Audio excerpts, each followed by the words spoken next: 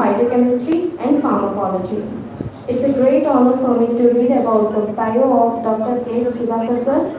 Sir earned his PhD in neurosciences in the Department of Zoology, Osmania University, Hyderabad, Telangana, after his completion of his master's degree in the same department. He cleared CSIR JRF in Life Sciences in 2013. He published around 10 research papers in the field of neurosciences, that is fluoride toxicity on brain and possible protective therapies. And presently he is working as an assistant professor in zoology in Government Degree College, Tiruvuru, Krishna district. Now I invite Dr. K. Sudhakar sir to give his valuable talk. Thank you.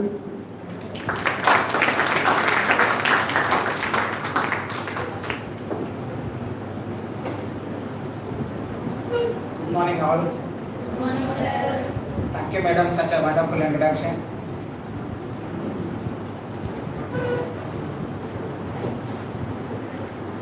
This is one of the most burning areas in the research field. Applications of modern neuroimaging techniques in the field of diagnosis of neurodegenerative diseases. Particularly our area of interest is Alzheimer's and Parkinson diseases. There are so many neurodegenerative diseases are there, but one of the most leading neurodegenerative disease is Alzheimer's in the world. And the second most neurodegenerative disease is Parkinson's. So how we examine those diseases in the early stage and we treat them. So those are the possible treatment methods and diagnostic methods are discussed throughout the lecture. So in the first slide, there are some basic anatomy is displayed there. So here, hippocampus is there. There is a blue color elevated part, and below a P-shaped structure that is amygdala, and there is a light purple color part, basal ganglia. All these parts make a limbic system. The term combinedly called is a limbic system. Hippocampus, amygdala, basal ganglia. These terms repeatedly comes throughout the lecture. So please focus on these terms. Hippocampus, which is associated with conversion of short-term memory into long-term memory. It is a place where our short-term memory convert into the long-term potentiation or long-term memory. It is located in our frontal brain, that is the cerebral cortex region, and amygdala, that is a P-shaped structure behind the hippocampus. It mainly associated with our emotional actions like sadness, happiness, love, sadness. All these emotions are under control of amygdala. So amygdala and hippocampus both come to function as emotional memory. And again basal ganglia. There is a basal ganglia on the hippocampus. It is also plays a crucial role in the learning mechanisms.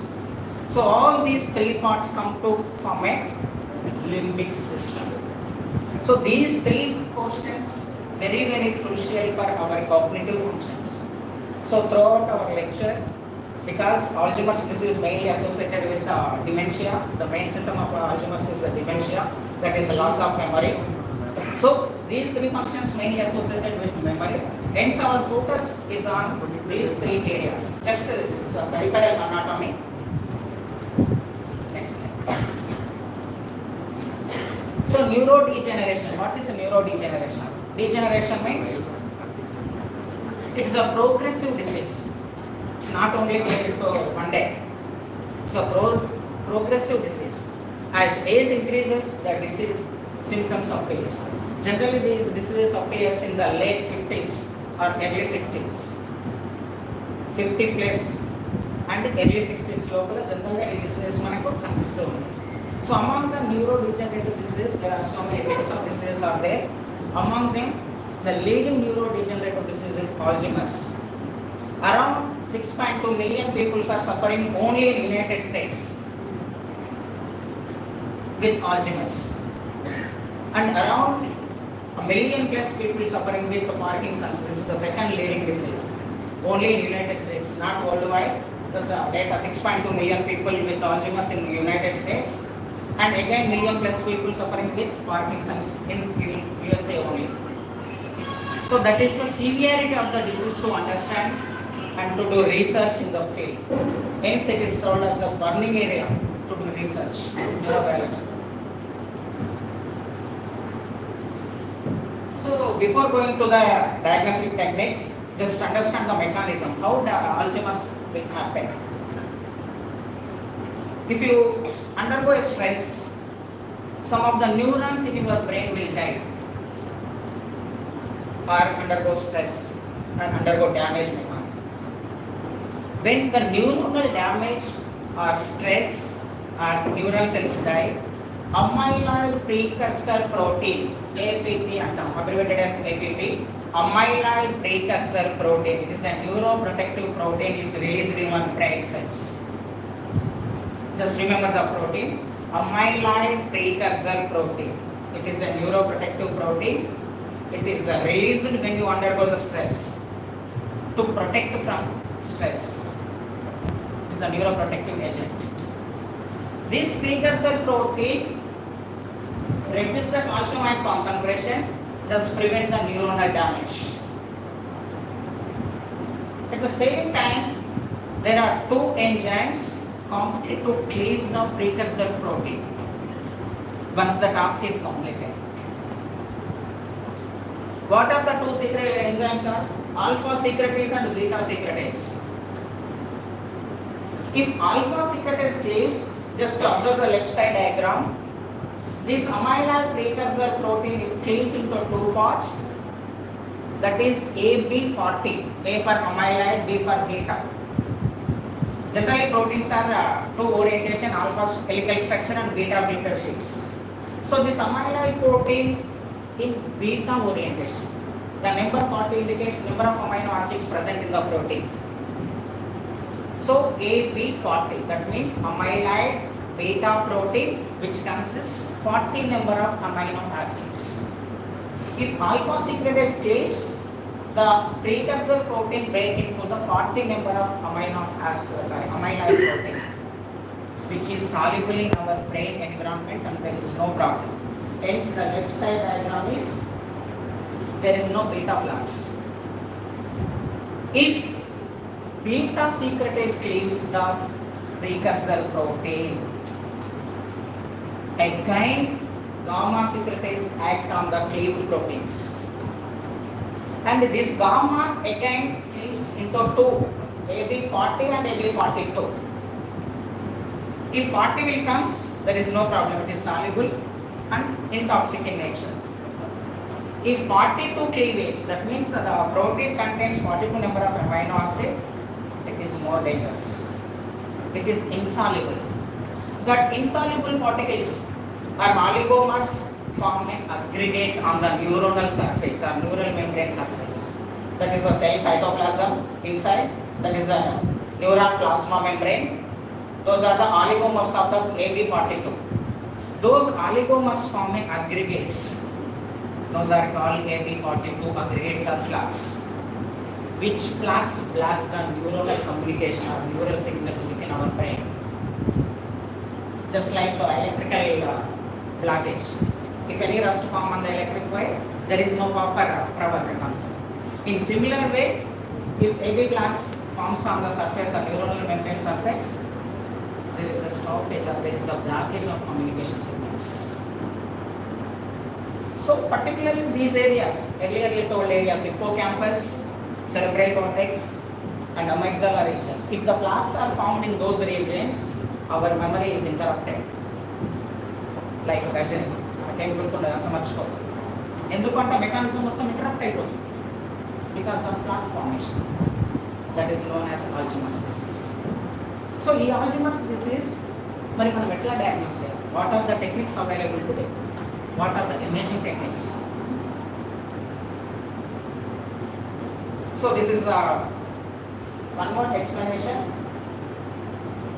Those are the amyloid plaques. When amyloid plaques forms microglial cells, these are the housekeeping cells. When any neuronal damage takes place in your brain, immediately microglial cells get activated and keep the house-cleaning mechanism. So those microglial cells activated and release cytokines such as interleukin 33, which clears the amyloid beta flux. In the second case, when AB42, amyloid beta 42 protein came into the scenario, those are insoluble. And the second case also microglial cells get activated, but those activated microglial cells releases cytokines like interleukin 1 beta and interleukin 18.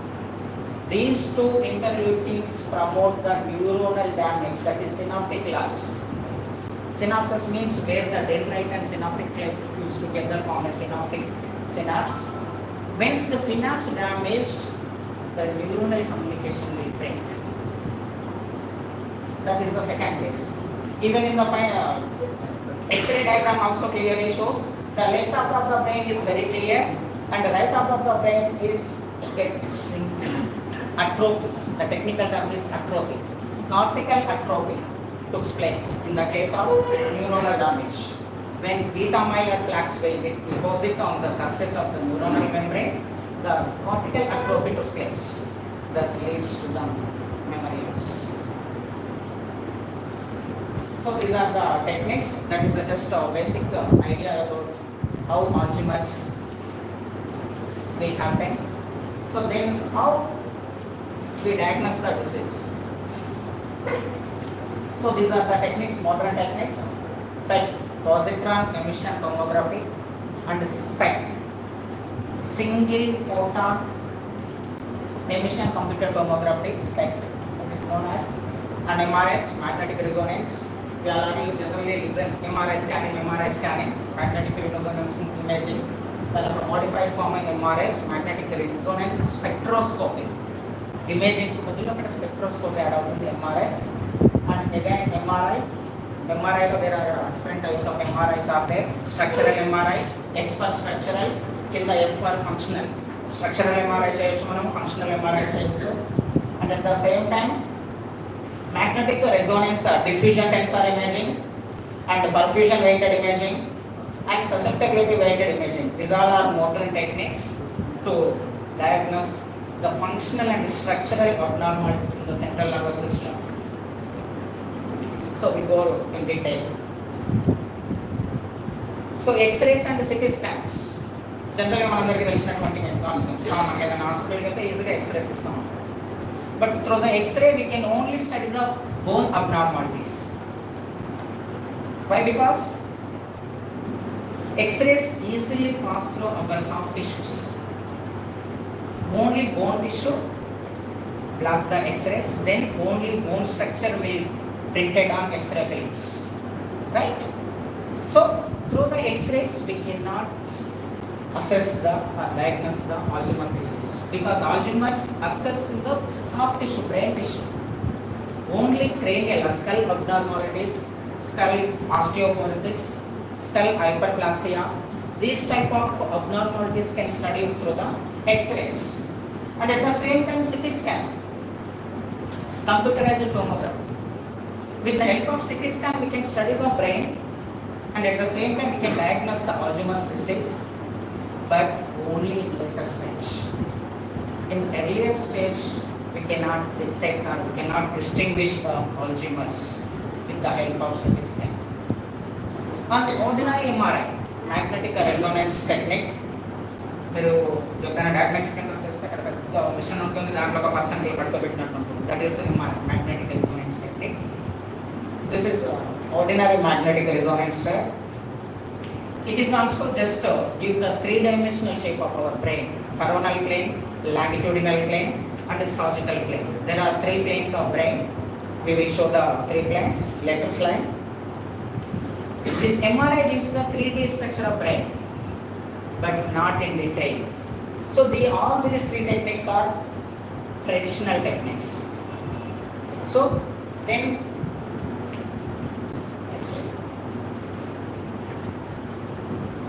these are the planes, brain structure. This see the frontal plane, sagittal plane and transverse plane. All three planes come together as the 3D structure of the brain. With the help of MRI, we can see all these three planes. But we cannot distinguish the functional abnormalities. So, hence MRI also has a traditional technique to diagnose the Alzheimer's disease.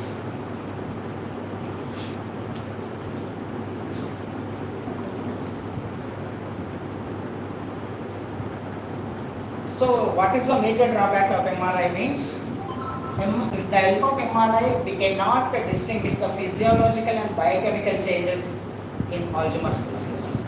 Hence, it is a traditional technique.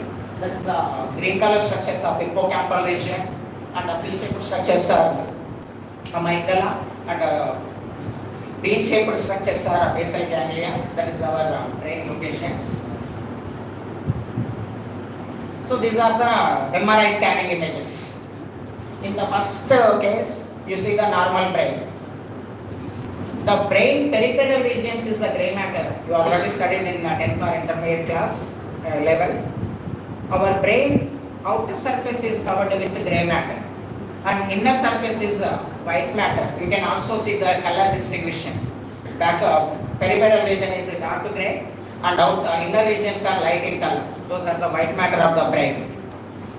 Those empty spaces are ventricles. There are 4 ventricles are there in our brain, 2 lateral ventricles, a third ventricle and fourth ventricle. You can see also those ventricles. In the normal case, the brain cover completely our skull. In the second case, MCI, mild cognitive impairment. It is the initial stage of Alzheimer's. Alzheimer's disease local first stage and direct Alzheimer's. It is a progressive disease.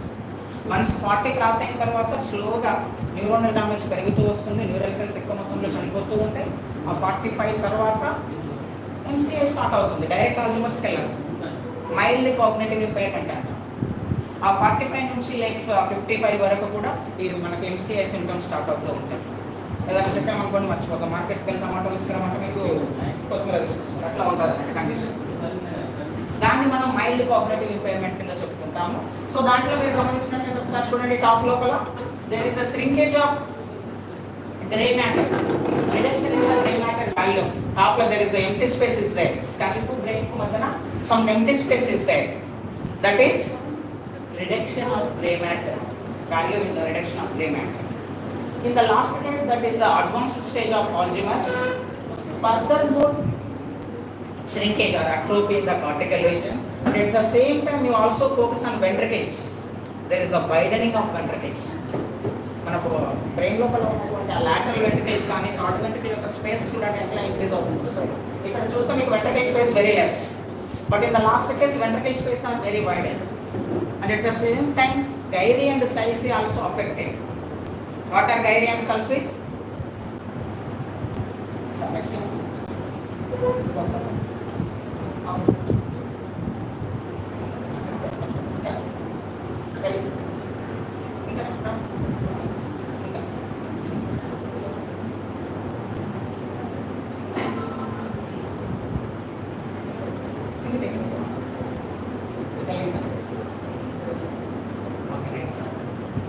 What are gyri and sulci?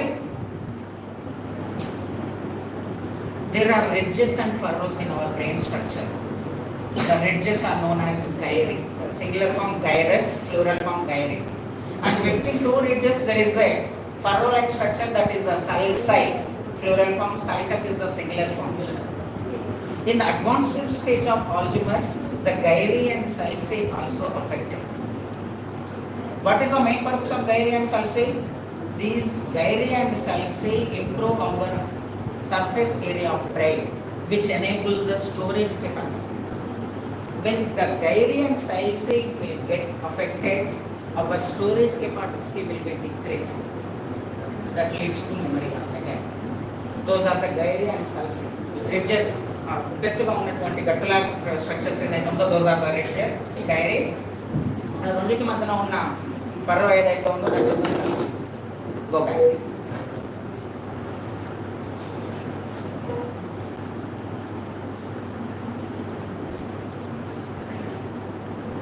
Okay. So MRI, CT scan and X-rays. These three are the traditional techniques. With the help of X-rays only we can see the skull structure, and with the help of a CT scan we can only diagnosis in the later stages of the Alzheimer's, not in the earlier stages. And with the help of MRI we can see three-dimensional structure of the brain in coronal plane, sagittal plane and frontal plane, but not with the clear visual and functional structures. These are the drawbacks in the traditional techniques: X-rays, CT scan and MRI. So further there are advanced techniques, PET and SPECT. SPECT and PET both are the nuclide medicine imaging techniques. In these two techniques there is a common principle, that is the injection of radio label isotope into your blood intravenously. Once injected this radio label product into your blood, it circulated into your brain where it emits the electrical impulses, electrical signals. These signals detected by the SPECT or PET detectors and give a computational data analysis. Based on that data, we can diagnose the Alzheimer's or any pathological condition. So, in the SPECT, the radio label chemical, that is 99 metastable technetium biscysteine. That is the radio label active compound 99 metastable technetium biscysteine. This chemical injected into your blood through intravenously. Once it is injected into your blood, it enters into the brain through the circulatory system. Once it enters into the circulatory system or brain, it photons emitted by the SPECT are contact with sodium iodide. Then it emits the signals. Those signals, based on those signals sent to the computer gives us some data. Based on that data, we can analyze the CBF, that is the cerebral blood flow. How much of blood enter into your cerebral cortex region, or for regional cerebral blood flow. Based on the amount of blood, we can diagnose the disease. Normal brain receives normal amount of blood. Affected brains receives the reduced quantity of the blood. So in the next slide, we can in the next point we can clearly observe that in the case of Alzheimer's disease, the patients receives a decreased amount of regional cerebral blood flow, both in temporal and parietal regions. You can observe the temporal lobe and the parietal lobe. Temporal lobe mainly associated with the memory functions and parietal lobe associated with the language. Hence, the Alzheimer's patients unable to produce proper speech because both areas are affected, temporal lobe and as well as parietal lobe. So next, PET. In PET, generally there are two radio label isotopes are used. One is chloride 18 and second one is carbon 11. So in chloride 18, generally used chemical is fluorodeoxyglucose. In the case of SPECT and PET, both are the similar principles. First we will inject the activated radio labeled isotopes into the blood, then it will emit the signals. The emitted signals receive the SPECT or PET detectors, then gives to the computer. The computer gives some data. Based on that data, you can analyze the patient. Both are same. Only the radio label isotopes will change in the case of PET and SPECT. And one more major difference is in the SPECT, only single photon emitting. The name itself indicates SPECT for single photon emitting tomography. In the PET, positron emission tomography. That is the second difference. In the case of PET, 18 fluoride FDG, fluorodeoxyglucose, is injected into the patient blood. When compared to the SPECT, PET is more accurate, more sensitive tool, more sensitive technique. So just observe the data. In the sensitivity, specificity and accuracy, PET is more advanced than the SPECT. So generally you see the results. Sensitivity is 94%, specificity is 82%, and accuracy is 87% in the PET as compared to the SPECT results. In SPECT sensitivity only 81%, specificity is only 82 and accuracy is 81. So PET is more advanced technique. It gives more accurate results compared to the SPECT. One more advance of PET is it assesses very low level of chemical molecules. In our brain, neurotransmitter molecules are released. These neurotransmitters are very minute in quantity. If you study those minute quantity, for example, if we take the Parkinson's disease, dopamine is the main affecting factor in the Parkinson's. There is a pathway, nigrostriatal pathway, striatum and substantia nigra. Substantia nigra located in our midbrain and striatum in our forebrain. There is a main pathway between these two areas known as the nigrostriatal pathway. This pathway releases dopamine. This dopamine regulates our body movements, body coordination, body regulation. If this pathway affects, the dopaminergic neurons will get damaged and the dopamine levels will decrease. Then our body control will loss. Continuous tremors like this. Dopamine, Parkinson patients of the body completely shake out on body coordination on the very slow movement of bradykinesia. All these symptoms will happen. So around the minute quantity of dopamine and glutamate and there are so many different type of neurotransmitters. But at the level assess cheyali ante manaku PET help chestundi. Endukante it can study very low level amount ni kuda easily detect cheyochu. That is the one more advantage of PET. And PET also produce more accurate and more practical results compared to any other existing techniques. So these are the MRI, structural MRI and PET. In the cell వచ్చేసి amyloid PET with Pittsburgh substance B and last image వచ్చేసి tau proteins. Tau is a protein which is also secreted in our brain cells to protect or to maintain healthy neurons. So all these 4 comparisons. So top లో ఉన్న మీకు ఏంటి అంటే healthy brain, కింద ఉన్నటువంటిది damaged or Alzheimer patient's brain very clearly కనిపిస్తుంది మీకు. Atrophy ఏదైతే మనకు గ్రే మ్యాటర్ వాల్యూమ్ ఉందో అది క్లియర్గా రెడ్యూస్ అయిపోతుంది. ఇది మనం MRI స్కానింగ్లో చూడొచ్చు. లెఫ్ట్ సైడ్లో ఉంది పెరిఫెరల్ రీజియన్ మనకు ఆల్రెడీ తెలుసు. గ్రే మ్యాటర్, లోపల ఉన్న వైట్ మ్యాటర్. ఆ వైట్ మ్యాటర్ అనేది శ్రీంకేజ్ ఎట్లా స్టార్ట్ అవుతుంది, వెంట్రికల్స్ ఎట్లా వైడెన్ అవుతుంది అనేది క్లియర్గా కనిపిస్తూ ఉంటుంది. ఆ 2 పాయింట్స్ మీరు ఫోకస్ చేస్తే you can read your MRI scanning report. Very simple. Only మన ఫోకస్ అంతా కూడా అక్కడే ఉండాలి. గ్రే మ్యాటర్ వాల్యూమ్ తగ్గుతుందా పెరుగుతుందా, వెంట్రికల్ సైజ్ తగ్గిందా పెరిగిందా, normal that's enough to read MRI.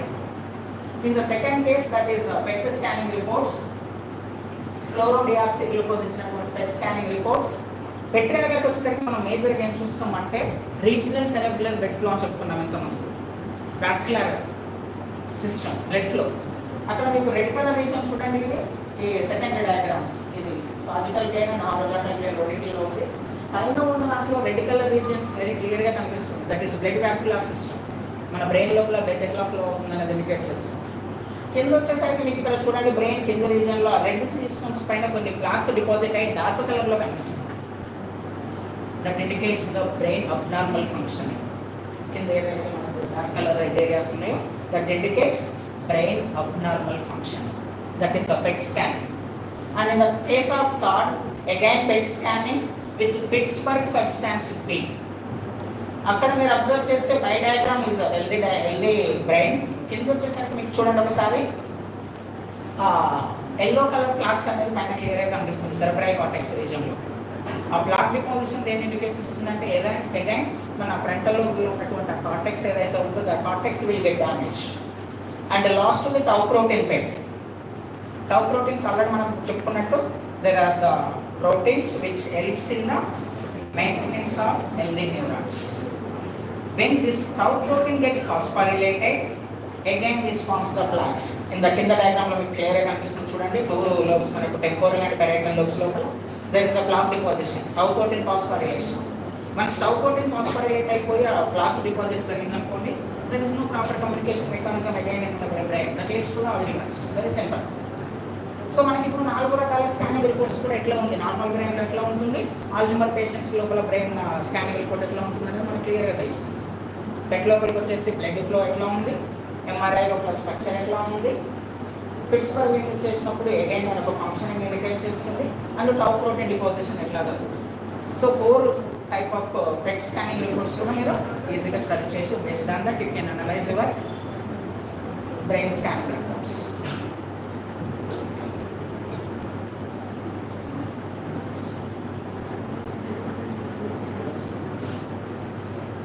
So one more advantage with the PET scanning is we can detect that disease before onset of symptoms around 19 years before.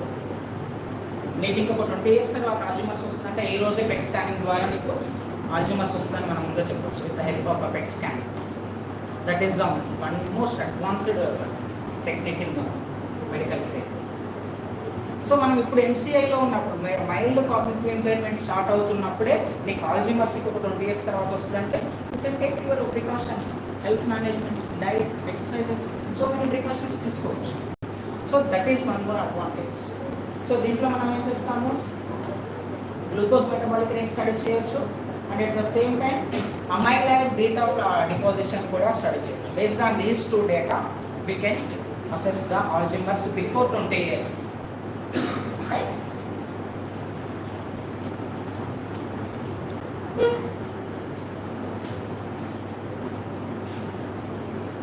Next, magnetic resonance spectroscopy. Imaging కాదు, spectroscopy. What is the difference between imaging and spectro? మీరు డిగ్రీలో ఏమన్నా labs చేస్తూ ఉన్నారా? Spectroscopy ఇంకో కెమిస్ట్రీలో ఉంటుంది, degree స్కానింగ్లో spectroscopy ఒకటి ఉంటుంది. దాంట్లో మనం బేస్డ్ ఆన్ పీక్ యొక్క వేవ్ లెంత్ బేస్ చేసుకొని కెమికల్ కాంపౌండ్స్ని ఐడెంటిఫై చేస్తాం. రైట్, అదే ఇప్పుడు మనం చూస్తాం. రైట్, ఇక్కడ మనకి ఎంఆర్ఎస్ లోపల ఏంటి అంటే in our brain there are 5 components. One is N-acetyl aspartate, and second one is choline complex, third one is myoinositol, fourth one creatine, and last one glutamate. All these 5 compounds యొక్క peaks తీసుకొని ఒక normal person యొక్క brain లోపల compounds ఎట్లా ఉన్నాయి, ఒక Alzheimer person యొక్క brain లోపల కాంపౌండ్స్ యొక్క పీక్స్ ఎట్లా పెరుగుతున్నాయి, based on that we can analyse the patient condition. Right, these are the spectroscopic images of the healthy person and Alzheimer person. In the left case, this is the control one. Control means a normal person. We can see the peaks. The highest peak is N-acetyl aspartate. The first peak is N-acetyl aspartate. It is around 12 mm in size in the normal persons. The second peak, GLX చూపించేది glutamate యొక్క peak, అది normal persons యొక్క peak, and creatinine, CHO for choline, which is a main substance or main neurotransmitter in our brain, acetylcholine and phosphatidylcholine. These 2 are the main neurotransmitters. Again, acetylcholine is associated with our learning and cognitive functions. Our hippocampus the dominant neurotransmitter is acetylcholine. Hippocampus region lo kaani mana cerebral cortex region lo kaani the dominant neurotransmitter enti ante acetylcholine. This acetylcholine associated with the cognitive functions like future planning, logical thinking, thought process, memory storage, all are comes under cognitive functions. ఆ cognitive functions ను ప్రాపర్గా చేయాలి అంటే acetylcholine amount ప్రాపర్గా ఉండాలి. అదే normal persons లో కూడా మనకు ఆ choline peak ఎట్లా ఉందని చూపిస్తుంది. Again, MI for myoinositol. In the case of Alzheimer patients, the NAA level peak is decreased. Just compare the diagrams, 2 peaks. N-acetyl aspartate peak is decreased, right?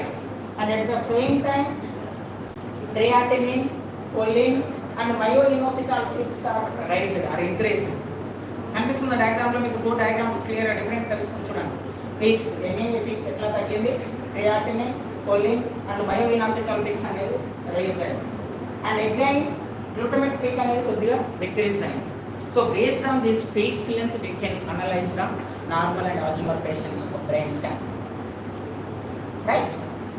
That is MRS, magnetic resonance spectroscopy. So in my myoinositol and chromium creatinine ratio around 0.7, that indicates the Alzheimer's disease.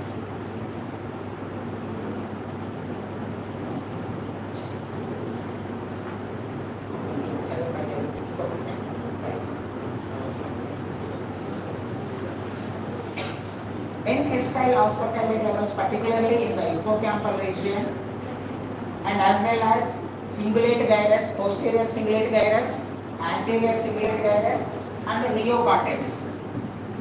మనం ఇంతకుముందు నేను first స్లైడ్లో మీకు hippo campus brain ఎందుకు చూపించాము అంటే deep purpose కోసం మనకి టర్మ్స్ కంటిన్యూస్గా వస్తుంది. ఈ NAA levels N acetyl aspartate levels ఎక్కడెక్కడ డిక్రీజ్ అవుతున్నాయి మనకు? Hippocampus, anterior cingulate gyrus, posterior cingulate gyrus and again neocortex. ఈ 4 ఏరియాస్ లోపల ఎన్ఏఏ లెవెల్స్ తగ్గుతుంది. సో ఎన్ఏఏ లెవెల్స్ తగ్గినాయంటే that indicates Alzheimer disease. Alzheimer disease ఎక్కడ ఎఫెక్ట్ అవుతుంది అంటే ఇన్ని 4 ఏరియాస్లో. అందుకోసం మనకు మెమరీ తగ్గిపోతుంది. That is the fundamental. And next case చూడండి, MI myoinositol increase again hippocampus, occipital lobe, parietal lobe, posterior cingulate gyrus. మీకు ఎంత చేసి చూసినా ఈ 4 ఏరియాల చుట్టూ తిరుగుతూ ఉంటుంది. మొత్తం ఆల్జీమర్స్ డిసీజ్ లోపల మీరు డయాగ్నోసిస్ చేసేటప్పుడు ఈ 4 ఏరియాలు మీరు ప్రాపర్గా గుర్తుపెట్టుకొని అక్కడ ఏ కెమికల్ పెరుగుతుంది, ఏ కెమికల్ తగ్గుతుంది గుర్తుపెట్టుకోగలిగితే you can assess your reports. That is very simple also. And one more, also associated with a specific cognitive test, including detail recalling the words. For example, ఒక లిస్ట్ ఆఫ్ 8 వర్డ్స్ రేట్ చేశారు. Rate చేసిన తర్వాత మళ్ళీ దాన్ని include చేసి recall చేసుకోమంటే మీ లోపల delayed recalling. ఈ వేరే ఏంటంటే చెప్పలేదు. ఆల్జీమర్స్ అడ్వాన్స్ స్టేజ్ లోపల ఈవెన్ ఈ నేమ్స్ కూడా మీరు మర్చిపోతారు. అంత కండిషన్గా ఉంటుంది. కంప్లీట్ న్యూరల్ సిగ్నల్స్ బ్లాక్ అయిపోతుంది. మీకు టీవీ కూడా సిగ్నల్స్ పంచకపోతే ఎట్లా బ్రెయిన్ విజన్ వస్తుంది అట్లా ఉంటుంది. ఏం కనిపించదు. మీకు ఆకలి వేస్తుందో తెలియదు, దాహం వేస్తుందో తెలియదు, మీకు ఏరే తెలియదు, మీకు ఎక్కడ నడుస్తుందో తెలియదు. అంత కండిషన్లో ఉంటుంది ఆల్జీమర్స్. సో మనం ఆ పార్ట్స్ ఏంటి అనేది ఇక్కడ క్లియర్గా చూస్తున్నాము. ఆ పోస్టీరియర్ సింగులేట్ గైరస్ ఎక్కడ ఉంది, ఆంటీరియర్ సింగులేట్ గైరస్ ఎక్కడ ఉంది. ఆ పైన కనిపిస్తున్నదంతా కూడా నియోకార్టెక్స్ రీజియన్. అది ఆంటీరియర్ పోస్టీరియర్ పార్ట్, ఇది ఆంటీరియర్ పార్ట్. దాని కింద కనిపిస్తున్నటువంటి మనకి ఏదైతే ఉందో అవి సల్కస్. పైన కనిపిస్తుంది గైరస్ అయితే దాని కింద ఉండేది సింగులేట్ సల్కస్. ఇక్కడ cingulate sulcus, anterior posterior. Simple.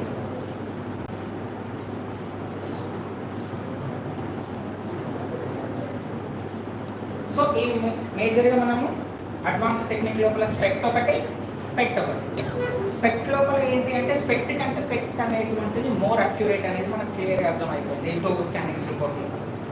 అవి కాక మిగిలినటువంటి స్కానింగ్ రిపోర్ట్స్ ఏంటి మనకు ఉన్నాయి అంటే మ్యాగ్నెటిక్ రిజోనెన్స్ PWI, SWI,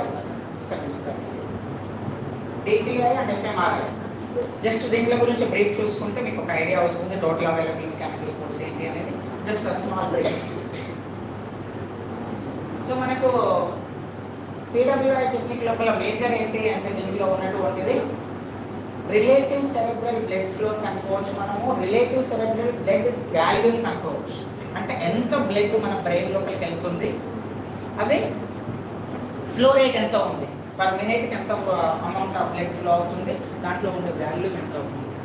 అంటే ఈ రెండింటిని అసెస్ చేయడం ద్వారా మన బ్రెయిన్ ఫంక్షన్, నార్మల్ బ్రెయిన్ ఎంత వాల్యూమ్ రిసీవ్ చేసుకోవాలి, అఫెక్టెడ్ బ్రెయిన్ ఎంత వాల్యూమ్ రిసీవ్ చేసుకుంటుంది, బేస్డ్ ఆన్ దట్ ఆ వాల్యూమ్ డిఫరెన్స్ మనం అసెస్ చేయవచ్చు ఎంత మొత్తంలో అఫెక్ట్ అయ్యింది రీజన్ అనేది.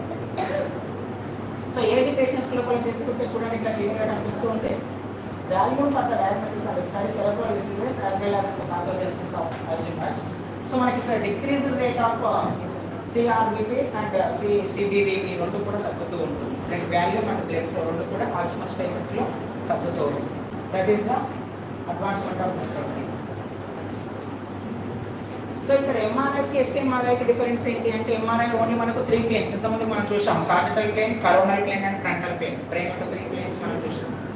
ఇక్కడ ప్లేన్స్తో పాటు బ్రెయిన్ యొక్క స్ట్రక్చర్ అండ్ షేప్ కూడా ఇస్తుంది. అందుకనే మనం దాన్ని స్ట్రక్చరల్ ఎంఆర్ఐ అంటున్నాం. ఎస్ఎంఆర్ఐ, ఎస్ ఫర్ స్ట్రక్చరల్. స్ట్రక్చరల్ అంటేనే బ్రెయిన్ యొక్క స్ట్రక్చర్ అండ్ బ్రెయిన్ యొక్క షేప్, దాంట్లో కూడా మనకి ఇస్తుంది. సో బేస్డ్ ఆన్ దట్ మనం ఏంటి బ్రెయిన్ స్ట్రక్చర్ దాని వాల్యూమ్ని బేస్ చేసుకొని దాన్ని అసెస్ చేయొచ్చు.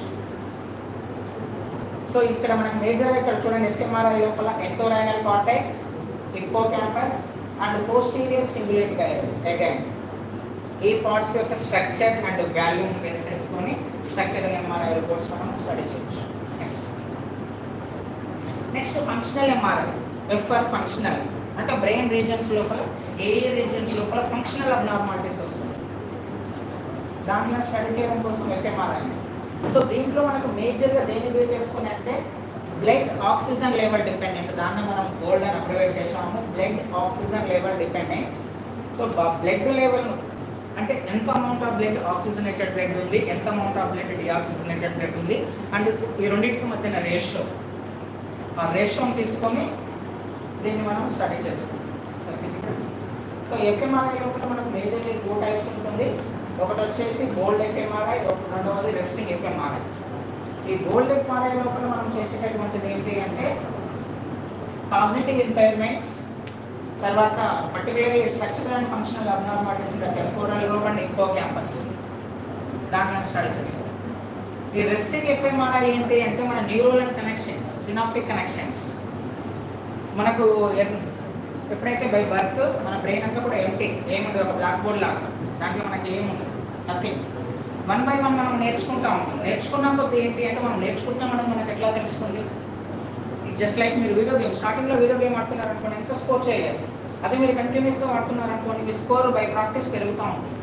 లైక్ ఎనీ లెర్నింగ్, మీరు టైపింగ్ నేర్చుకున్నా, సైకిల్ నేర్చుకున్నా, వాకింగ్ నేర్చుకున్నా, ఏదైనా ఇన్స్టెంట్ స్టేజ్లో క్లియర్గా కింద పడిపోతూ ఉంటారు, లేదా స్కోర్ ఎట్లా చేయలేదు, లేదా మీకు ప్రాక్టీస్ ఉంది. అదే మీరు నేర్చుకున్న కొద్ది ఏమవుతుందంటే మీ బ్రెయిన్ లోపల న్యూరోనల్ కనెక్షన్స్ ఇంప్రూవ్మెంట్ అవుతుంది, synaptic connections. Based on these synaptic connections మనకు లెర్నింగ్ లెవెల్ ఇంప్రూవ్, అంటే ఆ కనెక్షన్స్ ఫామ్ కావడానికి కొంత టైం పడుతుంది. అందుకనే ఏది లెర్నింగ్ మీకు ఒక రోజులో రాదు. ఈవెన్ బైక్ నేర్చుకోవాలంటే, సైకిల్ నేర్చుకోవాలంటే మీకు ఒకే రోజులో రాదు. 2-3 రోజులకి ఎంతో పాటు 4-5 గుర్తులు ఉంటే తప్ప మీకు అది రాదు. ఆ లోపల మీకు బ్రెయిన్ లోపల లెర్నింగ్కి సంబంధించిన సినాప్టిక్ కనెక్షన్స్ ఫామ్ అవుతుంది. ఆ కనెక్షన్స్ మనం స్టడీ చేయాలంటే రెస్టింగ్ ఎఫ్ఎంఆర్ఐ అనేటువంటిది మేజర్గా మనకు హెల్ప్ చేస్తుంది. న్యూరోనల్ నెట్వర్క్స్ ఎంత ఉంటుంది, ఆ సినాప్టిక్ కనెక్షన్స్ ఏ రేంజ్లో ఫామ్ అయింది, నువ్వు ఎంత మొత్తంలో నీకు లెర్నింగ్ ఎబిలిటీ ఉంది, ఎంత ఫాస్ట్గా నువ్వు ఒక టాస్క్ కంప్లీట్ చేస్తున్నావు అనే దాన్ని మనం స్టడీ చేయాలంటే ఎఫ్ఎంఆర్ఐ ద్వారా మనం స్టడీ చేయొచ్చు. ఒకే కేస్ స్టడీని మనం స్టడీ చేయొచ్చు. These are the modern techniques, fMRI కానీ, స్ట్రక్చరల్ ఎంఆర్ఐ కానీ, ఇవన్నీ. సో అన్నిటి లోపల మనకి ఎక్కువగా యూజ్ చేస్తున్నటువంటి టెక్నిక్స్ ఏంటి అంటే ఈ రోజులలో ఎంఆర్ఐ, పెట్ స్కానింగ్స్ ఎక్కువగా యూజ్ చేస్తూ ఉంటారు. అవి రెండు మీకు కొంచెం క్లియర్గా అర్థమైతే మోర్ దాన్ ఎనఫ్. ఇది కొద్దిగా ఏంటి అంటే సబ్జెక్ట్ అనేది మనకి ఇక్కడి వరకు ఎక్కడ కూడా టచ్లో ఉంటుంది. దట్టు మనం తీసుకున్నది imaging techniques, completely medical field రిలేటెడ్గా ఉంటుంది. కొద్దిగా మీకు క్లమ్జీగానే ఉంటుంది, బట్ మీకు కావాలంటే నేను అవి షేర్ ద పీపీటీ ఆల్సో, ఒకసారి చదువుకోండి. ఇంకా ఎవరికైనా ఏమన్నా ఎనీ క్వరీస్ ఉంటే యూ కెన్ ఆస్క్.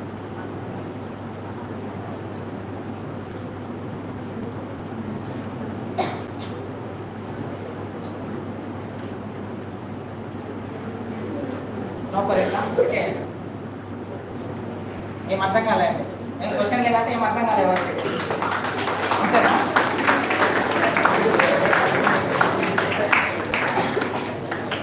ఏం అర్థం కాలేదా, ఏం వినలేదా?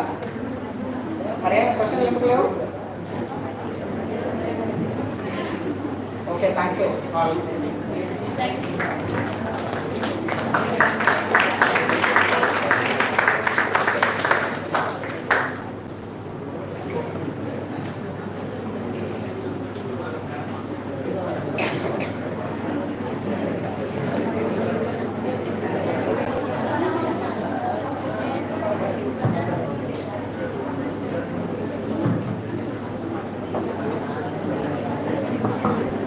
Thank you very much, sir, for a very informative talk.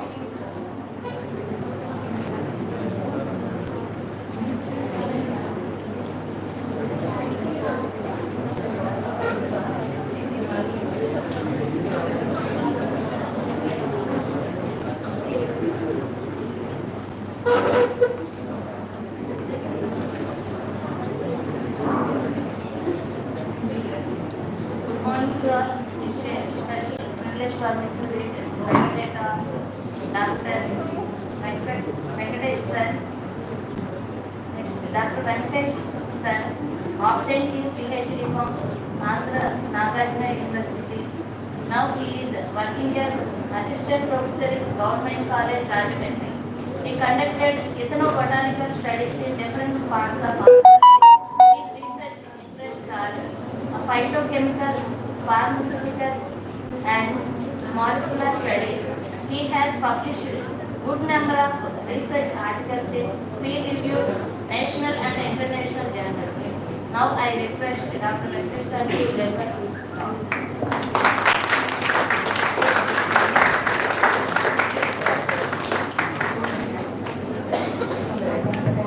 Thank you, madam. Thank you for introducing me.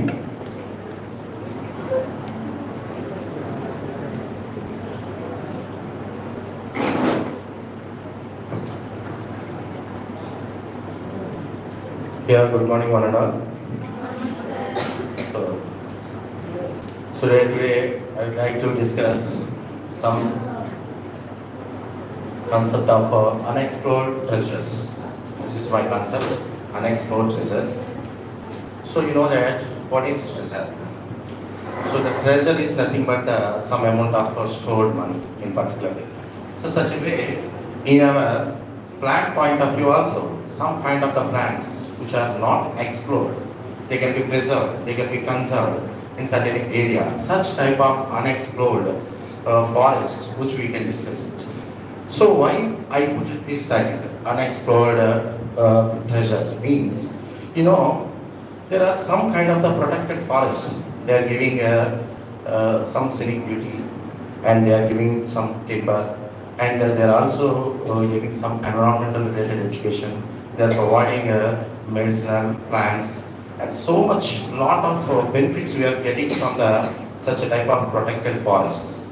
Okay, so how those type of the forests are conserved? So what kind of plants are there in that type of forest? That we can discuss here. Okay, so such a type of forest which we can call as a sacred forest, so that we can discuss. Next slide please. So you know that is the one term, that is sacred grove. This is my PhD area. Sacred groves, what are those sacred groves? So these sacred groves, these are ancient traditional practices. No. Okay, practices, they are conserved of diversified plant species. So that means these particular sacred groves they are the areas of land or water bodies having special spiritual significance. You know, there are some local communities, some kind of the tribal communities, they are protecting the forests under the taboos, under the beliefs. Such kind of the forests are called as sacred forests. So they are providing good aid. They are providing good ecological balance, and they are helpful for the nutrient cycling, and they are also helpful to learn some amount of environmental education. So a lot of benefits we are getting from such protected forests. Such type of sacred forests, they are present throughout the world, and in India there are nearly 750 sacred forests are there. Out of 750, our Andhra Pradesh is itself contain a good number of sacred forests. So in Andhra Pradesh, especially in Krishna district, we have nearly 12 sacred forests. I think this picture you know already. What is that picture? You understand already, because you are in Vijayawada, and you are in a sacred site also. Because Indragilandri it's a one sacred site. It is confirmed by the WWF. Okay, so this is a sacred site. Once upon a time, it's a very good, and it should be in a very nice. It is providing a good air to our city, and it's also having good number of medicinal plants. So far, nearly 150 medicinal plants are identified by me itself in this forest itself. But now, it's in a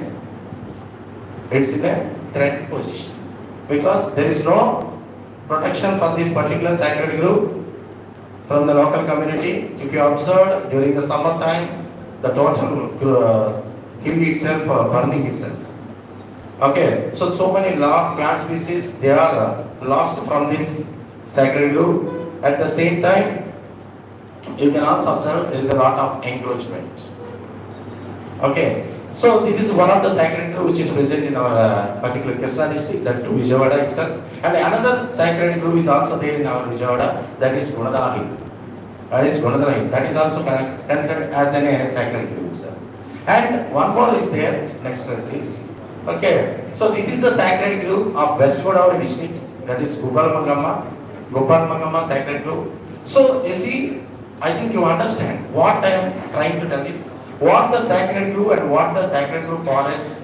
Okay. Why they are important in plant point of view or in our ecosystem point of view. Okay, now this is a Gopal sacred grove which is located in West Godavari itself. Next one, please. Okay, so now you can see this picture. Actually, you can't see the plant only. You can see the back side of the plant. So there is a lot of hills which are nothing but Kondapalli forest. Okay, actually Kondapalli forest అనగానే మనం immediately కిల్లా కనబడితేనే ఇది Kondapalli forest అనుకుంటాం. You can see the back side of the Kondapalli forest. There is from Ibrahimpatnam to up to nearly Tiruvuru. The total, the patch of forest, it's nothing but the Kondapalli forest only. Okay, and you can see that is a Kondapalli forest. I think this is the Molopadu area especially. Now this particular site is conserved as a butterfly conservation park. I think somebody have visited. Okay, now what is the plant that one? That is the plant which I collected from this Kondapalli forest only. Curculago arcuoides. Curculago arcuoides is a good medicinal plant. Okay, so that means by seeing this picture, you can understand one thing. That is, sacred groves are contains different types of medicinal plants. That means next one. And this is the plant. You know that this is also identified in Kondapalli forest only. That is Geosia mullicana. Okay, Kondapalli Bombala antam kada manam. Kondapalli Bombala. So that one is prepared by using this plant only. Okay, and this is a timber-eating plant, and it's also used for the preparation of fluorescent bulb. Next one, please. Okay, so this is what you can see that here. Okay, so where there are 2 or 3 members there and a few students they are learning. Okay, identifying different kinds of butterflies. Where you can see that one of the lecturer here, Dattu sir, I think assistant professor in zoology in Tiruvuru, and myself and another one freelance scientist Hussein. Okay, so there we are trying to identify that what are the different kinds of butterflies. Okay, different kinds of butterflies. So you can, by seeing this one, you can understand one thing. That means that particular sacred sites, they are meant for environmental education. They are meant for to learn the ecological education. Okay, so the next one, please. Now, so where these sacred groves are existing? They are existed around the world. I said already. They are present in different countries itself. Previous slide. Okay, different countries itself. So they are found in Asia, Africa, like that. There are. So in Andhra especially, ఈ మంత్లో చాలా special మీ అందరికి students ఇంకా special. What way special అని అంటే కార్తీక మాసం అనగానే ఒక ట్రిప్ వేస్తారు. ఓకే, ఎక్కడికి వెళ్తారు అంటే మళ్ళీ ఒక పర్టికులర్ ఒక మంచి లొకేషన్ చెక్ చేసుకుంటారు. కొండపల్లి వెళ్దామా లేదనుకుంటే సమ్మట్ మ్యాంగో ఉన్నటువంటి దానికో ఎక్కడో దగ్గరికి ప్లాంటేషన్ దగ్గరికి వెళ్దామని సమ్మట్. Okay, so such way these forest are also, these sacred forests are also nothing but some kind of recreation centers. The sacred forests are nothing but the recreation centers. So I said that sacred forests are they are the storehouses for the plants. They are the recreation centers. They are the recreation centers. They are the environmental education centers, and they are the ecological balance centers. They are the good ecosystem conserving sites. They are protected by the local community. They are protected by the local community. Okay. So in Andhra especially these sites are called as commonly Pavitra Vanalu. Mana Andhra lo idi vitni Pavitra Vanalu. Next one please. Okay. So how this concept is arises? Okay. How? So I think again you know that special kontamandi illuchundaru something. Okay. Emantaru Nagu Chowthi kada antunaru. That means you can say that today we are somewhat praying under the one animal. Okay na? Enti cheptaru kada meeku andaru telusu ka snake. That means you think that animal is a God itself. That means we are conserving such an animal in the concept of goddess or somewhat beliefs itself. by whatever the tradition is saying. Okay, so such a way they are also believing that some kind of the plants are sacred plants. So that plants are, I think you know that is Rudraksha, ficus, tulasi, bale, like these are so many plants. So this concept is not only the recent one, it's age old, it's present in ancient itself. The concept of this sacredness is present in Rigveda itself. Rigveda itself. Next one please. Okay, now this is the site for I said that this particular sacred forest, now they are in the climax stage. If you come to the studying ecological succession point of view, they are now in the climax stage. The vegetation of this particular one is climax stage. They are unprotected. They are unprotected. Okay, now the next one please. And next one please, this is not different. Now in Andhra, I said already WWF, it is initiated to find out how many number of sacred groves are there in Andhra itself. So they given that certain amount of the data. And Ravi Prasad Rao is a professor of SKD University. He studied well on this sacred grove concept. Okay, and he explored that different kinds of plants in the sacred groves of Kurnool district, especially Kurnool district. And come to that particular, in our university level, myself and my guru, Kasim sir, only explored sacred grove concepts. Okay, the next one please.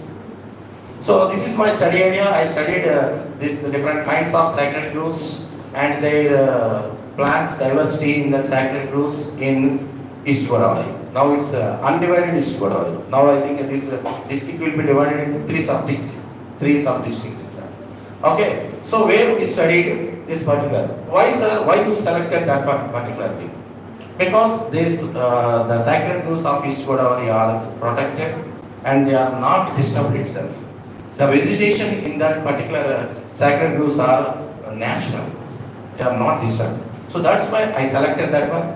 And the community which are present around these sacred groves, they are having a lot of ethnobotanical knowledge. And these sacred groves are conserved by some ethnic community in the East Godavari area. So that's why I selected this particular area for my study. Next one please. So these are the different sites. You see that they are very clearly, the slide itself shows about that the vegetation in that area is natural. Okay, so Rampa, ఈ టైంలో అనగానే రంపచోడవరంలో రంపకి చాలా మంది I think ఇక్కడి నుంచి కూడా వెళ్తా ఉంటారు. రిక్రియేషన్ సెంటర్ అందుకే అన్నాను నేను. ఓకేనా, but Rampa that sacred grove nearly contains 1000 number of different plant species. It's a treasure house of plants. Okay, then Pedakonda, it's also nearest the Korukonda. See, I said already, these sacred groves, they are conserved or protected under mythological beliefs. So, in Thumakonda, that particular forest, it is protected by the local community because they believe that that particular hill tract contains somewhat some goddesses like Kondadevala. Okay, they believe that. They won't go into that forest after the 5 o'clock. Then come to the Korukonda and some Rampa and that one, Lord Ishvara, some Narsimha, like there are different gods are there. So that's why they want. Kavalante మీరు ఒకసారి చూడండి, చాలా hill so many temples ఉంటాయి కదా, temple ముందు కొన్ని పెద్ద trees ఉంటాయి. You can touch it to remove that particular one. They won't allow. So it indicates that that plant is itself, they believe that it's a god. So like that, the local people, tribal people who are living around these valleys, they believe that every plant here is in a value. Okay, they believe that. So that's why they are conserving these forests. They are using the resources, but they are also conserving the forest itself. The next one please. So this is what floristically I studied in these areas. Really, so far 342 species, 44 species are identified and they belongs to one or one genera. So among that, whatever I identified, the most of the plants are dicots. And very few are there monocots and some pteridophytes. Some of the rare species like orchids are also identified in these sacred groves. Next one please. So this is what the type of forest. Especially you can see that These forests are subdivided into one is in a Dumakonda, it's a moist deciduous forest, and Pendakonda and Rampa, these two forests are placed under dry deciduous forest, and Kolikonda is in a scrub jungle type of the forest. I think you know the type of plant species present in the forest. Based on that, the forests are divided into different categories. Okay, so my sites are come under moist deciduous is there, dry deciduous is there, and scrub jungle is there. How many number of species are identified? So they given in the table itself. Okay, so this table itself says that there is a lot of plant diversity in the forest species. Next one, please. So these are the different families which are identified. Among that, the biggest or largest family is in a family C, which is identified. Next one. So these are the some threatened taxa, or some kind of threatened taxa, or some kind of taxa which are identified. So you know that according to the IUCN classification, the taxa are divided into endangered, endemic, vulnerable, like that. So some kind of threatened taxa which are identified by me in those sacred forests. Next one, please. So these are the threatened taxa: Aegle Mammals, Andorran Costa species, Gloriosa superba, Rolfia serpentina, Strychnos potatorum, Gingival roseum. Like these are the some threatened species. You know that threatened species means they are going to be extinct in future itself. Next one. So these are the some new records which are not reported previously in that district. So one species is Europea gramine. It's an archid. It's a terrestrial archid which is not reported by for flora itself, East Godavari flora. And another one is an Leononatis nepetifloria. It is, I think, by mistake it is missed. Actually, it is well-known plant. It's more available, but it's not identified in our Krishna also. Okay. Now the next one, Notopegia resmosa. This is an Anacardiaceae family. It is also identified in that. Next one, please. So these are the some invasive species. The one of the biggest threat to these sacred forests is invasive species. So what is invasive species? What's the problem? So the World Conservation Monitoring Committee, they said that one statement regarding this invasive. The second worst threat to the biodiversity are invasive species. They can spread very fastly. They can affect the local vegetation. Okay, they can affect the local vegetation because the potential seed establishment or growth capacity are very fast for the invasive species. Some of the invasive species like archimon, everybody think about that these are nothing but our native species. Okay, not only the native, they are invasive species. Next one. So this is the phytosociological studies which I carried out in that these forests. So phytosociological studies, why we are doing these phytosociological studies? Not only the floristic studies. Floristic studies means nothing but you just identifying what kind of different plant species are there. But phytosociological studies, it tells about that what is the structure of the ecosystem, what is the ecological conditions of the ecosystem itself. So this is the important value indexes of top 10 tree species of 4 sacred groups. So that is the data of 4 different sacred groups and their IVA values. Next one.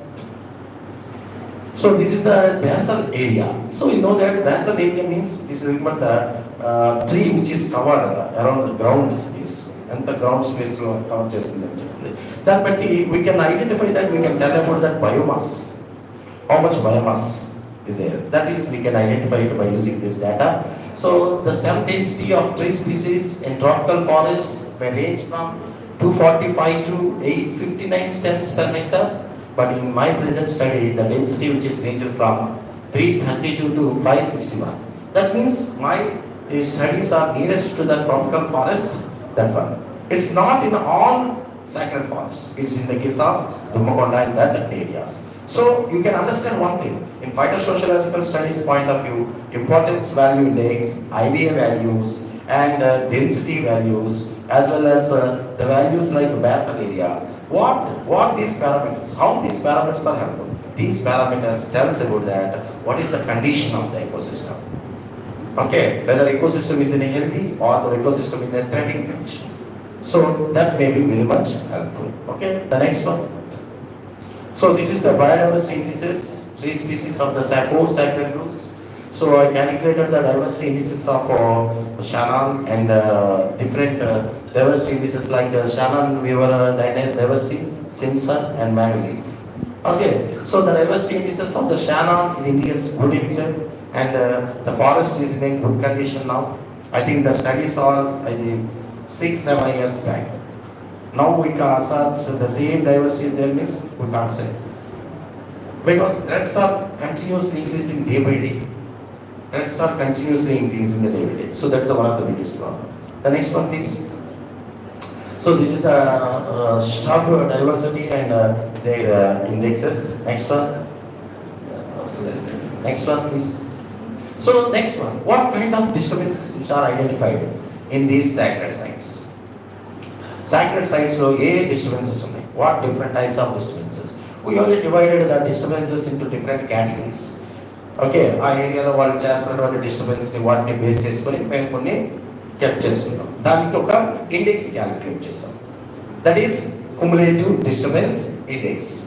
So this index is helpful to say that very much helpful to tell about that how much threat is there for our sacred sites.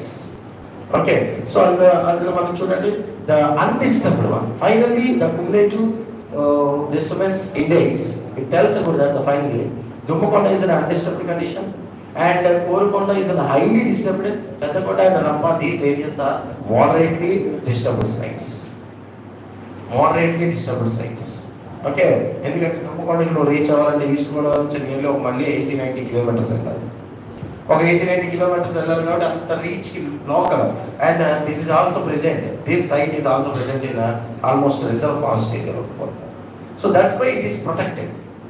And even though that particular one also C cumulative disturbance index is 6.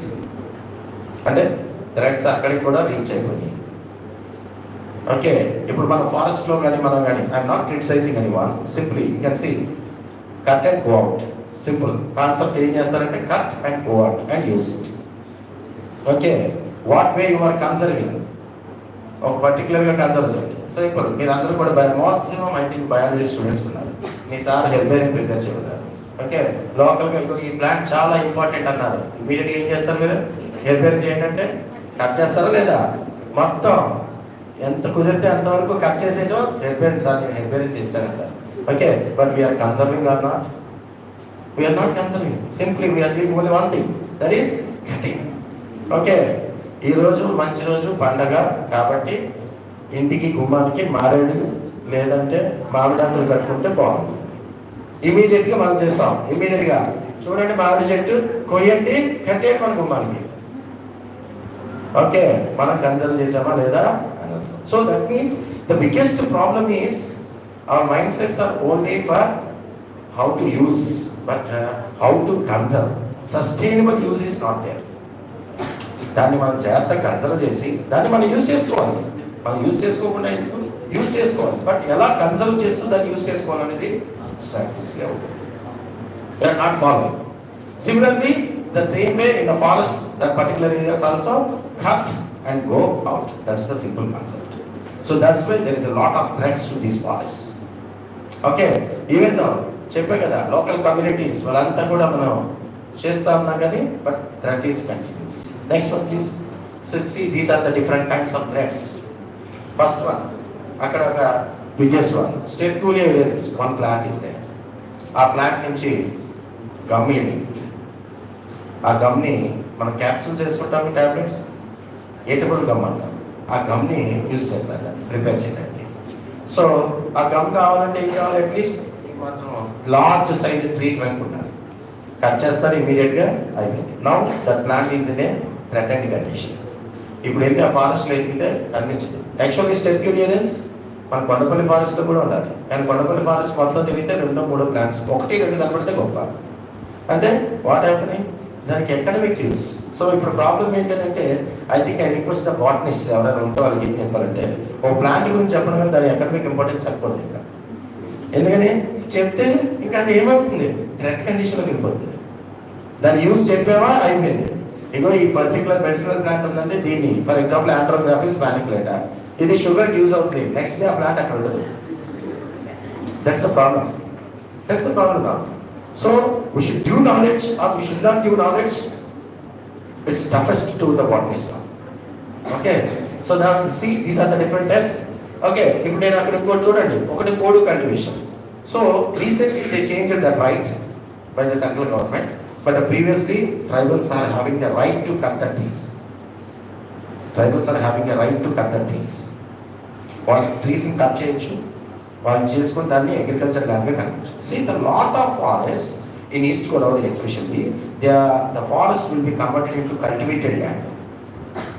ఇక్కడ కూడా మనం observe చేయొచ్చు, కొంత forest డీప్కి వెళ్తే లోపల మూలపడ లోపల ఫారెస్ట్కి వెళ్తే వాళ్ళు ఏం చేస్తారంటే మోనో కల్టివేషన్ కోసం వేరే కల్టివేషన్ కోసం ఏం చేస్తారంటే కొంత ఫారెస్ట్ని కట్ చేస్తూనే ఉంటారు అన్నమాట. So that is also biggest threat to the natural vegetation and local vegetation. By doing this one, the problem is we can lose the local species. Sir నేను 1,000,000 మొక్కలు నాటేస్తానండి ఈ సంవత్సరంలోని, 1,000,000 మొక్కలు నాటేయండి, కానీ ఆ 1,000,000 కూడా ఒకే రకం మొక్కలు లేదా 4 రకాల మొక్కలు అవుతాయి. అంతేగాని ద బిగ్గెస్ట్ ప్రాబ్లం అంటే లోకల్ స్పీసీస్ అన్ని కన్సర్వ్ అయిపోతాయి, థ్రెట్ అయిపోతాయి, ఎక్స్టింక్ట్ అయిపోతాయి అనమాట. So by introducing the new species is okay. So everybody one more thing is the problem is another thing is ఇంకోటి మనకి అంత మొక్క చూడంగానే అది బ్యూటీగా ఉండాలి, అందంగా ఉండాలి. If it is not a beauty you should not grow it. చాలా అందంగా ఉంటేనే మొక్కలు పెంచుతాం. అందుకే ఏమవుతుందంటే నా you can see the so many colleges their gardens are having only horticulture plants. You can't see that the natural plants, you can't see the natural local plants because they are not beauty but they are very much medicinal, important medicinal properties contained in plants. So we can conserve the local vegetation and we can see that forest fires. నేను అది అక్కడ మీరు కూడా చూడండి, మనకు కావాలంటే మన ఎదురుకుండా కనిపిస్తున్న హిల్ ఉంది కదా, కరెక్ట్గా మిడ్ సమ్మర్లో చూడండి, ఇక్కడ కూడా సమ్మర్లో కన్ఫామ్గా పైన అంతా హిల్ని ఫైర్ చేస్తూనే ఉంటారు అనమాట. ఓకే, ఇక్కడే కాదు ఏ హిల్ అయినా చెక్ చేసుకోండి. So by forest fires house and what is the problem? Not only the problem, by doing if you are forest fires, whatever the propagates are present on the surface of the forest floor, they may burn out. Trees ఒకటే మనం అనుకుంటున్నాం, trees కాదు, herbs, shrubs, they are important. Climbers, they are important. They lost their life cycle in the 3 or 4 months, but their propagates are present on the surface of the forest floor. They may germinate after the summer. But by doing these forest fires, what happening? They may almost. And ఇక్కడ చూడండి ఈ diagram, ఈ that is also our area only. Okay, చూడండి కావాలంటే మన ఎదురుగుండా కొంచెం ముందుకెళ్ళి కామన్ రాస్తుంది ఐడియా ఉంది కదా మీ అందరికీ, మీరు అంతే లోకల్ వాళ్ళు కాబట్టి చెప్తున్నా లోకల్ ప్రాబ్లమ్స్. ఓకేనా, కామన్ రాసి ఎదురుగుండా ఒక సుబ్రహ్మణ్యేశ్వర గుడి ఉంటుంది, ఆ పై నుంచి పైకి వెళ్ళిపోవచ్చు. ఎక్కడికి? ఆ పై ఒక టెంపుల్ ఏదో ఉంటుంది అంటారు, కొండ ఎక్కుతారు. ఓకేనా, ఎక్కుతారు బాగానే ఉంది, కానీ వెళ్ళే టైంలో చాలా వరకు ప్లాస్టిక్, చాలా వరకు plant. This is called a kind of printing pressure. This is the biggest problem in sacred sites. Next one. So next one please. So this is what some kind of botanical investigation. I somewhat collected a lot of medicinal properties and their uses. Okay, how they can use. Okay, by the different local tribal communities. We collected the information from them. We created some kind of awareness programs. We can see the E, the picture E. So that picture itself indicates that the tribal students of Ramachandran College, when I am working in the college, so those students, they are getting knowledge how to prepare a medicine through scientifically. They can also prepare the medicine. Okay, lot of chronic diseases, those medicines are having capacity to cure a lot of chronic diseases. Okay, ఇప్పుడు మనకి fever వచ్చింది, ఆ plant తీసుకుని ఇమీడియట్గా చేస్తే అంటే తగ్గపోవచ్చు, cut అయింది కావచ్చు. I'm not saying that short term. Ethanol medicine is అనే సమ్వాట్ ఎట్లాగా మనం చెప్పాలంటే it's very good medicine. It's useful to cure the long term diseases. It's not for the short term. Okay, the next one please. So this is the way they are using the medicines for different way, orally. Okay, and chewing decoctions like different dosages and the different forms they will take them in this medicines itself. Next one. So which parts they are using, their statistical analysis, what is that, this is what, mostly they are using the leaves. Mostly they are using the leaves. Next one. Okay, then this is the what market assessment of important medicinal plants in that sites. నేను చెప్పాను కదా. Okay, ఒక particular ప్రాంతానికి వెళ్తే మనం ఏదో గుప్త నిధులు ఉంటే తవ్వి జాగ్రత్తగా నేను సాధించాలని చెప్పినట్టే మన సాక్రెడ్ సైన్స్లో కూడా ప్లాంట్స్ ఏం చేస్తారంటే జాగ్రత్త చాలా వరకు వాటి నుంచి గుప్త నిధులు తవ్వినట్టే మన మొక్కల్ని చాలా కలెక్ట్ చేసుకుంటారు, వాటి నుంచి పూలంటే ఇన్కమ్ ఎకనామిక్ సోర్స్ వస్తూ ఉంటుంది. ఓకే, ఇప్పుడు అక్కడ చూడండి దాంట్లో Andrographis paniculata whole plant especially 50 rupees plant, కానీ దాని ప్రైస్ ఎంత ఉందో చాలా తక్కువే ఉంటుంది. ఓకే, బట్ ఆ ప్రైస్ గురించి కూడా we're collecting lot of medicinal plants. Okay, అందులో మీరు అబ్జర్వ్ చేయండి, you can see that Cochlospermum religiosum, that is the bark is 1 kg is equal to 300 rupees only. Then next one, Gloriosa superba, tuber plant. Okay, previous గా చెప్పారు threaten plant అని. గ్లోరియోసా సూపర్బా అనగానే నారు చెట్టు అంటారు. ఓకే, మనకి లోకల్గా ఉన్నది, but the particular stem is in a rhizome. Okay, it is used to treat certain medicine preparations and used to treat different types of diseases. Kani, that is also poisonous, but that one is having a lot of problem. Right, next one. So what kind of strategies we should follow? How we can conserve it? Simple, awareness. అందరూ ఏమంటారంటే ఏం చేయాలి దాన్ని అంటే ఇమీడియట్గా awareness create చేద్దాం. Okay, we can create awareness, but who can take awareness? నేను create చేద్దాం, అవేర్నెస్ చేయడానికి we're ready, but who can take awareness? ఎవరు తీసుకుంటారు అవేర్నెస్ తీసుకుంటేనే కదా పని అవుతుంది. Okay, so that's as a you students you can try to not to be aware, you can try to be please conserve some kind of strategies and transform your knowledge. Okay, so ఇప్పుడు చూడండి, need to conserve the sacred group. Particular sacred గ్రూప్ని conserve చేయాలంటే మనకి first we have to identify that sacred group. Then we can find out that what kind of plant diversity in that sacred group. Okay, what is their different types of species are there in the sacred group. Then we can take the help of the local managements and we can find out the what kind of threats. Okay, we can avoid it, those type of the threats itself. Then we can also do different kinds of management practices. Okay, so simply మేము కూడా ఇలాగే try చేస్తూ మైలవరంలో ఉన్నటువంటి స్టూడెంట్స్తోని ఒకరోజు Mulapadu forest, Kondapalli ఫారెస్ట్లోకి వెళ్ళి ఫారెస్ట్లోని కొన్ని plant స్పీసెస్ని native లోకల్గా ఉన్న ప్లాంట్ స్పీసెస్ వాటిని plantation. So this is the way which we can do it. Next one please. So this is some finally some conclusions last చెప్తా. Next one please. This is what. Okay, where in association with the forest department and some the college students, Mylavaram students వాళ్ళందరూ కూడా doctor LHR Mylavaram college students వాళ్ళందరూ కూడా వెళ్ళారు మూలపాడు ఫారెస్ట్కి వెళ్ళి plantation programme, అంటే native స్పీసీస్ని అక్కడికి వెళ్ళి మనం ప్లాంటింగ్ చేస్తాం. అట్లా we can conserve the plants, such a way itself. Okay, and by all these things we can understand one thing, we have lot of importance is there on sacred groves and sacred forest. Conservation is utmost important. Okay, next one please. So I think ఇది ఇందాక చూపించిన plant ఉంది కదా, this is called European ramnet, threatened orchid, the rare species. Okay, thank you Anand for giving this out. Any doubts? Question Anand question.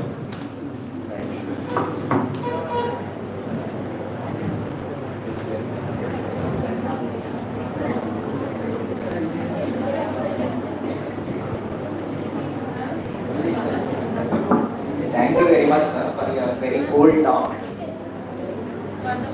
So after tea break, there will be a next session.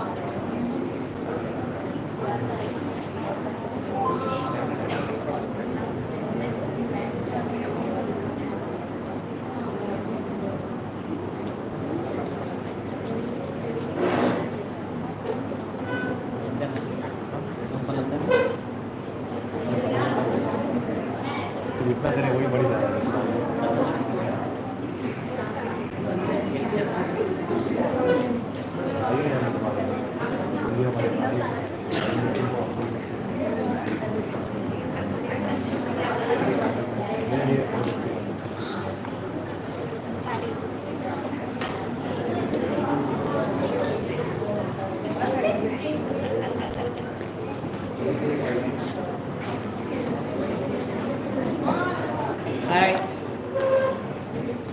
Morning to all. It's a great privilege for me to introduce Dr. Ahmad Abdul Halim Khan sir. Dr. Khan is presently Assistant Professor and Chairman Board of Studies, UG and PG in Botany Department, Telangana University. He has more than 13 years teaching experience in botany. He is recipient of prestigious ESIR International travel grant, he has published good number of research articles in peer-reviewed national and international journals. SAR is also the member of professional various bodies or societies like Medicinal and Aromatic Plant Associations of India, Society of Biological Chemists, and many more. Now I request Dr. Khan sir to deliver his talk. Thank you.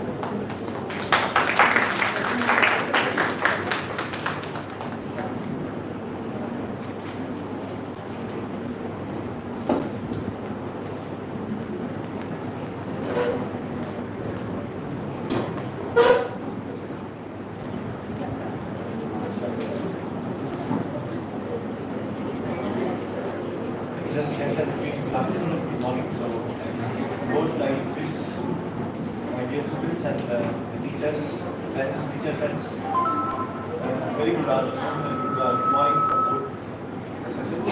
So, here I am going to present something about the metal tolerance in plants. Before metal tolerance in plants, I want to talk something about what are the plants basically facing now.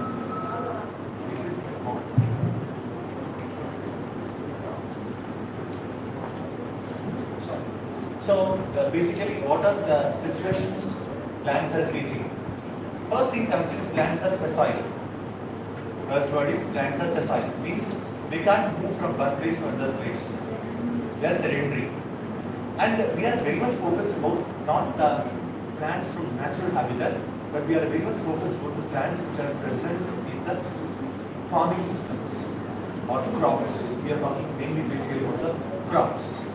So there are so many reasons we blame ourselves humans in each and every meeting, in each and every gathering. We always say that humans are creating so many things, pollution, this, that. So generally we say that anthropogenic activities have been increased and there is a lot of problem to the plants, and especially to plants which are generally grown for the sake of food or for the economic purpose. Even though there are some other the problems are there, like we know in Andhra Pradesh there is a lot of mining, right? And due to mining, many of the wild habitats have been destroyed indiscriminately. And we don't have proper rainfalls, and so many impacts are there by destroying the plant life. Not only plant life, but also animal life. If you destroy plant life, automatically animal life also gets destroyed. Or the habitat destruction is a common process what we notice. So overall, I think it is a very small, picture what you are seeing over there. But I have tried over there to show you what are the actual problems plants are facing. There are a number of problems like stress. The basic thing we are going to talk is about the stress. There are again stress made into two types. One is biotic stress and abiotic stress. And usually stress is nothing but it is the particular problem to the plants which will hinder the yield and the particular growth and development. Hinder the growth and development. That is called stress. And sometimes there are directly pathogens. Like if you remember in Irish famine, there was Irish famine in late 18th century which destroyed entire nation of Ireland. That is what the first example of biotic stress which destroyed the whole nation of Ireland and which made so here there are not only biotic stress, but just now what we spoke about the anthropogenic activities, there are a number of stress which we are facing now. That is cold stress, that is drought stress, that is heat stress, that is acidity stress, metal stress, UV radiation, and so many more problems are there which we are seeing over there in the slide. And after that, the problems are basically the plant has two parts. One is aerial part, other one is underground part. So, which part is important? In some crops, underground part is important. In some or most of the crops, aerial part is important. So, when a plant is healthy means the both underground part and the aerial part. Both need to be healthy. If any one is not healthy, then automatically our yield and economic loss is to be borne by the farmers. We know very well, farmer suicide was a big debate just before the separation of the states, right? Farmers suicide was the heavy loss that is because of the economic loss in the crops like cotton or cash crops. Most of the cash crops have a big trouble. So these abiotic stress will be affecting the both sometimes underground part, sometimes the aerial part. Now, next. So we can see that the abiotic stress will cause several problems, like photosynthesis will get disturbed, transpiration will get disturbed, respiration may get disturbed, absorption may get disturbed. There are so many physiological properties which get disturbed just because of the any type of stress. It may be heat, cold, metal, or whatever it may be. So now we are going to talk basically about the minerals, or we are going to talk about the metals, right? So here we are talking about, when you are talking about the metals, basically the plants have been in origin long time. Before humans have been evolved on the earth, I think plants were the first living forms which exist on the earth. But the research in plants was very slow. Means plants need minerals, plants need metals, was traced very late in the year or in the century of 18th century. Late 18th century was a golden period of all the plant sciences, because you know that Mendel and many other people who came and who started studying on the plant sciences or plants. And initially man was very selfish. Why? Because man started just growing the plants for the fruits or their needs, but he did not do research for a long time. So when the research started on the plants, right, first they started classification, okay, then followed by, very lately they have followed the physiology. So when they come to know about physiology, in the 18th century there was lack of sophisticated technology.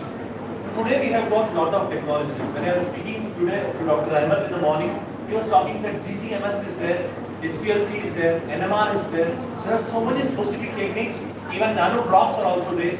So if it is a small quantity of thing is present, trace amount of quantity can also be now quantified.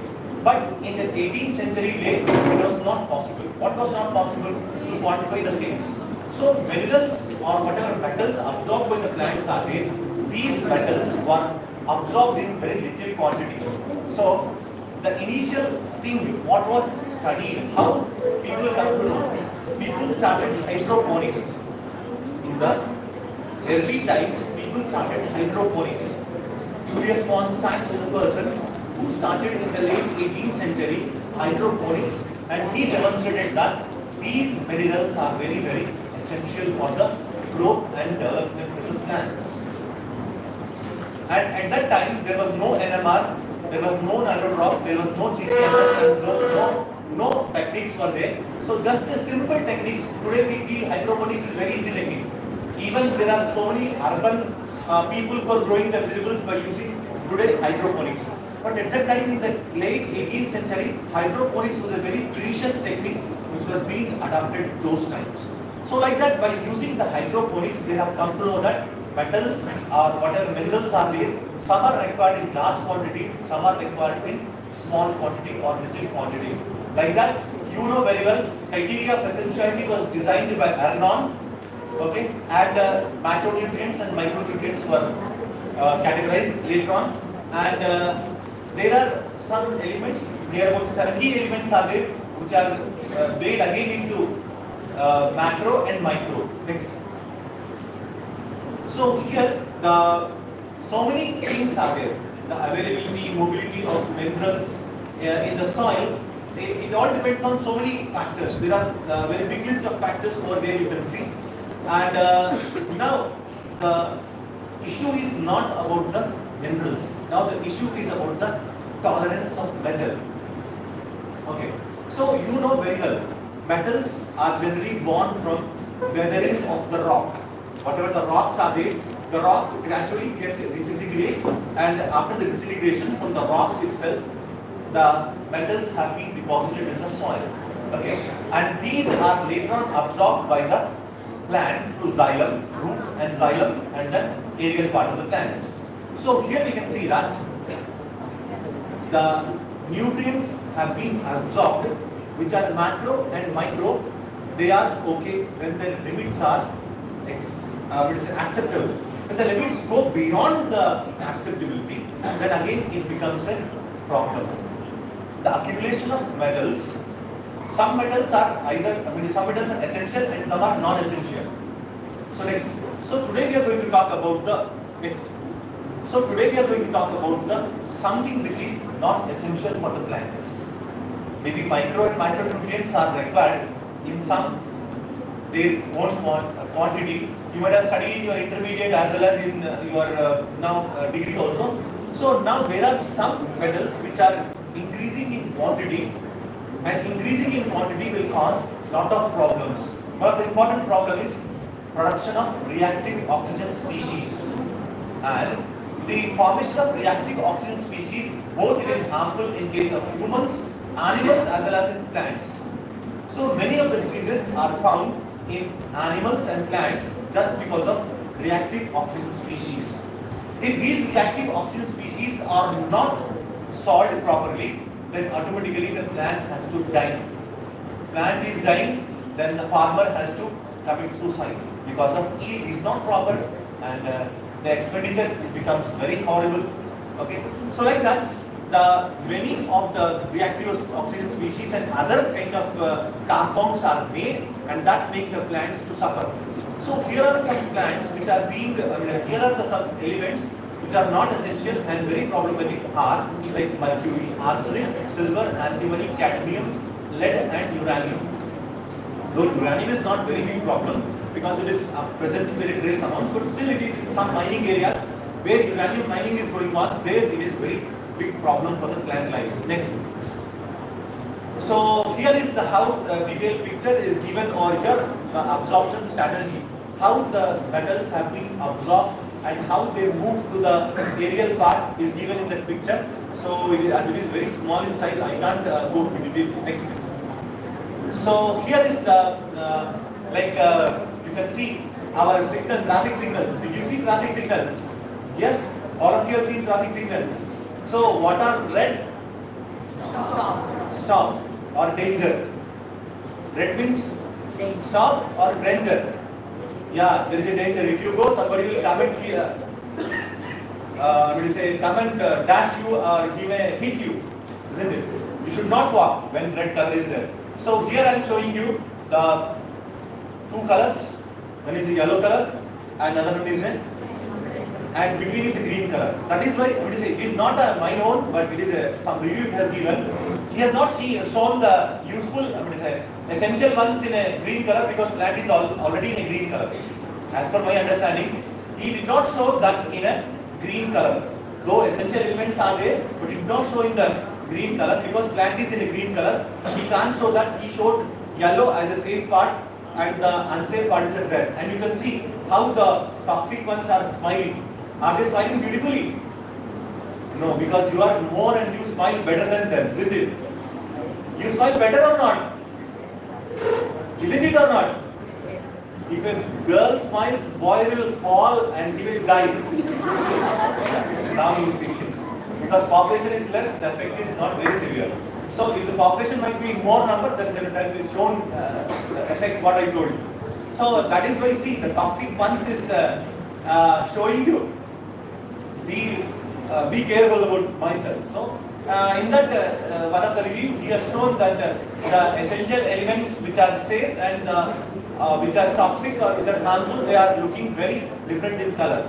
And you can see the one side of the leaf is becoming yellow and other side of the leaf is becoming green. And that is saying that the one side is safe, one side is unsafe. Green in color is because of chlorosis. Next. Yeah, now here we can see that whatever the research is there nowadays, research is going on majorly the various type of heavy metals, just now I told you, and this is told that this is the second highest pollutants in the agro ecosystem, or you can say in your agriculture or in your farming systems. In the farming systems, the first problem may be something else, that is drought or water scarcity or something may be the first major problem. But second major problem what we are facing in the cropping system or plant growing is the heavy metals, increase of heavy metals. Why these heavy metals are increasing day by day? We can say our own activities, because after the revolution, which revolution? Green revolution. If not before Green revolution, our ancestors used to put manure, cow dung, or wastages from leaf or whatever. Those all things, natural things were, especially animal refuse was basic fertilizer which was used in our ancestral agriculture system. But today, or no, not only today, but from the time of Green revolution, we have got habituated to use the hybrid variety seeds and lot of agrochemicals in our system. So these agrochemicals have lot of composition which is having the heavy metals. Not only the pesticides, but there are fertilizers also. We are using the fertilizer, and people say that only 40% of the chemical compound is absorbed by the plant, and rest of the thing is remaining in the soil, and slowly it is going down to the groundwater. You might have heard recently Maggi noodles were banned. Before that, whether you remember, you might have born or not, but Chiranjeevi was giving the ad of thumbs up, and soon there was a big boom that in thumbs up there are lot of trace elements, and later on they have found that the water used for making thumbs up was having lot of pesticides and lot of. So these are the two best examples that if you use extensively the pesticides or some agrochemicals, those agrochemicals slowly go into the soil, and that will come out in the form of groundwater, and that will be threat for your consumption. So like that here, basic thing we are seeing here, and 70% they have told that nowadays heavy metals are being making problem to the food chain of humans, especially where we are consuming the food is unsafe just because of the high amount of this heavy metals. Next. So heavy metals are found not only in water, soil, whole atmosphere, and that is the same again. I will say you the anthropogenic activities, and they are present in high doses, and not only humans but also the animals are also getting affected by this. So then again, oxidative stress is major cause for the problem. Next. So there are some plants. I think you might be knowing there are some plants which are called hyper-accumulators. If you remember, there are some plants called hyper-accumulators, like Ricinus communis, Amudam. You know? I don't know. Your teachers will tell you afterwards. Ricinus communis is there, Solanum nigrum is there, and a big list is there. At least there are 9 families, plant belonging to 9 families, and more than I think 40 plants are there which are being grown wherever mining is going on. In and around the mining areas, these hyper accumulators are grown, so that these plants will absorb the heavy metals from the soil, and your soil will become remediated, or the soil will decrease the heavy metals. So later on these plants are destroyed, or they are burned, or again there is a processing of those hyper accumulators. So these plants are selected, and now the heavy metals are remediated by the hyper accumulators. And here now much attention has been paid in the whole research. People are studying the heavy metal toxicity, as there is a demand for food. This is a common concept. What is there? Day by day the human population is increasing, or we can say that there is a bust in the human population. Though there are only 2 members in the family, 2 children, parents are there. So, but still the people are saying that India is going to beat China soon. After some years, people say that this word is keep on repeating that India may sometime beat the China. The days are coming very fast that China may become the second, and India become the first in this case. Okay. So here we can see that the food demand is food security. There is a term called food security is very important term which is being repeated. Though we are getting the food, the problem lies is we are not getting the food which is safe for our consumption. Okay. The food whatever we are getting, no. Nowadays you might have seen in your supermarkets in Vijayawada, maybe there will be a lot of supermarkets. They are selling organic foods. They are selling the organic foods. So there is a very big problem in the normal routine foods because they are toxicated or they are containing some kind of pesticide or some kind of problem. Next. Now our focus, what we are doing actually. We have did the work. We have done the work on 4 plants. Okay. One was Catharanthus pusillus, what we have studied, and one was we have studied on a K.B.N indica, and one we have studied on the Solanum nigrum, and one more work we are doing is on Oroxylum indicum. So what we are doing in these plants, we are trying to do some work on particularly the different concepts. Like in a K.B.N indica, we have tried to see the effect on metabolite production. In case of Solanum nigrum also, we have did some using of herbicide and checking how the growth will get affected in that Solanum nigrum. And in Oroxylum, there is an important flavonoid called Oroxylum. So we have studied in that plant and the research is still going on. And we did cadmium in case of Catharanthus pusillus. So cadmium, what is cadmium actually? Cadmium is a toxic metal. It is a non-essential metal and usually it is found with many of the agrochemicals like you can see fertilizers or pesticides, or the mining areas will release lot of cadmium. So this cadmium is not at all required with the plant, but as it is available in the soil, the root system will generally absorb it. And this cadmium will affect a lot of plant systems, like morphological changes will come, physiological changes will come, biochemical changes will come, and even molecular DNA level changes, genetic changes also will arise. Next. So this metal is going to cause many kind of effects, like it will stop. See, why farmers are generally worried? That's because of sometimes when they use the seed will never germinate. That also happens. So the seed germination, then plant length and root elongation and so many other factors are being affected by the heavy metal cadmium. And these cadmium again, it is the overproduction of reactive oxygen species. And now the question comes is, whatever this, we are talking that cadmium is not safe for the plants. Saying cadmium is not safe is not our motto in doing research. Our research or whosoever are doing heavy metal toxicity, they are trying to search markers. This word is very common word, marker. Suppose you are having fever. How you will come to know you are having a fever? Just your body temperature will increase. Suppose you are having a cold. How you will come to know cold? You are having cold. Headache, running nose. So all these are called as symptoms, but in our terminology we call them as markers. Okay. You will say then symptoms or signs, but instead of symptom and signs, we will call them in a comfortable language as marker. So when we are seeing this cadmium is used, this cadmium is going to change some kind of property, and the change property is called as marker. Next. So how can we do the remedy, or how can we stop this thing?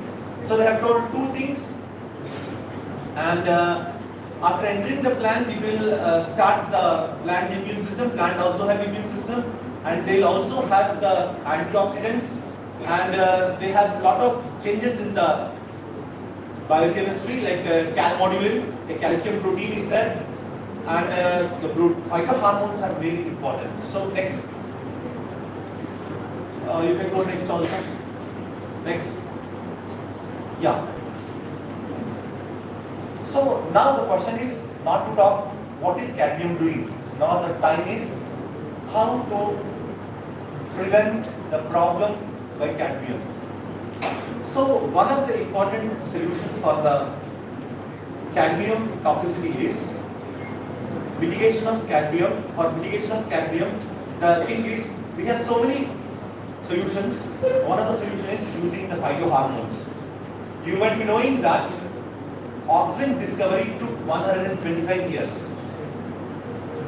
Unless and until the HPLC and other sophisticated techniques were come, there were just techniques like K.B.N curvature test or some kind of tests which were done by a couple of people. At least 6 to 7 people have done the work, and ultimately it took 125 years to get the crystal form of oxygen in the plant. So after that, soon there was a boom in the discovery of phytohormones. Many phytohormones were discovered one by one, and we have today classic 5 hormones. You know very well: auxin, gibberellin, cytokinin, then abscisic acid, and ethylene. Again, we classify these hormones into growth promoters, growth inhibitors, so on. Next. So this is all the old story what you have studied in your school time. Next.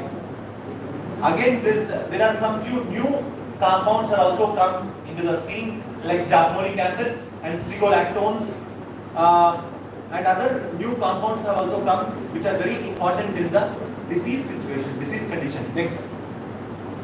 So again, these are the brassinosteroids and other hormones which are being shown, and what is their role. Like gaseous hormone, ethylene was there, and followed by that today we are using even the nitric oxide is also used. Next. So this is the problem, and for that problem, all these are the things which are coming out. What are the solutions? Like I told you, markers. What are the markers we are going to search out? Next. So all these are the names what I just now listed. Now what we are doing is we are applying exogenous application of these hormones. Though the plant hormones are produced in the plant system, but the quantity is not sufficient to face the toxicity. So to face the toxicity, we are exogenously applying the hormones from outside. Next. So why we are using phytohormones? Phytohormones we are using just because of they are non-toxic to the plant habitat, firstly, and they are eco-friendly. They will get degraded very fast compared with your other things. Next. Yeah, this is the effect of endogenous and exogenous. How does the plant look like? That is a cartoon shown over here. Next. Yeah, this is actually our work. So in this our work, what we are trying to show you is we have used 2 types of hormones over here, or plant growth regulators. One is the monobrassinoline, one type of brassinosteroid. If you know brassinosteroid, there are so many compounds and there are so many plant growth regulators, but mostly plant growth regulators are amino acid in origin, like auxin. Auxin comes from tryptophan, ethylene comes from methionine, so on. There are so many hormones which are coming basically from the metabolites, like cytokinin will come from your adenine, right? So again, gibberellin comes from your same the chlorophyll synthesizing precursor. So almost those are the different things. But brassinosteroid is very unique compound just because of it is coming from a steroidal origin. Okay, it is a steroidal origin, and then comes this salicylic acid. You may be knowing salicylic acid. Common name is aspirin. If somebody is having a heart problem, generally aspirin is given. So the similar aspirin is the salicylic acid. What we are using salicylic acid. Salicylic acid is generally nothing but your aspirin. Aspirin is little bit because when you are consuming for human consumption, the grade will be different. When you are using for the commercial use for the plant growth regulator, then it will not be of that fine refined quality. Okay. So what we did is here we have shown the 4 plants over there, and I think from the last 2, these are the treated plants with hormones, and these 2 are the control plants. And the first plant is, I think when I was discussing with your teachers in the morning, you are having some kind of project, right? So this could be some hint for you when you are doing some project. So we have to maintain the control. Okay, one is a control with water treated, and other control is with cadmium. Cadmium and no hormone. So these are the 2 controls. First control, second control. First control is treated with water. Second control is treated with cadmium. and we have used constant amount of cadmium. We have used 100 micromoles of cadmium. And how did we do this actually? We have taken the seeds of Catharithus pusillus. Okay, we have pre-soaked. It is called seed priming. It's called seed priming. What we did is we have collected the seeds, a bunch of seeds. Like generally, the seeds are a very small size. So usually what we do is we always take 100 seeds. If the size, if your mango seed is there, you can't take 100 seeds. 100 seeds will become very big amount. So what we did is we have taken the size is of your sesame, you know, right? Sesame size of seeds are there. So we have taken 100 counted seeds, and then we have taken the blotting paper or tissue paper, and then we have prepared the solution of cadmium, and the cadmium nitrate we have used, okay, of 100 micromoles, and we have made the tissue. We have made the tissue paper moistened with the cadmium nitrate, and then we have germination. And sometimes what happens, the tissue will also get it will get also moistened and over soaked. So we have to change even tissue paper also sometimes. So like that, our tissue paper inside when germination radical comes out, after the first shoot comes out, we have to remove from that, and now we have to put it in a particular tray which is having lot of cocoa peat. Generally, I don't know whether you know cocoa peat or not. We'll take the cocoa peat and the cocoa coir. After the coir is being, we say, finely made into mesh. Okay, it is made in fine powder. That cocoa peat is taken into the cocoa peat moistened.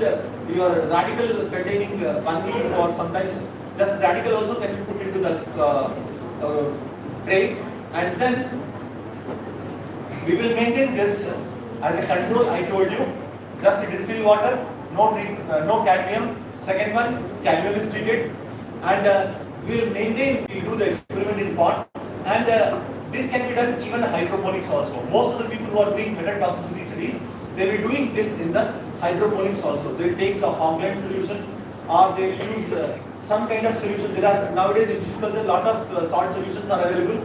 By using those salt solutions, they will put it in that, and they will monitoring the root growth and shoot growth very easily. If you do hydroponics, it will be very easy for you to measure the shoot growth and the root growth.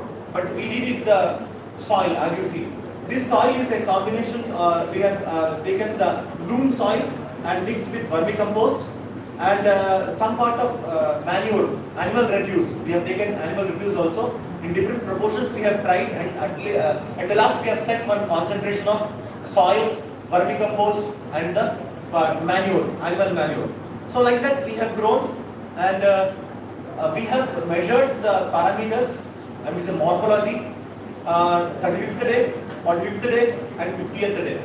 And these are all the plants 50th day. And the question comes is, how did we decide this 50th day? How did we decide this 50th day? We have seen the formation of flower. This plant has solitary flower, not the inflorescence. We have seen the plant turning adult. We have two phases in plant. One is called juvenile phase, other one is called adult phase. Appearance of flower is adult phase.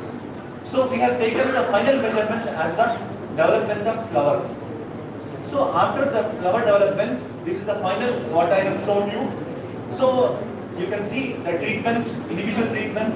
We have taken brassicillite 2 concentrations. There is 2 micromole and 3 micromole, and salicylic acid 1 micromole and the 2 micromole. Next.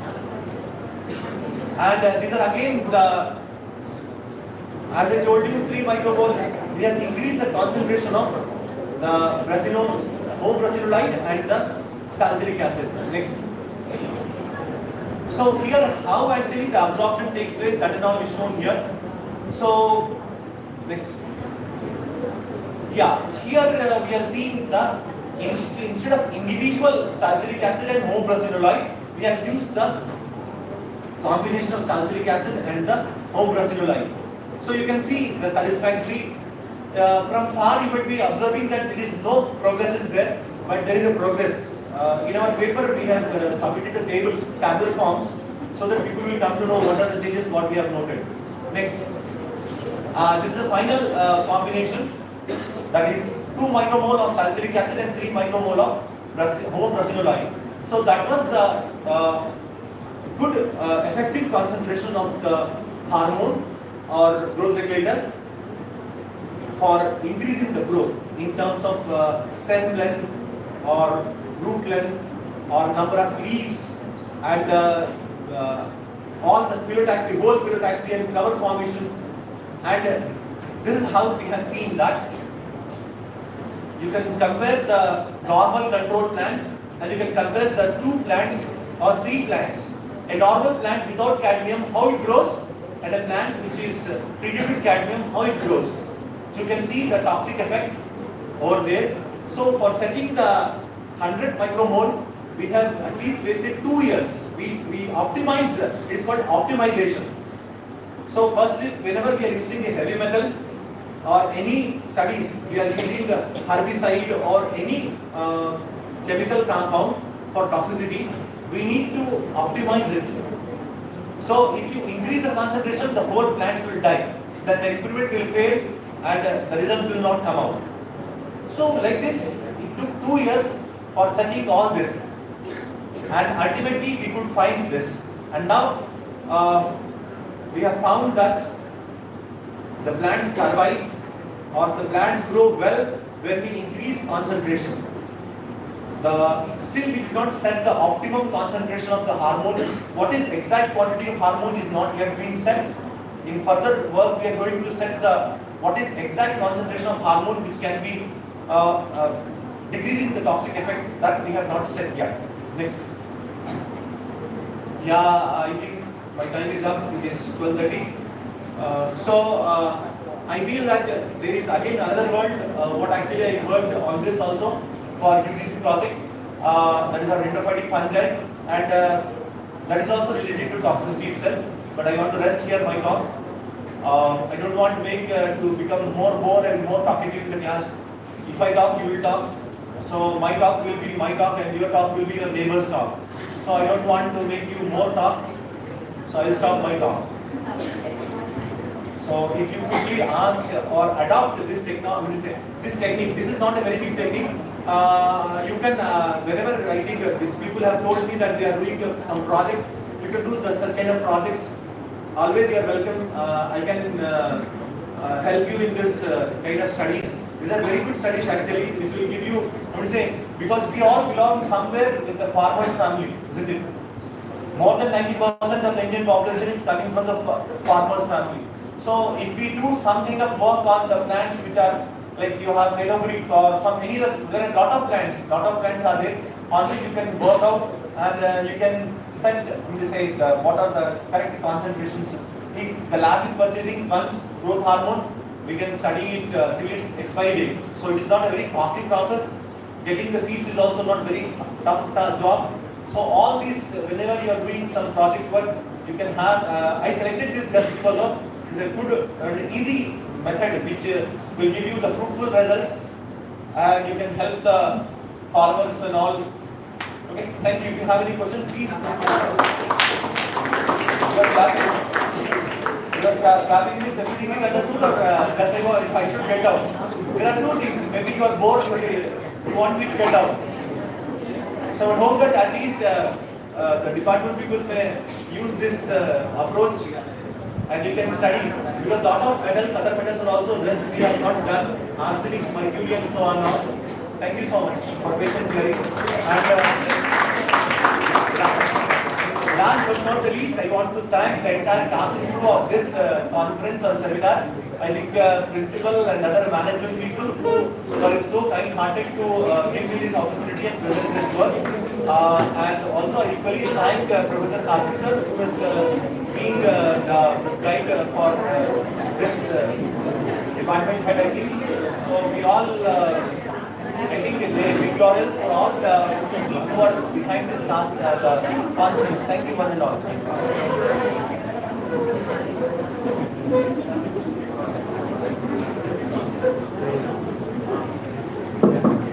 Thank you very much, sir, for your informative and elaborate talk.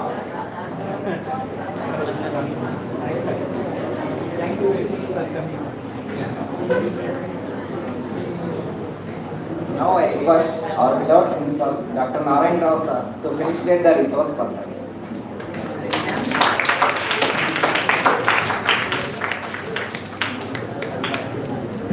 Starting from Telangana friend.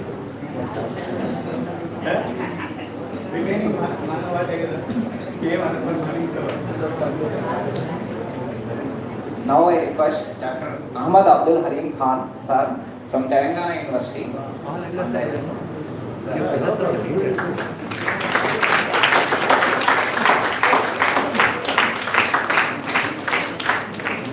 Prabhas సాహిత్యం ఉన్నారు కదా MBR గారు madam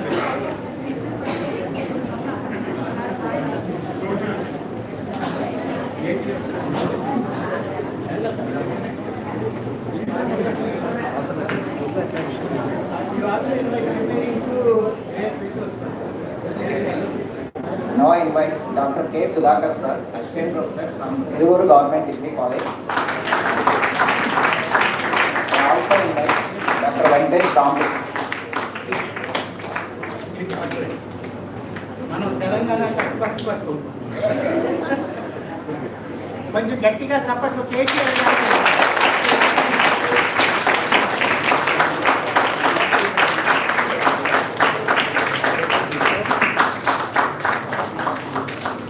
అవలేదు ఇంకా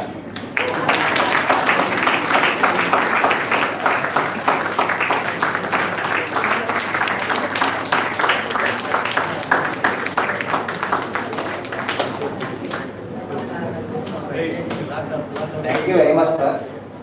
Now I request Dr. Sudhakar sir. Now I request our principal sir to felicitate Dr. Sudhakar sir. Telangana sir okay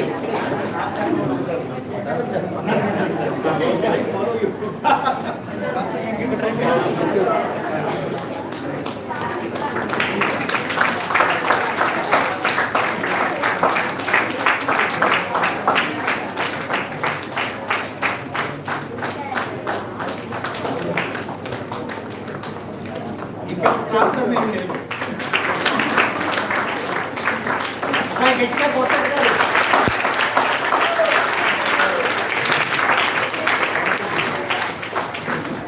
Thank you very much, sir. Now I invite Dr. Venkatesh Rambilla sir from Government College, Rajahmundry. Okay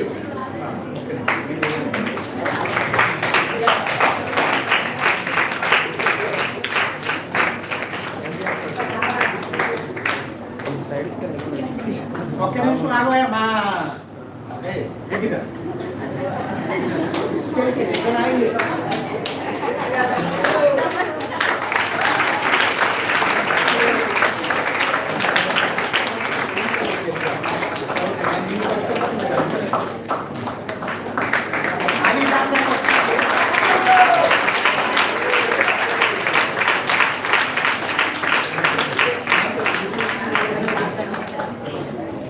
Thank you very much, sir.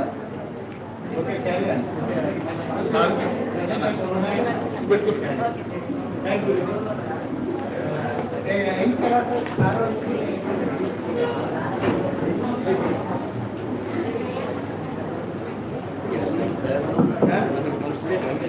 I request participants to enroll their names for paper presentations and motion presentations. Subhash It's great pleasure for me to introduce Dr. P. Nitya ma'am. Dr. P. Nitya ma'am obtained her PhD from Acharya Nagarjuna University. Presently, she is working in department head. She is working as head department of zoology in Mary Stella College. She has more than 30 years of experience in teaching and reviewing. She is reviewer for esteemed journals like Elsevier and Science Direct. She has published good number of papers in international and national journals. I request ma'am to deliver the talk.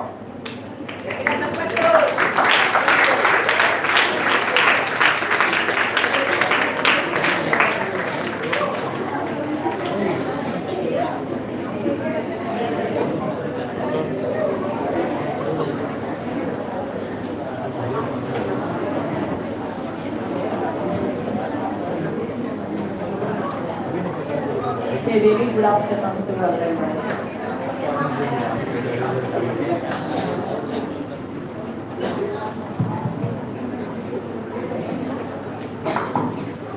Two PPTs you have to see because within short span of time I would like to complete these two because you have some vermicompost program is there in your college what I have heard from your man. So before starting my talk, here my students are here in front of you as a lecturers. Sahiti, direct student from Maristella College, and they say she worked with me 2013 time like that. So here, coming to this, the pic what you are going to see, that here, this is the activity done by our students. Regarding the vermicompost into consideration, biodegradable waste can be converted into wealth. So manure production, this is continuously, we are raising beds in our college campus since 2007 onwards till today, continuously under the potential for excellence of the college. So based on that, here the black gold so-called vermicompost, we can able to rise in the local areas because as we all having agricultural based background, at the same time, India, this Andhra Pradesh has long coastal line, 954 kilometers long coastal area. Only agriculture is our base. So here based on that, the waste material what we are going to get, that can be converted into useful manure. That is the prime importance.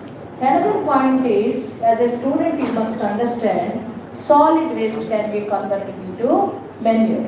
So what this manure contains, what is the ordinary manure and what is this vermi manure, what is the difference? The main difference is 13 important essential nutrients which are available in the vermicompost. They are useful for the luxuriant growth of the plant. So this is one of the simple technique, meticulous technique. If you can understand in local areas, in your own area, you can able to develop. So, but we don't know the actual procedures and we are ignore all the aspects which are available in and around us. Based on that, aquarium fish also. Each fish may be cost around 1 lakh rupee. Aquarium fish also available, but we are ignoring in Andhra. But if we go to Dubai, there hotels and motels, if you see, full of aquarium hotels you can able to, restaurants you can see.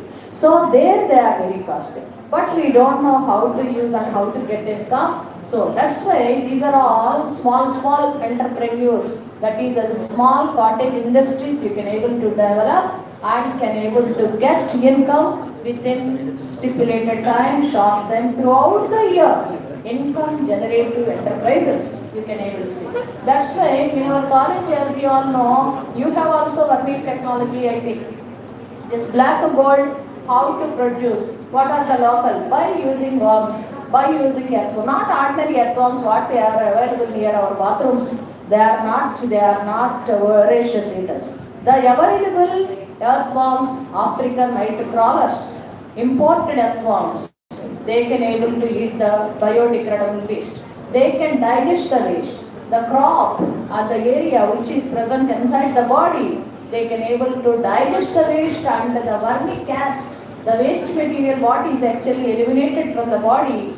This is nothing but an annulid. Everybody knows that is Eisenia fetida and Pheromix, all these are actually Lampeto varieties. They can able to convert the biodegradable waste to manures. So the vermicast contains essential 30 nutrient elements which are useful for the growth of the plant. So that is very simple techniques. Another one is our students, how they are doing bed raising. Previous one.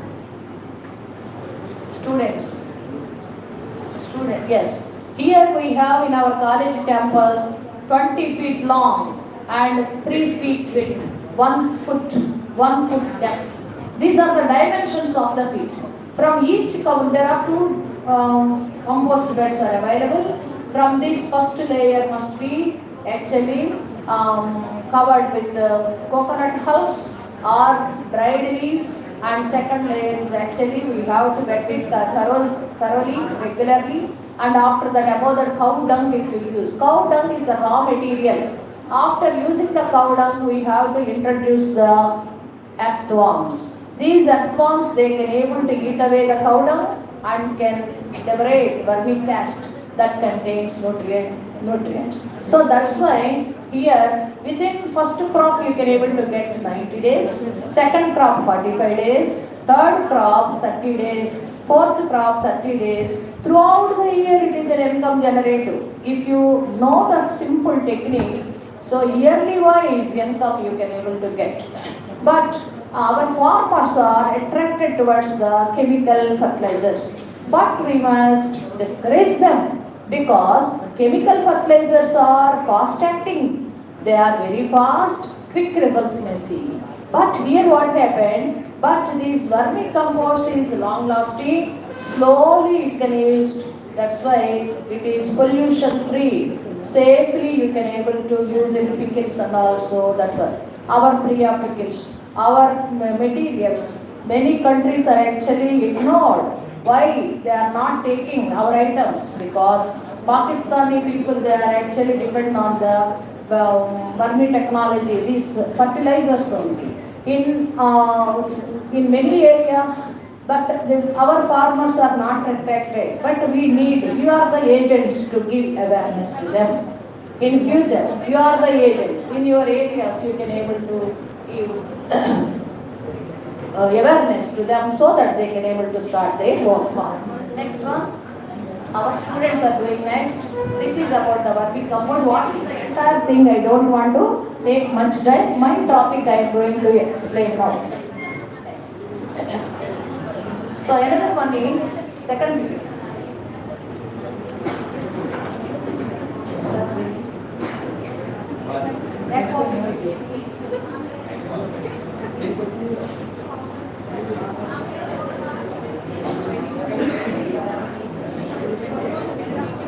So another point I would like to explain, that is today's I carried my experiments in the MNSA family, that is Diospharia area in the GCMS studies, gas chromatography, mass spectrum, and at the same time we are thorough with electrophoresis experiments also. Because now that the syllabus has changed, curriculum is changed, the students in good olden days monotonously we can able to use the old item, no dissections, only virtual items. So based on that we also modify, the syllabus is also modified. So here in our case, aqua, this year we have adapted aquaculture. Why? This aquaculture, what is the difference between fisheries and aquaculture? You might be knowing. So in this aquaculture, under controlled conditions, we can able to propagate the edible items under controlled conditions. So confined beds, confined ponds, lakes, ditches, whatever it may be, but it's the marine environment or fresh water, inland. So wherever you want to rise, wherever you want to grow, because fish, everybody knows, it is an edible food item. 50% of our people, they depend upon this because it contains N3 omega, fatty acids, 0 cholesterol food. That's why fish is very edible item. We must protein item, we must eat it. So here, but the cleaning of fish is laborious. Everybody likes to eat, but cleaning is very laborious. That's why once in a month, 6 months once, like that we use today. We are not consuming regularly. But in American countries, just like daily they can able to consume 100 gram of fish, 100 gram of chicken because it is a protein. If you consume 100 gram of chicken curry, 23% of protein you are going to get. Out of all fish, tricurus, it gives, that is available in a dry form. We call it as a ribbon fish. Tricurus is a ribbon fish. So here It is a flat fish having at the tail is actually ribbon like coiled tail. Flat fish available in the form of dry. The moment it comes from the water, it starts deterioration. So another point is here what happened. If you consume the trichurous fish in the dry form or whatever it may be, you will get 75% of protein. It is the highest protein is going to come from the fish. So here another katla labio, major carbs and everybody knows.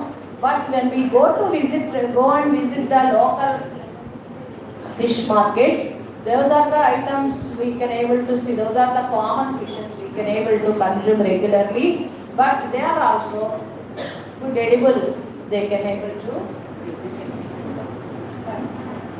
So here in this aquaculture, recently what we have done in a summer internship our student. That what I brought for you also, because all our students in front of me, you are also like our student. Here in this during the summer internship, we opted aqua, sir. You are also same. Dairy technology. So only Akshay has given aquaculture, dairy technology, sericulture, animal husbandry on. Here what happened, in this aqua, quality of water testing we want to propose for the students. Why we have to test? So many articles are available, so many published papers are ready. If you open the anyone, I am a elsewhere journal reviewer and at the same time science director reviewer. So here in this also the articles what I am going to receive to review during that water side which they used to send me. What are the things? Why we have to check water? Always same water is available in the pond, the same water. No, because periodical checking is important. So fish is alive in the water. Is fish is dead in water? No, it is alive because water is good.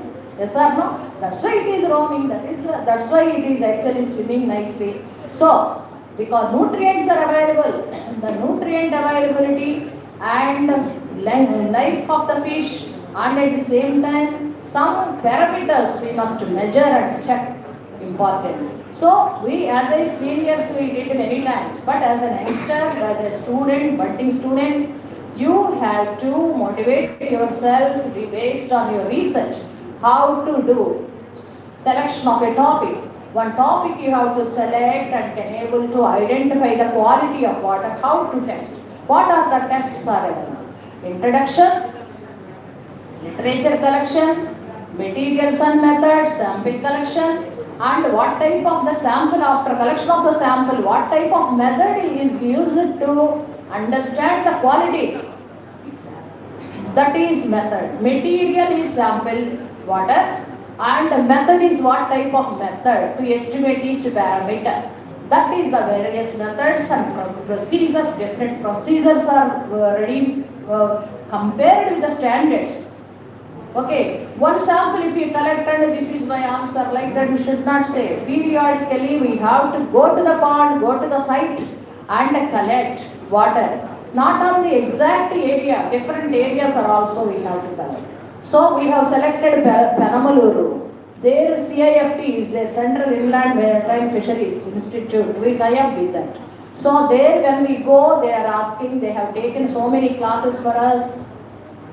To our students, Jansi madam is there. So here they have given how to design the pond, how to test the parameters, why we have to test. Important things what? Out of all physical parameters, chemical parameters or biological parameters, why they are important to study. So in the water quality, we have to study pH. pH, everybody knows pH. There are different methods we can able to propose. So negativity, neutral, below 7 acid, 7 neutral and above 0 to 14. But what type of pH? What is the combination with which parameter is coordinated with the pH? Nitrate percentages, ammonia. Ammonia is always toxic. Ammonium, NH4, ammonia. So these toxic agents can be reduced if the pH is maintained correctly. So like that here, the DO, dissolved oxygen parameter also very very important. Winkler's methods, you know, I think so. In the final BSc you have done your practicals, that is Winkler's method. So Winkler's A, B, Winkler, yes. So DO test, Winkler's method. Manually, how they are actually bringing the water, that is important. Collection of the sample morning at 6 a.m. Go to the site, collecting water, and to avoid photochemical reaction, we have to fix the water in a DO bottles. Respective bottles are there. Based on the bottles, we have to bring them to our laboratories and can able to cover one cloth to avoid photochemical reaction so that you can able to test the water. So like that, some samples from the Munna side and samples from Ganguru and samples, another pictures you can take. Pictures. Yes, this is the exact site we have visited recently in the April month along with our group. That under his able guidance we have carried his experiments and all, how to collect water, how to test water and all. They are telling different simple methods, but in our laboratory manually Winkler's methods we are using. But another thing, different varieties, hardness, salinity, and pH, simply dip the pH back. That is one method. Another probe method, we have to pH meter. So that the buffer solutions we have to bring. Accuracy. So 5 accurate methods if you want to learn, that is nothing but a mini project. Follow? Everybody must do this mini project nowadays. All students are completely, totally involved in the mini projects. So here what happened, based on that, so now here testing. Another. Recently we visited another in the continuation of that work. This is also you can able to do as a student. So you can go to visit one fish market. There varieties of species you can able to identify. The taxonomy and morphological identification, your able lecturers are ready to help you to identify which species of the animal that belongs to Katla, Bochalu or Ragandi, Mosu, like that ABD or fish అనేది వాళ్ళు చెప్తారు. చెప్పిన తర్వాత what are the characters you can able to identify. How to catfish అంటే జల్లలు, ముర్రెల్ fish, understand, marel. So here Ophiucephalus, Korramatta, Korrameen, all these are actually how to identify. So based on that, meristematic data. Now we have one practical is there in final year aqua, that is the data collection. After collecting the entire data, standard deviation must be calculated. How? Here what happened? Length of the fish, total length, standard length, operculum and the abdomen region, trunk region to abdomen, the entire length of the fish. So like that, the data you have collected, after collecting the data, take the sum by 5. 5 parameters if you take, add all the 5 and by 5. Then you will get the sigma effects. Okay, then you can able to substitute in the SD, standard deviation. Have follow? So root of 1 by n, number of varied observations you can able. So all these techniques are very much useful when you go to your higher studies.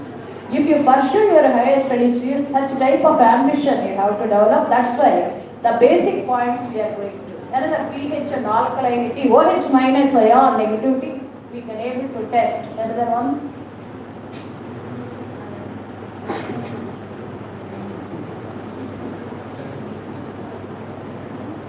This is such it is. So here there is a 90 centimeters or some kind of black and white color patches are there that plate. If the pond is having total solids, muddy pond or clear pond, if you want to do this entire such a disc-like structure made of iron, that you have to dip it in the water. Slowly if you dip the water until unless if you see the color black and white are visible, Up to that you can able to dip more, then what happened? Finally, at a certain point it disappears. You may not see the disc again. It automatically totally drowned. Okay, that area onwards you can able to see. Length of the impurities. The pond is pure or impure if you want to, because of the excreta coming from the animals which are located, because of the excess nutrients, biomagnification. So excess nutrients are accumulated in these ponds. So based on that, here you can able to how to clean, how to remove the inlet and outlet, how to set the pond for the next batch if you want to introduce them for the growth. So like that, here small techniques if you learn, they are very much useful to you. Next here, this circuit is simply you can able to dip and until you can able to see, that is the shows the how much the pond is pure.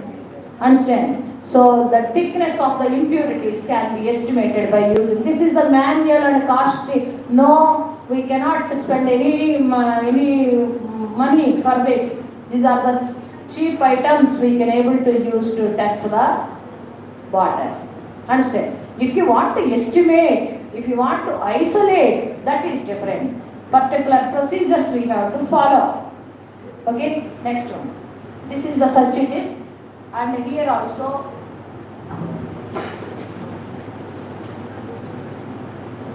this is the DO estimation. You might be knowing, yes or no? In class collection of plankton. Here biologically, when you see the plankton net is ready with the nylon porcelain net. So this is actually we have to dip the net and can able to collect the plankton. After bringing it to our laboratory, you can able to sit in front of the microscope and can able to isolate varieties of planktonic plankton, which are the free floating organisms are called plankton. In this phyton Jew, both two varieties are. Coming to the zooplanktons into consideration, they are the sweetest items for the fish growth. Fish likes daphnia very much. Who told you? Who told me? Nobody. In book it was written. Fish very much depend upon the daphnia. Moina. What is the difference between their eye or between the carapace or what special characters are there? That also identification, isolation, separation of each item. They are microscopic organisms. We cannot see with our naked eye. With the aid of microscope only you can able to see. So here, how to isolate each item? That is also one practical. Small techniques, if you are thorough in your graduate level, it is very much useful when you go to your higher studies.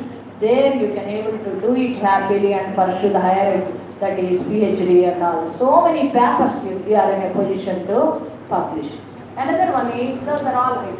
These are the how much temperature we can able to maintain in a pond. For early morning we collected water. Early morning means up to, that is summer time. April we went. That is summer time, automatically 26 degrees Celsius. 26 or 25 like that. And seasonally this may vary. Temperature, pH, DO, total alkalinity, and at the same time salinity, and TDS, total dissolved salts, turbidity. Understand? Not only these factors, ammonia, nitrates, these are all estimations, specific procedures we have to follow. Our lab is not sufficient for them to do. Okay, that accurate labs we have to go and take our sample. Samples are also we have to collect in the specific time. So last week we collected, why this week again? So monthly wise, 15 days once, sample of different locations. A sample, B sample, 3 sample, different. This is the point you have. Compare with the standards. That is called mini project. Compare with the standard values, mini project. Here another point is next.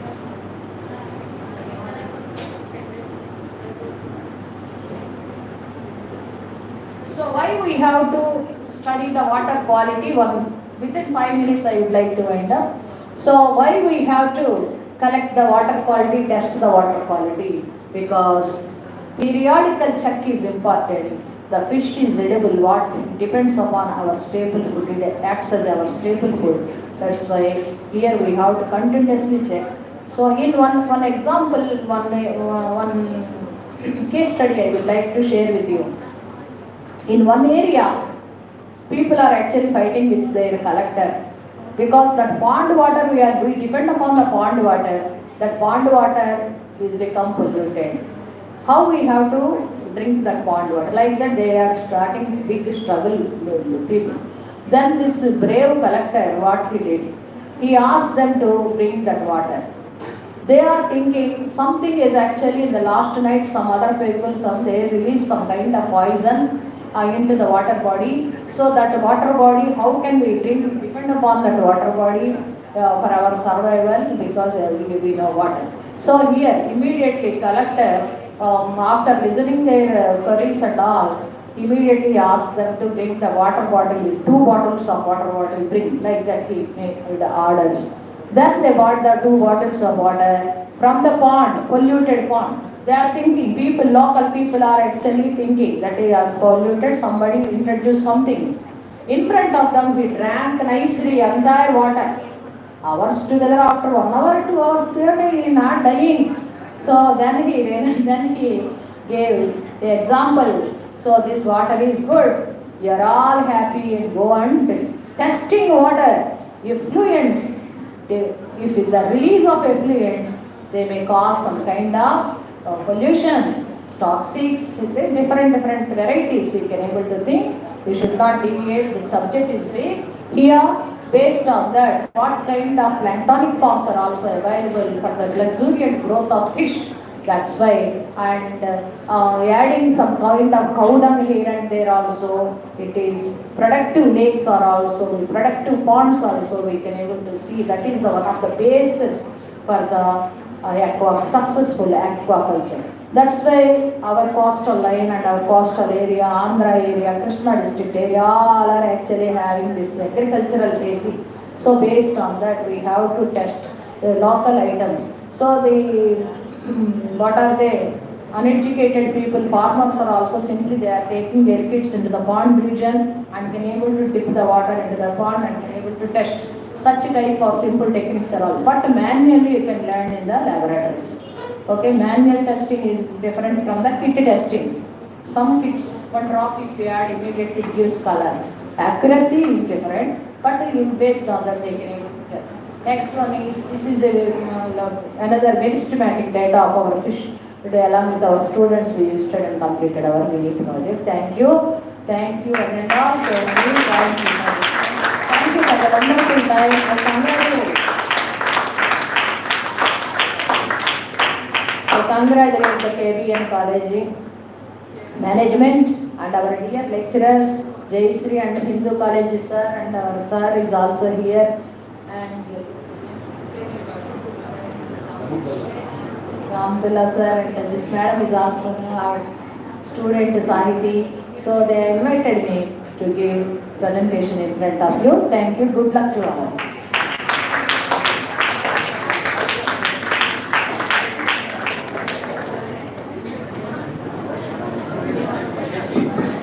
Thank you, madam, for your motivating talks. Now I request D. Lilli Pushpam from Acharya Nagarjuna University to give her presentation.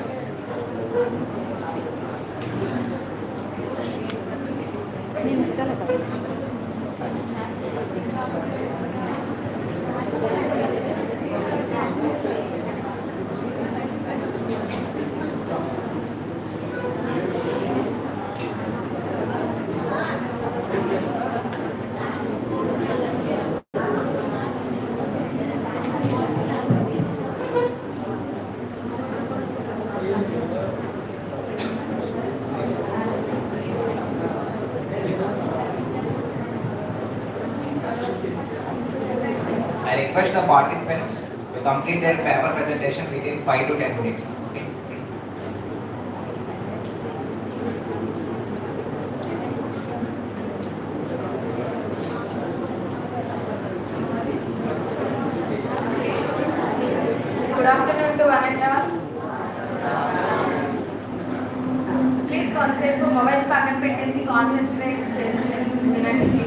Okay,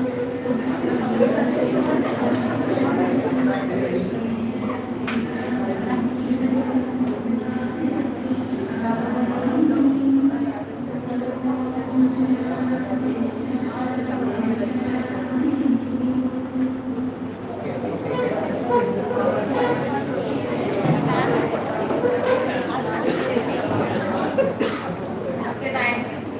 Good afternoon to one and all. My name is Lily from Acharya Nagarjuna University Research Scholar. Today we are going to talk about microbial and analytical techniques for the discovery of bioactive compounds from marine fungi. These bioactive compounds are produced from plants and fungi. These plants and fungi.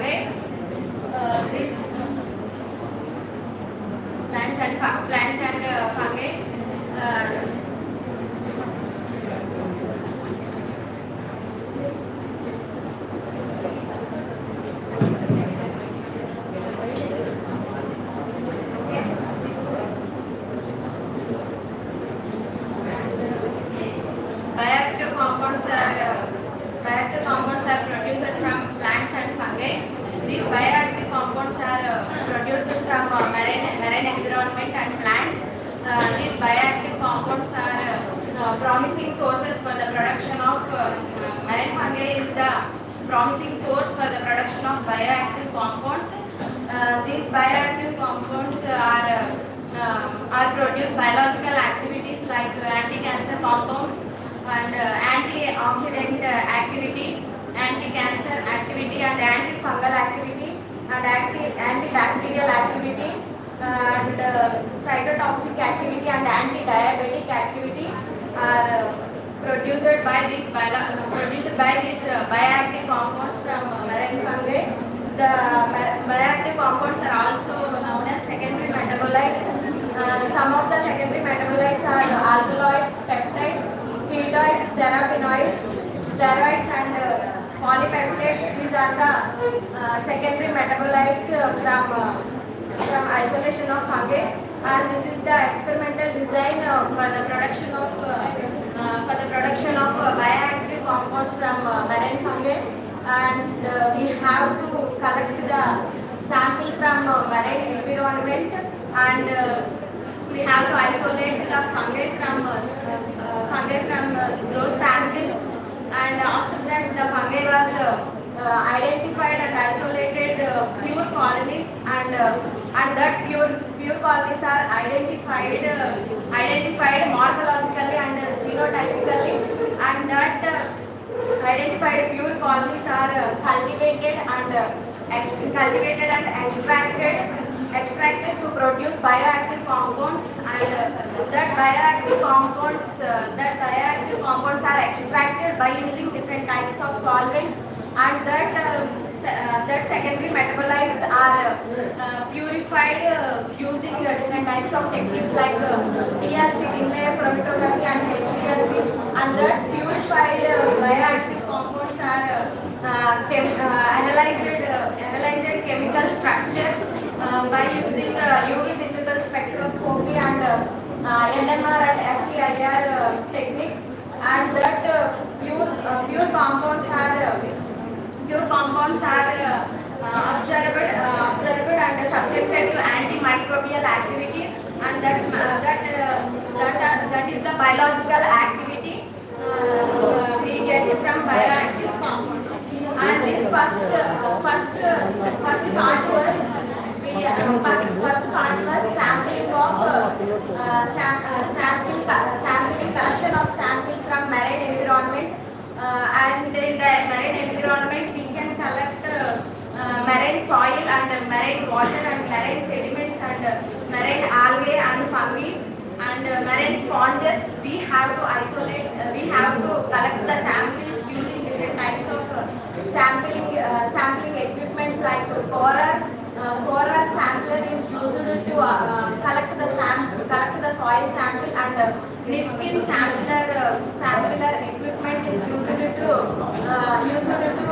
collect the marine water sample, and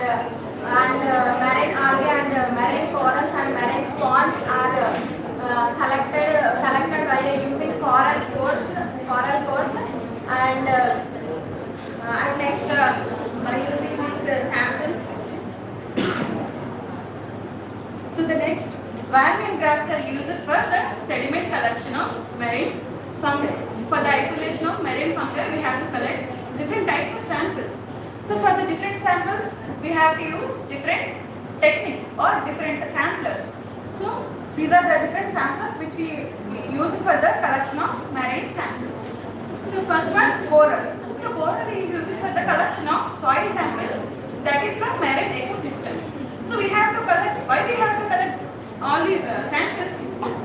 For the isolation of microorganisms. Actually, microorganisms we didn't collect by hand. So microorganisms need a substrate or the base material for their growth. So we have to collect the base material for the isolation of microorganisms. So that's why we have to collect the samples. So then we need to isolate microorganisms from these sources. So the next one, Niskin sampler.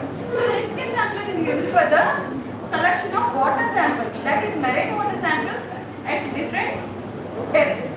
So at different depths, different types of microorganisms are there. For example, actinobacteria, fungi and bacteria. So the next one, coral cores.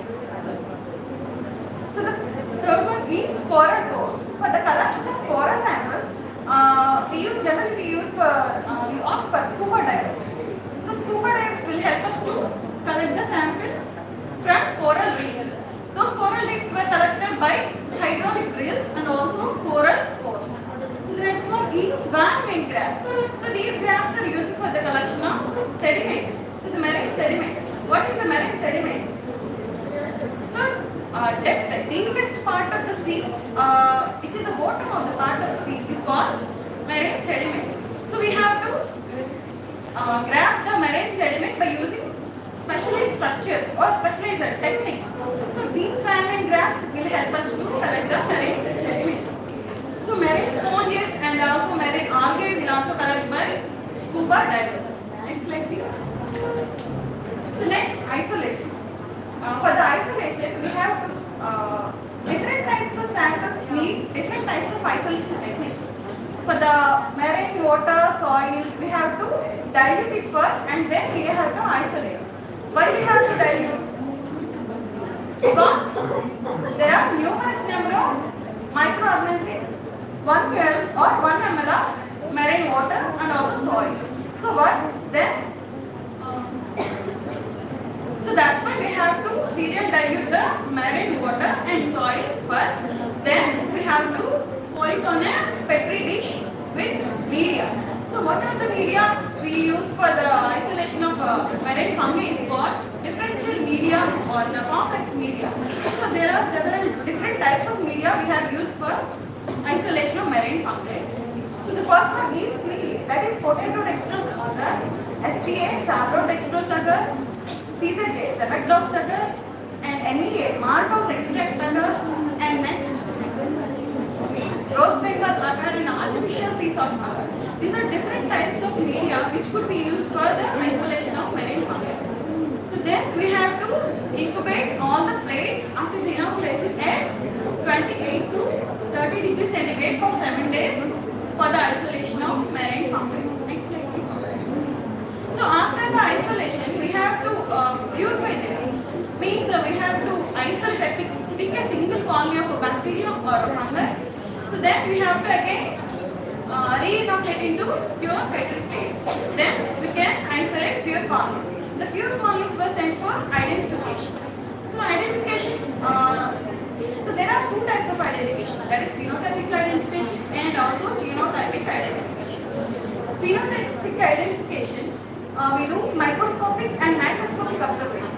So in the macroscopic observation, we observe for mycelial growth and also polymorphology and also polycolor.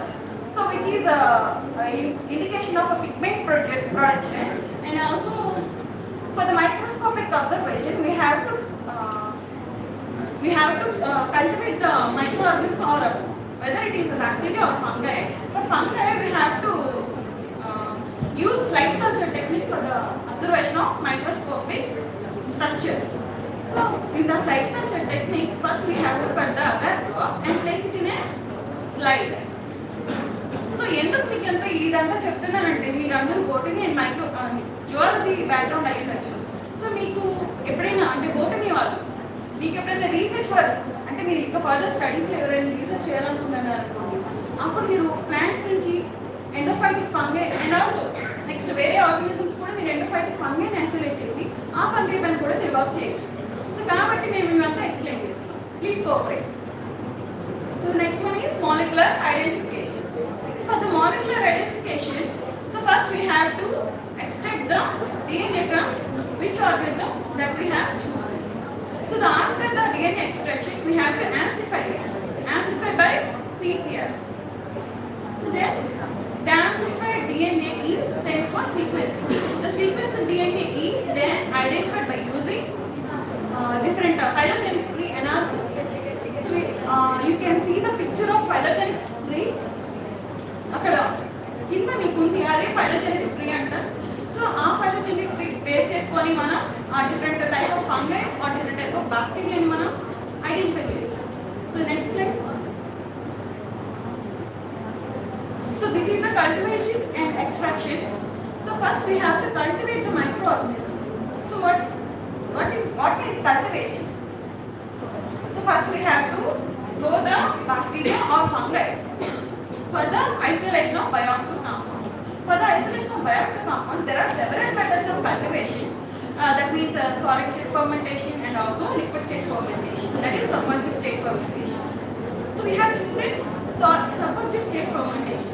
First, we have to inoculate the mycelium. In the case of fungi, we have to inoculate the mycelium into the broth. So then, we incubate at 28 to 30 degrees centigrade for 7 days. After 7 days, the mycelium mat will go on the top of the media. So then, the fungi will be able to produce secondary metabolites. So the secondary metabolites are nothing but bioactive compounds produced by marine fungi in response to external stimulus, that means temperature, pH and also salinity. All these factors will contribute to the production of bioactive compounds from marine fungi. So for the extraction process, first we have to filtrate the mycelia and then the separator filtrate which we have filtered will contain bioactive compounds. These bioactive compounds will be separated and extracted by different organic solvents. What are organic solvents? So organic solvents are chemicals which can be used for the separation of bioactive compounds from microorganisms. So there are different organic solvents which can be used for the extraction process, that is ethyl ester, ethanol, ethanol and all. So after the extraction, next slide. So after the extraction, the organic solvent must be in the purified form. So for the purification step, there are two methods. That is chromatographic techniques generally used for the purification of bioactive compounds. There are TLC and HPLC. In the TLC, it is generally planar chromatography. In HPLC, it is a common chromatography. We use these two techniques for the purification of these bioactive compounds. Then we go for the next slide, please. Structural elucidation. What is the structural elucidation? So the purified compounds have different structure that we don't know. So we have to know the structure of those bioactive compounds. So we have to elucidate the structural compounds. So we have three different techniques for the identification of structure of bioactive compounds. Those three structures are visible spectroscopy and FTIR spectroscopy and NMR. These three so all these techniques we use for the elucidation of chemical structure of the pure compounds. Next slide. So after the purification of bioactive compounds, we can go for the antimicrobial activity, antioxidant activity, anti-cancer activity, and all these activities. For the antibacterial activity, we have both disc diffusion method and also agar well diffusion method is widely used for the antibacterial activity. So these two techniques will help us to identify the novel compounds and also the activity of the bioactive compounds.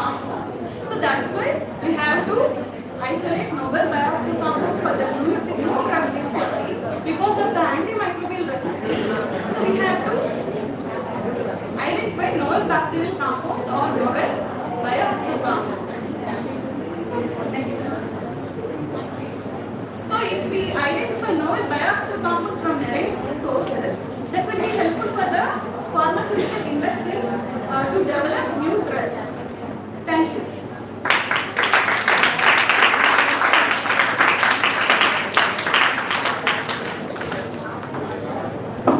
Thank you very much for your paper presentation. Sir.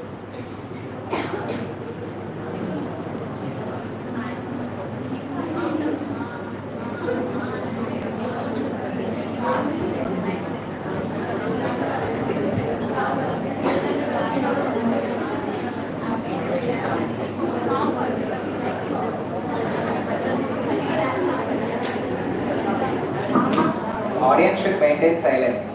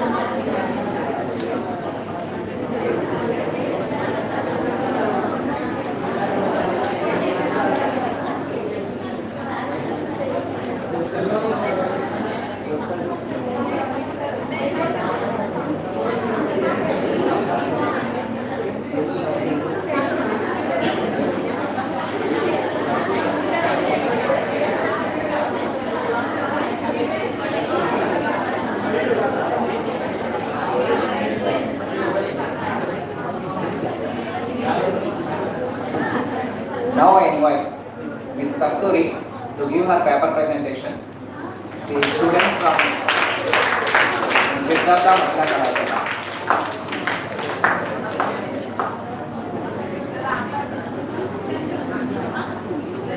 A very good afternoon to everyone present here, the dignitaries in front of the stage and marks. I'm Kasturi Valala here to share a few slides about what I've done in my internship period. So, I done my internship on microbial diagnosis and pathology.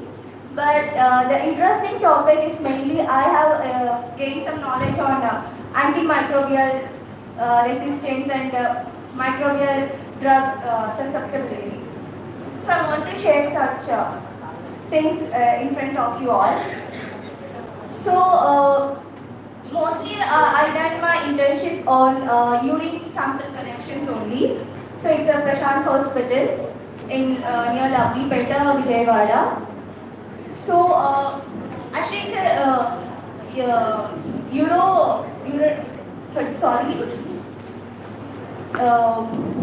from the starting of my internship, I examined that in the laboratory period of my internship time.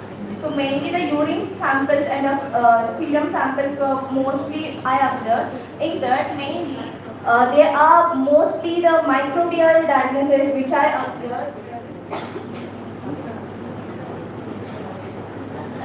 Do you all know this urine sample also contains such microorganisms? Anyone here? Yeah, you know. Yeah. When our body, actually in our body there is a normal microflora. When it gets some damage, it reaches to your urine part. So when you observe such microorganisms like E. coli in your urine tract, it leads to some disease conditions. So how to test? Mainly I learned that how to test the urine sample collection when it is present in the urine. So we taken such urine sample collection of a certain patient and we done this experiment on two types of methods. One is desktop test method and an agar train method. So when we prepare such culture preparations, in that there is a main thing that we observe that antimicrobial susceptibility or inhibition. When we added such drugs in a agar-plate medium,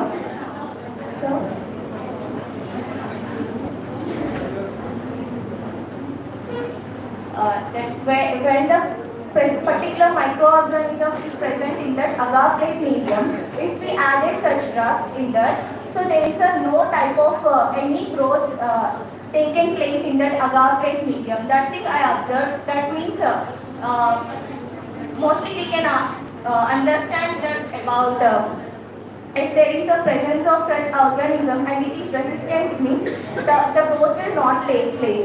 If that does it can resistant to that means or if the growth will not take place. If it is a susceptibility and it gets sensitive means growth will take place. So that thing I observed in my laboratory course of internship. For example, E. coli nowadays became resistant to all over drugs and the growth takes place in such media. So if we taken this point and we ensure to promote such drugs, then we can reduce the urine tract inflammatory or infection disorders. So that thing I observed in my internship. Sorry for my inconvenience in talking. This is my first time actually. Then thank you for sparing me like a part of talk.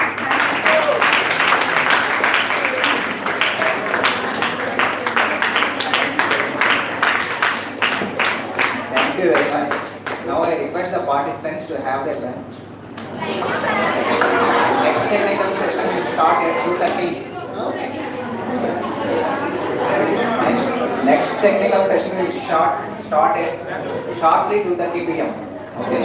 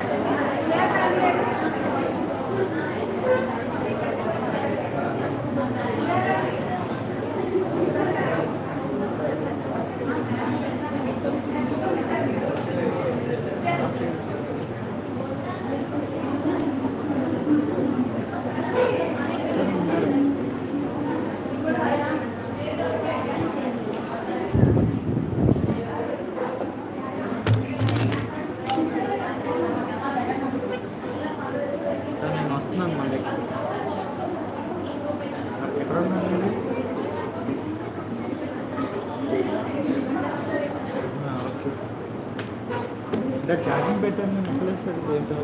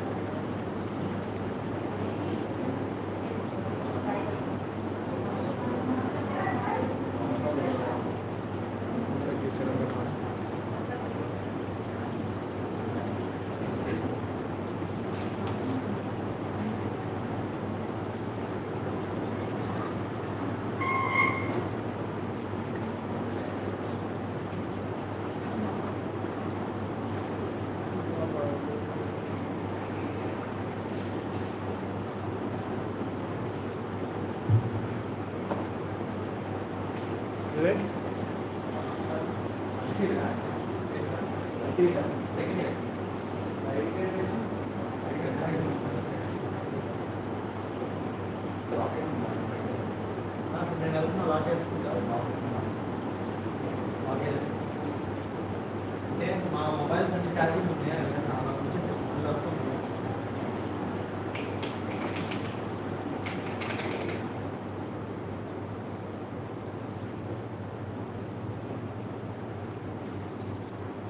Charging ఎక్కువ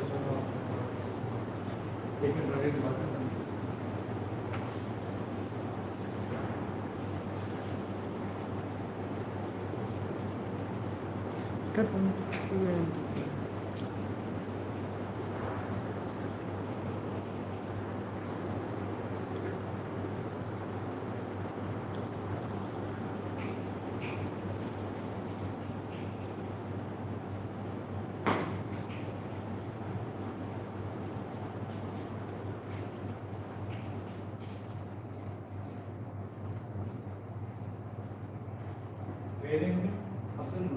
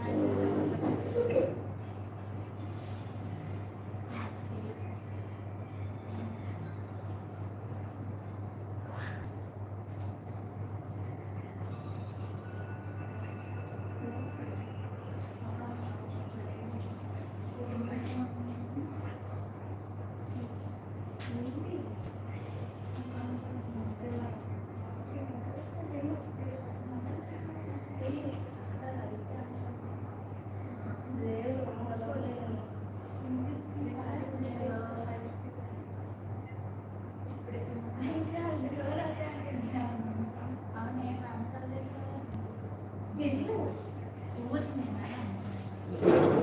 అప్పుడు నేను ఇంకా ఉన్నాం ఇక్కడ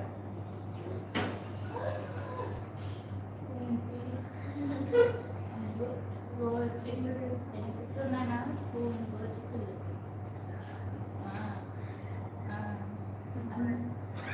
అందులో కొబ్బరి పూరి వంకాయ white rice present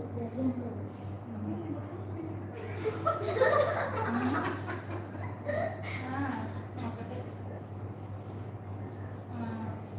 ఏం పెడతాం పెరుగన్నా ఇంకా పెరుగున్నా మిక్సీలో చూస్తే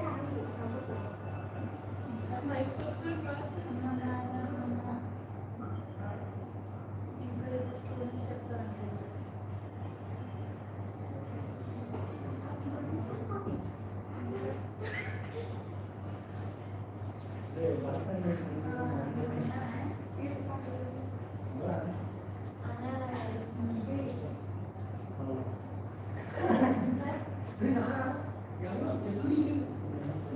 కూడా ఒక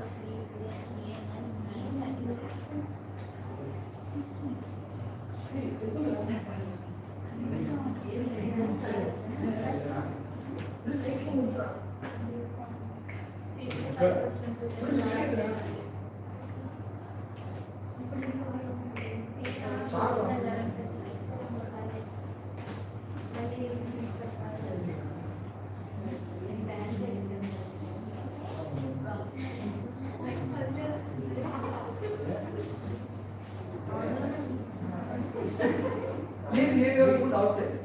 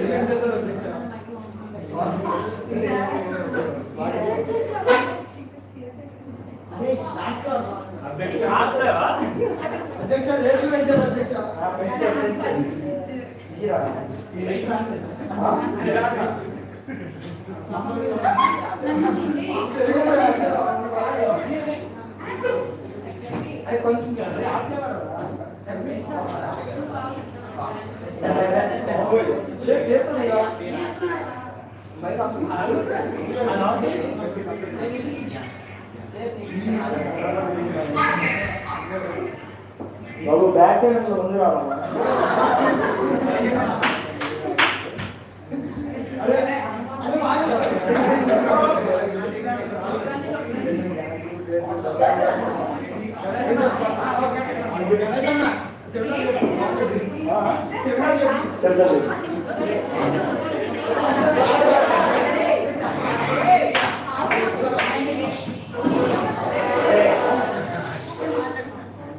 చిన్న క్లాస్ లో బయటపడేమా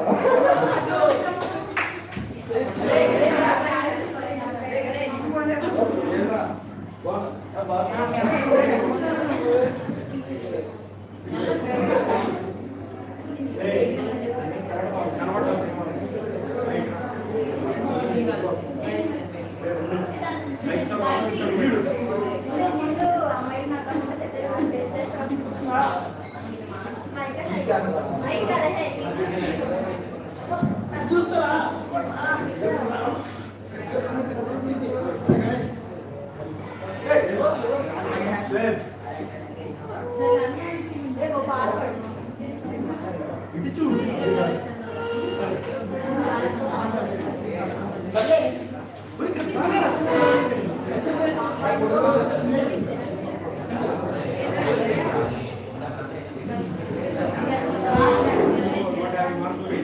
బాబు బాగా కూర్చోమ్మా.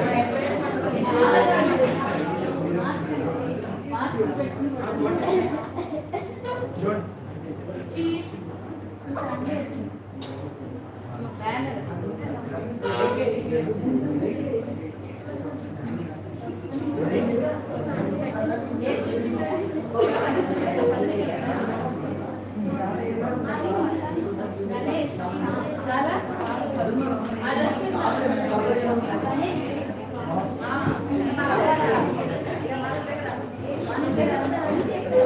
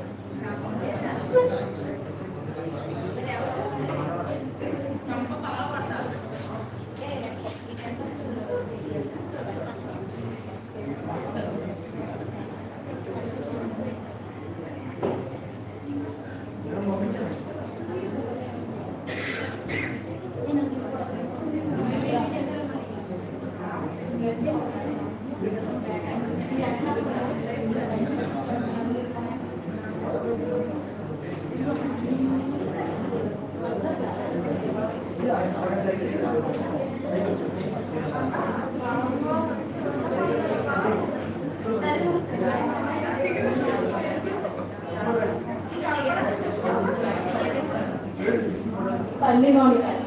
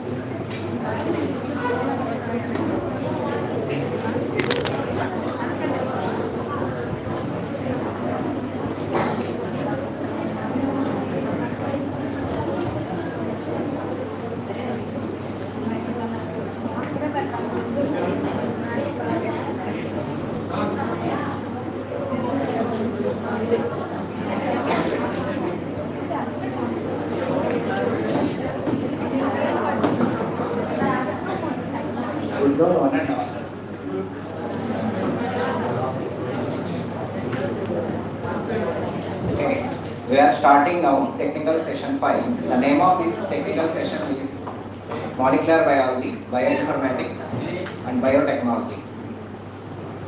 Now I request Kiran sir to read the bio of resource person.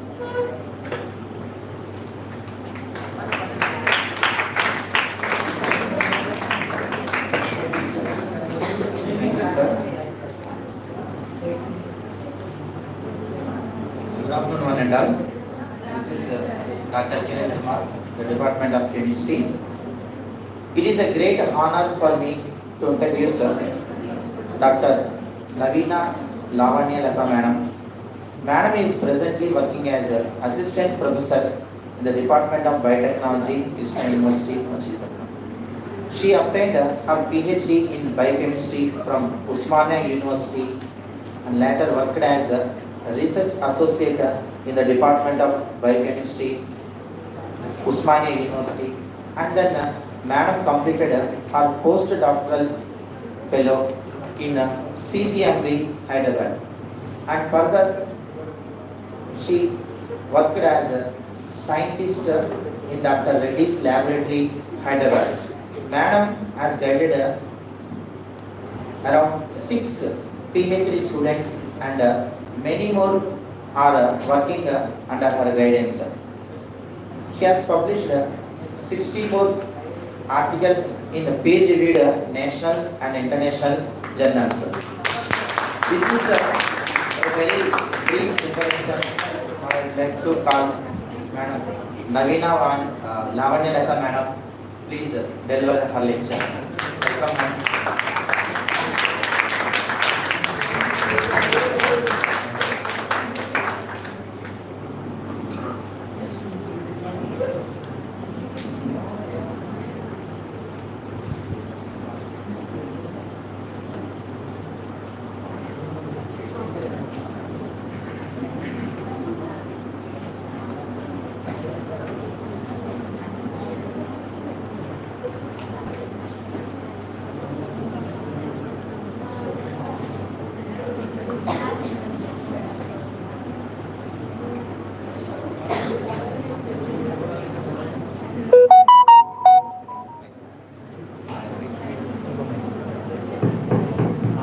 Hello.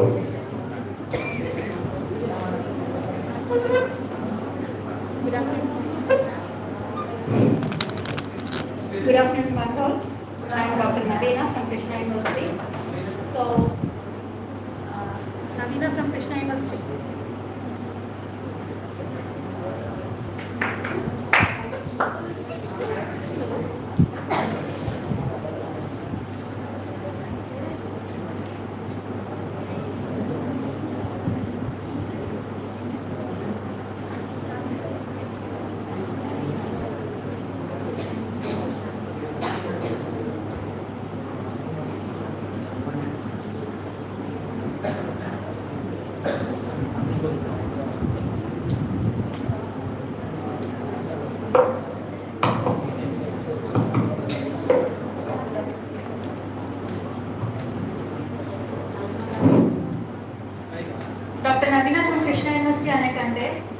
Navina, student of K.B.N college, former student of K.B.N college. And old student of K.B.N college, 97 batch. Okay, degree pass out. And then I did my PG in Montessori Kalasana, MSc Biochemistry. So, మీ అందరూ ఇక్కడ students అనుకుంటున్నాను, అవునా? University నుంచి కూడా ఉంటాం. So Siddhartha college, okay, whatever it is, అందరూ degree college students, MSc students and few scholars, UG only, okay, no problem. So all of your background is CBZ or CBZ. Any of you from biochemistry, biotechnology or molecular biology? No combinations. You. Biotechnology, Nagarjuna Institute. Okay. So, how are you feeling? అంటే degree CBZ కానీ లేకపోతే MSc biotechnology కానీ degree biotechnology కానీ biochemistry కానీ చదువుతున్నందుకు ఎలా feel అవుతున్నారు? Because నాకైతే ఇప్పుడున్న audience I'm not happy. Because science అంటే ఎట్లా ఉండాలి అంటే వరల్డ్ మొత్తం సైన్స్ మీద రన్ అవుతుంది. సో అలాంటప్పుడు ఆడియన్స్ అసలు ఈ రూమ్ అంతా ఫిల్ అయిపోయి ఈ స్పేస్ సరిపోదు, ఇంకా పెద్ద లార్జ్ ఏరియాలో మనకి ఈ సెమినార్ కండక్ట్ చేయాలి అన్నట్టుగా ఉంటారు. ఓకే, ఇది ఒక కాలేజ్ లెవెల్ సెమినార్, ఇలా పర్లేదు ఇద్దరు, కానీ చాలా వరకు సీట్స్ ఖాళీగా ఉన్నాయి. ఎందుకని? Because people are losing interest in the science. Science అంటేనే చాలా హెడేక్ కింద, లేకపోతే సైన్స్ అంటేనే ఒక లాంగ్ రన్లో సెటిల్మెంట్ లాగా చూస్తున్నారు. అందుకనే చాలా వరకు కూడా సైన్స్ సీట్స్ అనేవి వేకెంట్గా ఉండిపోతున్నాయి కాలేజ్లో కానీ యూనివర్సిటీస్లో కానీ. యూనివర్సిటీస్లో నేను పీజీ చదివేటప్పుడు అయితే 12 సీట్స్ ఉంటే ఆ 12 సీట్స్ కోసం ఒక 60 మెంబర్స్ కాంపిటీషన్ ఉండేవాళ్ళు. ఇప్పుడు 30 సీట్స్ ఉంటే ఒక 4 or 5 మాత్రం వెళ్ళిపోతున్నాయి, మిగతా అన్ని ఎప్పుడు వస్తారా అని మేము ఎదుర్కోవాలన్నట్టుగా. Why is so? ఎందుకని అలా ఉంది? ఇంకో వైపు చూస్తే నేషనల్ లెవెల్లో గవర్నమెంట్ అంతా కూడా సైన్స్ అండ్ టెక్నాలజీకి ఎక్కువ గ్రాంట్స్ ఇస్తున్నాము. అలా అని సైన్స్కి అసలు ఇంపార్టెన్స్ లేదు అంటామా? నో. నార్త్లో కానీ లేకపోతే ఇంకా సెంట్రల్ యూనివర్సిటీస్ అక్కడ వెళ్తే సైన్స్ సీట్స్ హాట్ కేక్స్ లాగా ఫిలప్ అయిపోతాం, పిహెచ్డి సీట్స్ ఫిలప్ అయిపోతాం. కానీ only in AP and south వైపు అది తెలుగు యూనివర్సిటీస్లో మాత్రమే సీట్స్ అన్ని ఖాళీగా ఉంటాయి. ఎందుకని? That is because lack of awareness. So ఈ అవేర్నెస్ లేకపోవడం వల్ల సైన్స్ చదవడానికి కానీ సైన్స్లో మనము ఉండడానికి survive in the science we're not showing any zeal. So science చదవాలి. ఇంతకు ముందు రోజుల్లో బీఎస్సీ చదువుతున్నారు, మా నాన్నగారు బీఎస్సీ చదువుతున్నారంటే అమ్మ వాడు బీఎస్సీ చదువుతున్నారంట అని చెప్తున్నవారు. బీకామ్ చదివే వాళ్ళని, బిఏ చదివే వాళ్ళని కొంచెం చిన్నగా చూసేవారు. ఇప్పుడు రోజుల్లో ఎంసీఏ ఎంబీఏ చదివే వాళ్ళని హై చూస్తున్నారు, సైన్స్ చదివే వాళ్ళని ఎక్కడ దాకా సీట్ ఇక్కడ జాయిన్ అయ్యారు అన్నట్టుగా. It is the case with MBBS, BS, everything. అన్ని చోట్ల ఎట్లానే ఉంది. ఎందుకని? Because you're not moving out for the research. Research చేయడానికి బయటికి వెళ్ళట్లేదు. సైన్స్ అనేది ఎప్పుడు ఎక్స్ప్లోర్ అవుతుంది? When you do a good research which is helpful to the society. So మ్యాన్ కైండ్కి హెల్ప్ అయ్యే రీసెర్చ్. And ultimate goal of science ఏంటమ్మా? What is the ultimate goal of science? Wealth and health కదా. So ఈ health wealth రావాలంటే ఏం చేయాలి? ఒకప్పుడు పొలం పండించుకుంటే, ధాన్యం పండించుకుంటే మన ఇళ్ళలో బస్తాలు బస్తాలు గాజులు ఉన్నాయంటే వాటిని అమ్ముకుంటే డబ్బులు వస్తాయంటున్నాం. లేదు, అగ్రో ఫార్మ్స్ బిజినెస్ అలాంటివి చేసుకుంటే పాడి పంటలు అన్నీ ఉన్నాయంటే మనకి ఎక్కువ డబ్బులు వస్తాయంటున్నాం. ఇంకోవైపు science is meant for health. So medicinal ఏరియాస్లో డ్రగ్స్ కానీ లేకపోతే ఇలాంటి కొత్త మెడికేషన్స్ ఫైండ్ అవుట్ అదొక హెల్త్ వస్తుంది. సో ఎనీథింగ్ ఏది చేసినా సరే హ్యూమన్ వెల్ఫేర్ కోసం చేసేటప్పుడు మన రీసెర్చ్ కూడా అదే ఓరియంటేషన్లో ఉండాలి.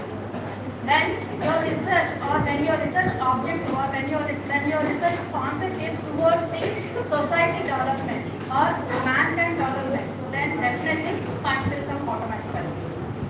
So ఇక్కడ నేను ప్రజెంట్ చేసే ఒక వర్క్ ఏంటి అంటే ఇట్స్ ఏ జస్ట్ ఎగ్జాంపుల్. దీంట్లో ఏమేమి టెక్నిక్స్ యూజ్ చేసాము అనేది మొత్తం మనకు చెప్తాను.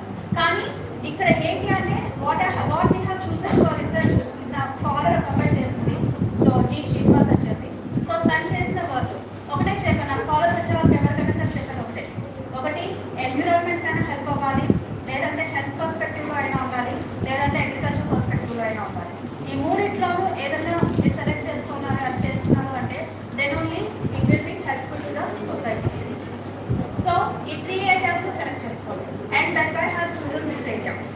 అగ్రికల్చర్. అగ్రికల్చర్లో ఇప్పుడు లేటెస్ట్గా అండ్ రీసెంట్ డేస్లో మనం ఫేస్ చేస్తున్న ప్రాబ్లం ఏంటి? మనం ఎక్కువగా ఫేస్ చేస్తున్న ప్రాబ్లం ఏంటి? రైతులు చాలా మంది ఆత్మహత్య చేసుకుంటారు. సో ఎందుకని చేసుకుంటారు? ఈల్డ్ అనేది ఎక్కువగా రావట్లేదు. సో ఈల్డ్ ఎక్కువగా రాకపోవడానికి రీజన్ ఏంటి? పెస్ట్స్, తర్వాత ఇన్సెక్ట్స్, ఇంకా సార్ చెప్పారు క్లైమేట్, అండ్ దెన్ అన్ఫర్టిలిటీ, ఇంకా సాయిల్ పారామీటర్స్. సో మనకున్న ఇప్పుడు మనము మన ఏపీలో విజయవాడతో కంపేర్ చేసుకుంటే కోనసీమ అటు సైడ్ వెళ్తే అటువైపు అంతా ఏంటి సాయిల్స్ అన్ని కూడా ఫర్టైల్ ల్యాండ్స్. సో ఆ ఫర్టైల్ ల్యాండ్స్ వల్ల మనకి ఎక్కువగా ఈల్డ్ వస్తుంది, మంచి ఈల్డ్ వస్తుంది. సో ఎక్కువగా అటువైపు నుంచి పంటలు పండించి ట్రాన్స్ఫర్ చేయడం అనేది ఇంపోర్ట్ చేయడం అనేది జరుగుతుంది. అండ్ కోస్టల్ రీజన్స్ వెళ్ళాలనుకోండి, లైక్ మచిలీపట్నం కానీ లేకపోతే కాకినాడ అటువైపు వెళ్తే అక్కడ నుంచి తక్కువ ఈల్డ్ వస్తుంది. వై? ఎందుకని అవన్నీ సముద్ర తీరంలో ఉన్నందువల్ల ఏమవుతుంది? What's happening? So marine water ఎట్లా ఉంటుంది? సెలినిటీ ఎక్కువ ఉంటుంది. ఆ సెలినిటీ ఎక్కువగా ఉన్నందువల్ల ఆ వాటర్లో నుంచి ఎప్పుడైతే ఆకుకూరలు అన్నీ వస్తాయో ఆ ఏరియా అంతా సాయిల్ అంతా కూడా ఏమవుతుంది? సోడిక్ సాయిల్ కింద మారుతుంది. సో సాయిల్లో అంతా కూడా అన్ని ఎక్కువ salt, high levels of salts accumulate అయిపోతుంది. So high levels of salts ఉంటాయి. ఈవెన్ మనం ఒక చుట్టూ వాటర్ తాగడానికి ఇష్టపడదు, ఓషన్ వాటర్. సో అలాంటిది ప్లాంట్స్ కూడా ఇబ్బంది తీసుకోవడం. అలాంటి కండిషన్స్లో ప్లాంట్స్ సర్వైవ్ అవడానికే చాలా రెసిస్ట్ చేస్తూ ఉంటాయి, చాలా ఫైట్ చేస్తూ ఉంటాయి. అలాంటి టైంలో ఇంకా ఈల్డ్ అనేది ఎక్కడ వస్తుంది? అండ్ మోర్ ఓవర్ ఇప్పుడు వస్తారు. ఇప్పుడు రైనీ సీజన్ అంటున్నాం. రైనీ సీజన్ మనకి ఎప్పుడు ఉంటుంది? ఎక్కువగా జూలై, ఆగస్ట్లో ఎక్కువ. బట్ రీసెంట్గా డే బిఫోర్ దీపావళి కూడా మనకి ఫుల్ రైన్స్ వచ్చింది. So unexpected rains. అండ్ ఈ సీజన్స్ కూడా కరెక్ట్గా వింటర్ అంటే వింటర్ అన్నట్టుగా, సమ్మర్ అంటే సమ్మర్ అన్నట్టుగా, రైనీ సీజన్ అట్లా ఏమి స్పెసిఫిక్గా జరగట్లేదు. బికాస్ అన్ని జరుగుతున్న ఎన్విరాన్మెంట్లో జరుగుతున్న అన్ని మోడిఫికేషన్స్ వల్ల, చేంజెస్ వల్ల అయిపోతున్నాయి అన్నమాట. ఎందుకని? ఓజోన్ లేయర్ డిప్లేషన్ అవ్వడం కానీ, లేకపోతే గ్లోబల్ వార్మింగ్ కానీ, లేకపోతే గ్రీన్ హౌస్ ఎఫెక్ట్ కానీ, ఎవ్రీథింగ్. దానివల్ల ఏమవుతుంది అంటే సీజనల్ సైకిల్ కూడా మారిపోతూ వస్తుంది. సో అందువల్ల ఫార్మర్స్కి ఒక కరెక్ట్ టైం అనేది తెలియలేదు. ఎప్పుడు మనం స్టో చేయాలి, ఎప్పుడు హార్వెస్ట్ చేయాలి, లేకపోతే ఎప్పుడు ఏం చేయాలి అనేది. సో ఇలాంటి కండిషన్స్లో ఆ ఫార్మర్స్ ఇలాంటి వాటన్నిటి నుంచి తక్కువ బయటకు రావాలి అంటే వాళ్ళకి ఒక స్పెసిఫిక్ ఇవ్వాలి. సో వాళ్ళకి ఉన్న నాలెడ్జ్ ఏంటి? ఫార్మర్స్ అనే వాళ్ళు ఎవరు కూడా పిహెచ్డీ చేసి డాక్టరేట్ అయిపోయి వెళ్ళి పొలం దీన్ని కూడా అవి చేయరు. మనం మూవీస్లోనే చూస్తాం అవన్నీ. కానీ వాళ్ళందరూ ఏంటి? చదువుకున్న వాళ్ళు సంథింగ్ చేస్తుంటారు. కానీ అలాంటి వాళ్ళకి కూడా మనకు ఉన్న నాలెడ్జ్ తోటి, సైన్స్గా ఎక్స్ప్లోర్ అవుతున్న మనకున్న నాలెడ్జ్ తోటి, మనం చదువుకున్న సబ్జెక్ట్ నాలెడ్జ్ తోటి దాన్ని ఎక్స్పెరిమెంటల్గా తీసుకొని వెళ్తూ వాళ్ళకి ఏమైనా టెక్నిక్స్ ద్వారా వాళ్ళకి ఈల్డ్ ఎక్కువ వచ్చేది ఏమన్నా చూపించాలి. సో దానికోసమని ప్రపోజ్ చేసిన వర్క్ ఇది. ఏంటి అంటే identification of the, actually work వచ్చి వేరే టైటిల్తో పబ్లిష్ చేశాము.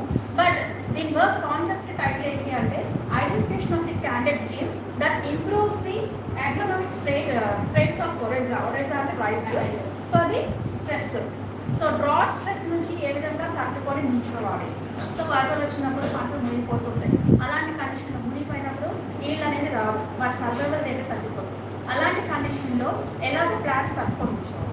That is through enhancer trap system. So ఈ వర్క్లో బేసిక్గా మైక్రోబయాలజికల్ ఆస్పెక్ట్స్ ఉంటాయి, టిష్యూ కల్చర్ వర్క్ ఇన్వాల్వ్ చేయడం జరిగింది, మాలిక్యులర్ బయాలజీ ఉంది, జెనెటిక్ ఇంజనీరింగ్ ఉంది, అండ్ దెన్ biochemistry ఉంది. After that we also introduce some bioinformatics also. So it's a combination of all the areas.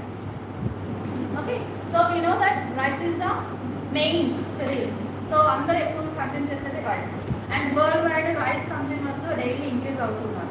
And by 2025 it is assume that ఇప్పుడున్న rice production కంటే ఒక 50% rice production చేస్తే తప్ప saturate చేయలేము అని చెప్పి.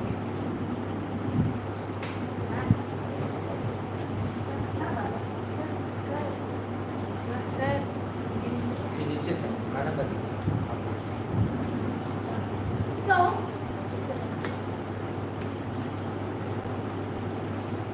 ఇలాంటి వాటిలో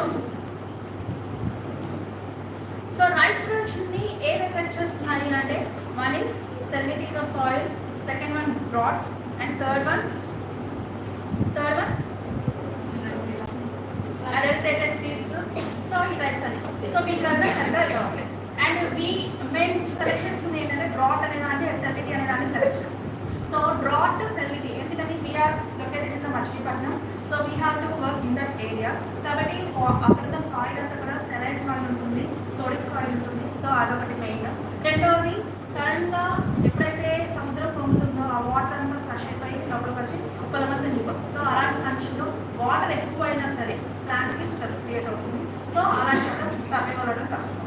సో ఆ రెండు ప్రాబ్లమ్స్ నుంచి ఏ విధంగా మనం రైస్ ఫార్మర్స్ని వాళ్ళ దీని నుంచి ప్రొటెక్ట్ చేయాలి. సో దానికోసం మనం రైస్లో ఎలాంటి మోడిఫికేషన్స్ అంటే రైస్లో చేయడము కాదు, రైస్కి ఎలాంటి టెక్నాలజీ డెవలప్ చేయడం ద్వారా మనం దాన్ని ఓవర్కమ్ చేయొచ్చు అని దాన్ని సెలెక్ట్ చేయడం. సో దీనికి we have selected the enhancer gravity system.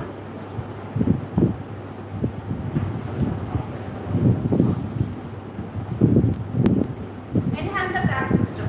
So what is an enhancer? What is an enhancer? How many of you know about transcription? Transcription అనే వర్డ్ కానీ ఎక్కడైనా విన్నారా?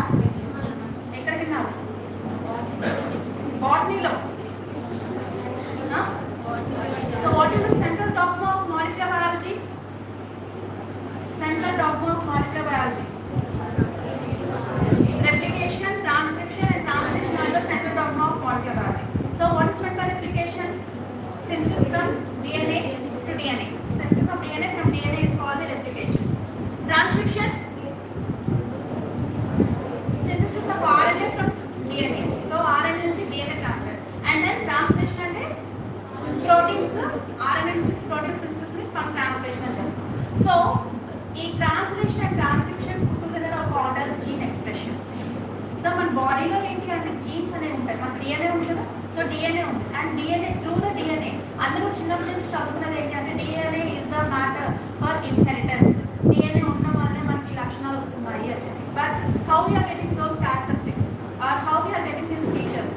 సో మనందరికీ ఒక్కొక్కరికి ఒక్కొక్క ఫీచర్ ఉంది. ఒకరికి మంచి స్కిన్ ఉంటే ఒకరు డార్క్ ఉంటారు, ఒకరు పేరు ఉంటారు, ఇంకొకరు హైట్ డార్క్ ఇట్లా ఉంటారు.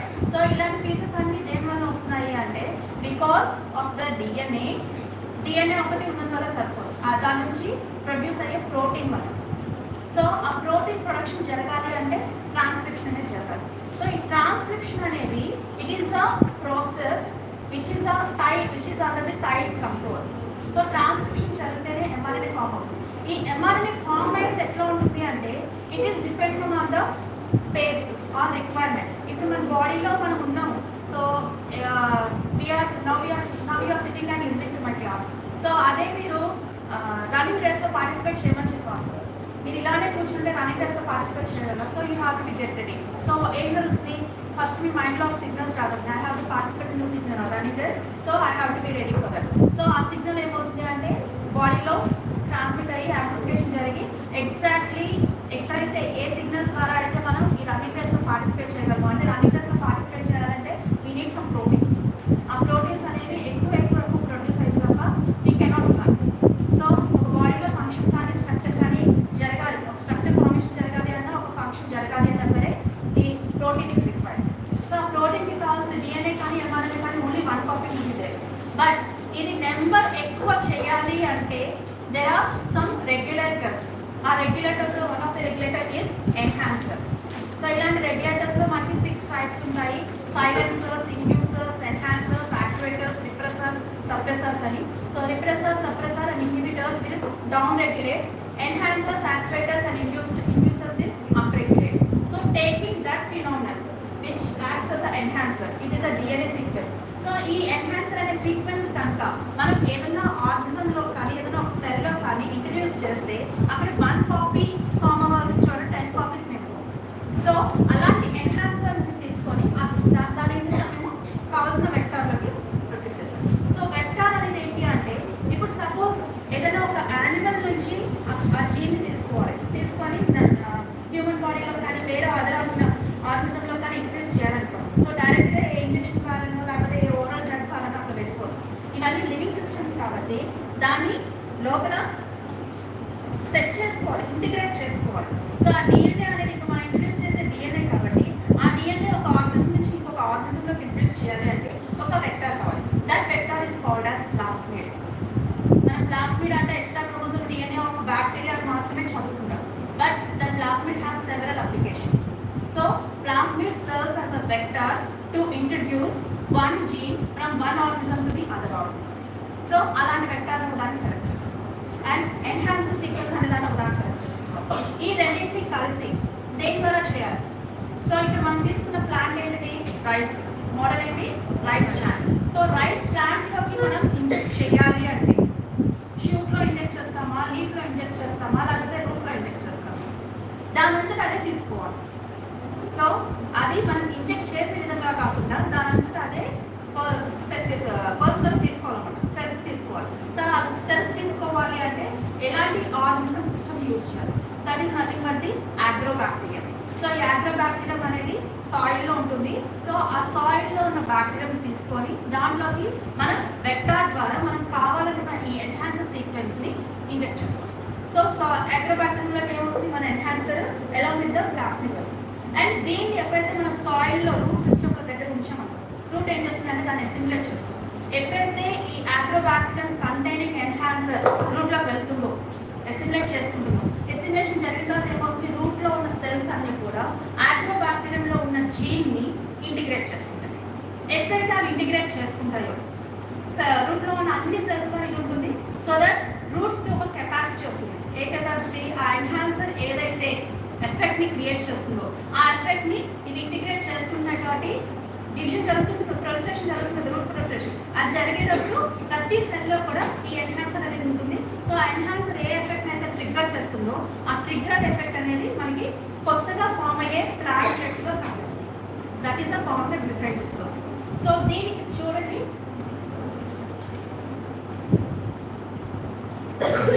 సో ఇప్పుడు ఏం చేసాం? ఎన్హాన్సర్ అన్నాము. So enhancer sequence we have taken in the 4x form. So ఒక సీక్వెన్స్ ఉండేది 4 సీక్వెన్సెస్ ని టుగెదర్ క్లబ్ చేసి తీసుకున్నాం. And this enhancer can activate the normal gene expression.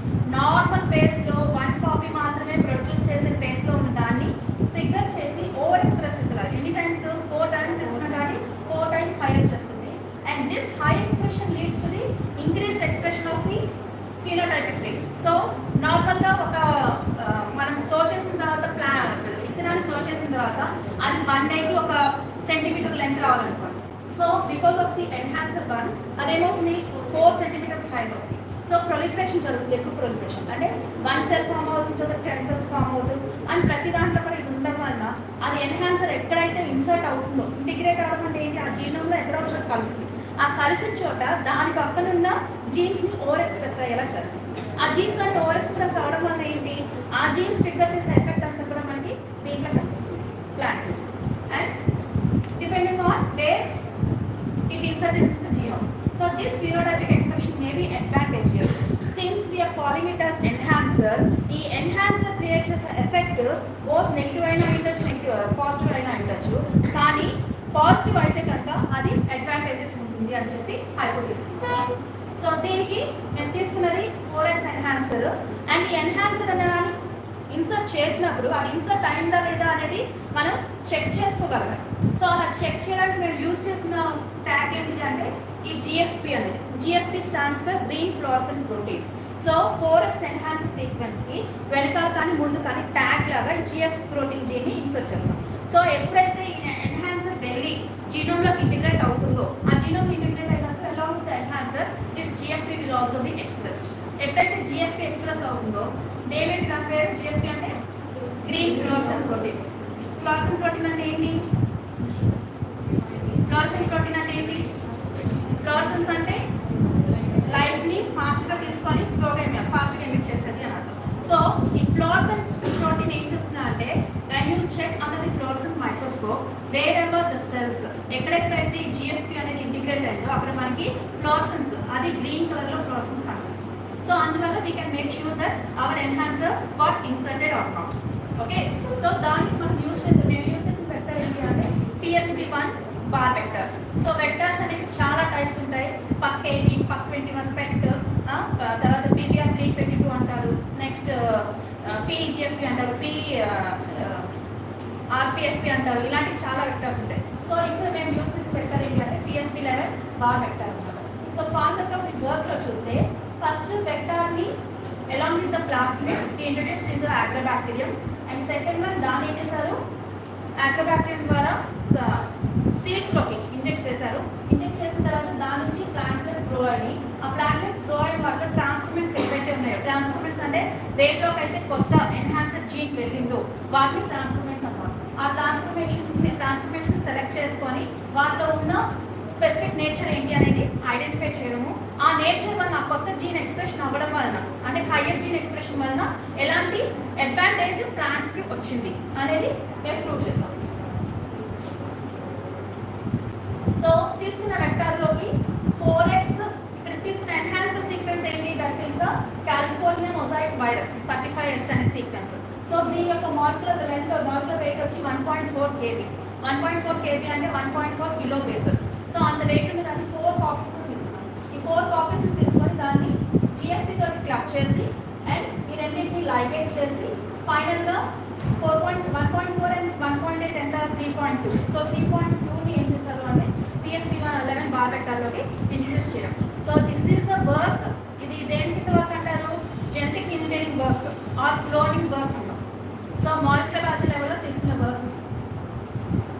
So ఈ వెక్టార్ని ఏం చేస్తారంటే నెక్స్ట్ యాగ్రోబాక్టీరియంలోకి చేయడం జరిగింది. సో ట్రాన్స్ఫర్మేషన్లోకి ఈ వెక్టర్ ఫ్యాబ్రిక్ మొత్తాన్ని తీసుకొని DHP ఆల్ఫా సెల్స్ ద్వారా అంటే ట్రాన్స్ఫర్మేషన్కి ఏంటి అంటే మధ్యలో ఒక మీడియేటర్ యూజ్ చేస్తాము. ఆ సెల్స్ని కాంప్లెక్స్ సెల్స్ అంటారు. సో దాంట్లో DNA తీసుకొని యాగ్రోబాక్టీరియంలోకి వేయడం. సో ఇప్పుడు ఏంటి అంటే ఇది నార్మల్గా ఏమీ లేదు అంటే ఆ enhancer sequence California mosaic virus కదా అది తీసుకోలేదు. సో చేసినప్పుడు ఏంటి అంటే ఈ చిన్న లాస్ట్ దీంట్లో ఉన్న సెల్స్ అన్నింటిలో కూడా ఆ ఎన్హాన్సర్ సీక్వెన్స్ అనేది ఇంటిగ్రేట్ అయింది. సో దానికి సెలెక్షన్ ఏంటి అంటే దిస్ ఇస్ ద స్పెక్ట్రోమైసిన్ అనే యాంటీబయాటిక్. సో యాంటీబయాటిక్ రెసిస్టెన్స్ అన్నమాట. కాలిఫోర్నియా మొజాయిక్ వైరస్లో ఉన్న 4x enhancer sequence it has the resistance to the spectinomycin antibiotic. So we have selected over this one. So next control అంటే అసలు ఏమి వేయినప్పుడు మనకి ఏమి రాకూడదు. సో క్లియర్గా ఉంది. పాజిటివ్ కంట్రోల్ అంటే యాంటీబయాటిక్ లేనప్పుడు మొత్తం అన్నింటినీ వేస్తే మనకి ఎక్కువ కాలేజ్ రావాలి, ఉన్నవి లేని అన్ని గ్రో అవ్వాలి. సో ఎక్కువ గ్రోత్ ఉంది. And third one only transformed. So వేట్లోకి అయితే కాలిఫోర్నియా మొజాయిక్ వైరస్ ఎన్హాన్సర్ జరిగిందో అవి మాత్రమే since they are resistant to the spectinomycin antibiotic they have grown. Okay, so అలా సెలెక్ట్ చేస్తాం. ఈ సెలెక్ట్ చేసిన తర్వాత మళ్ళీ వెక్టార్ మ్యాప్లో సో మనకి సెలెక్షన్లో వచ్చినాయి పాజిటివ్ కాలేజ్ ట్రాన్స్ఫర్మెంట్స్, కానీ దాంట్లో మనం ఇంట్రడ్యూస్ చేసిన ఫ్రాగ్మెంట్స్ అంటే 4x ఎన్హాన్సర్ కానీ GFP కానీ ఉన్నాయా లేవా. సో వాటికి సంబంధించిన PCR ప్రైమర్స్ తోటి PCR రన్ చేస్తే బ్యాండ్స్ వచ్చింది. ఈ బ్యాండ్స్ ద్వారా కన్ఫర్మ్ చేసుకుంటే ఏంటి అంటే దాంట్లో కాలిఫోర్నియా మొజాయిక్ వైరస్ 4x ఎన్హాన్సర్ది GFPది రెండింటిది కూడా బ్యాండ్స్ ఉన్నాయి. కాబట్టి అంటే మనకు వచ్చిన వాటిలో అంటే ఇలాంటి కాలేజ్ వచ్చినాయి చూడండి, ఆ కాలేజ్ని తీసుకొని వాటి నుంచి DNA ఐసోలేట్ చేసి ఆ DNA యూజ్ చేసి PCR రన్ చేస్తే వచ్చిన PCR పిక్చర్ అన్నమాట. సో ఈ పిక్చర్లో మనకు వచ్చిన బ్యాండ్స్ని బట్టి GFP ఉందా లేదా, కాలిఫోర్నియా మొజాయిక్ ఉందా లేదా, రెండింటికి కలిపి ఉందా లేదా, ఈ మూడు చెక్ చేసుకొని కన్ఫర్మ్ చేసుకోండి. నెక్స్ట్ ఇప్పుడు దాంట్లో ఏమైంది, California mosaic virus 4x enhancer and then vector ఈ రెండింటిని క్లబ్ చేసాం. GFP రెండింటిని క్లబ్ చేసాం. ఈ రెండింటిని దేంట్లో చేసాము, PSP11 బార్ వెక్టర్లో చేసాం. దీన్ని తీసుకొని వెళ్ళి మనం యాగ్రోబాక్టీరియంలోకి ట్రాన్స్ఫార్మ్ చేయాలి. సో ట్రాన్స్ఫార్మ్ చేయాలి అంటే అక్కడ ఏంటంటే ఆల్రెడీ GFP ఉంది, నెక్స్ట్ 4x ఉంది అండ్ దెన్ యాగ్రోబాక్టీరియంలో ఉంది. సో ఇక్కడ ఏంటి అంటే ట్రై పేరెంటల్ మేటింగ్ అన్నమాట. సో అంటే 3 పేరెంట్స్ని కలుపుతున్నాం. ఒకటి ఎన్హాన్సర్ వచ్చి వేరే దాని నుంచి అండ్ దాన్ని PSPలో పెట్టాం అండ్ ఈ PSPని తీసుకొని వచ్చి మళ్ళీ యాగ్రోబాక్టీరియంలో చేస్తాం. సో యాగ్రోబాక్టీరియం చేసినప్పుడు ఇక్కడ 3 టైప్స్ ఆఫ్ మీటింగ్ జరుగుతుంది. అది పేరెంటల్ ద్వారా జరుగుతుంది, ట్రై పేరెంటల్ మీటింగ్. సో ఇలా చేసిన తర్వాత వీటిలో ఏంటి అంటే GFPకి వచ్చి ఒక selection kanamycin resistant and 35 California mosaic virus enhancer వచ్చి అదొక tetracycline resistant and third one వచ్చి స్పెక్ట్రోమైసిన్ రెసిస్టెంట్. కానీ ఇవి 3 క్లబ్ అయితే అంటే ఈ 3 ట్రైపేరెంటల్ మీటింగ్ కనుక జరిగితే that is it is resistant on the fosfomycin. So ఆ సెలెక్షన్ చూసుకొని చేస్తాం అన్నమాట.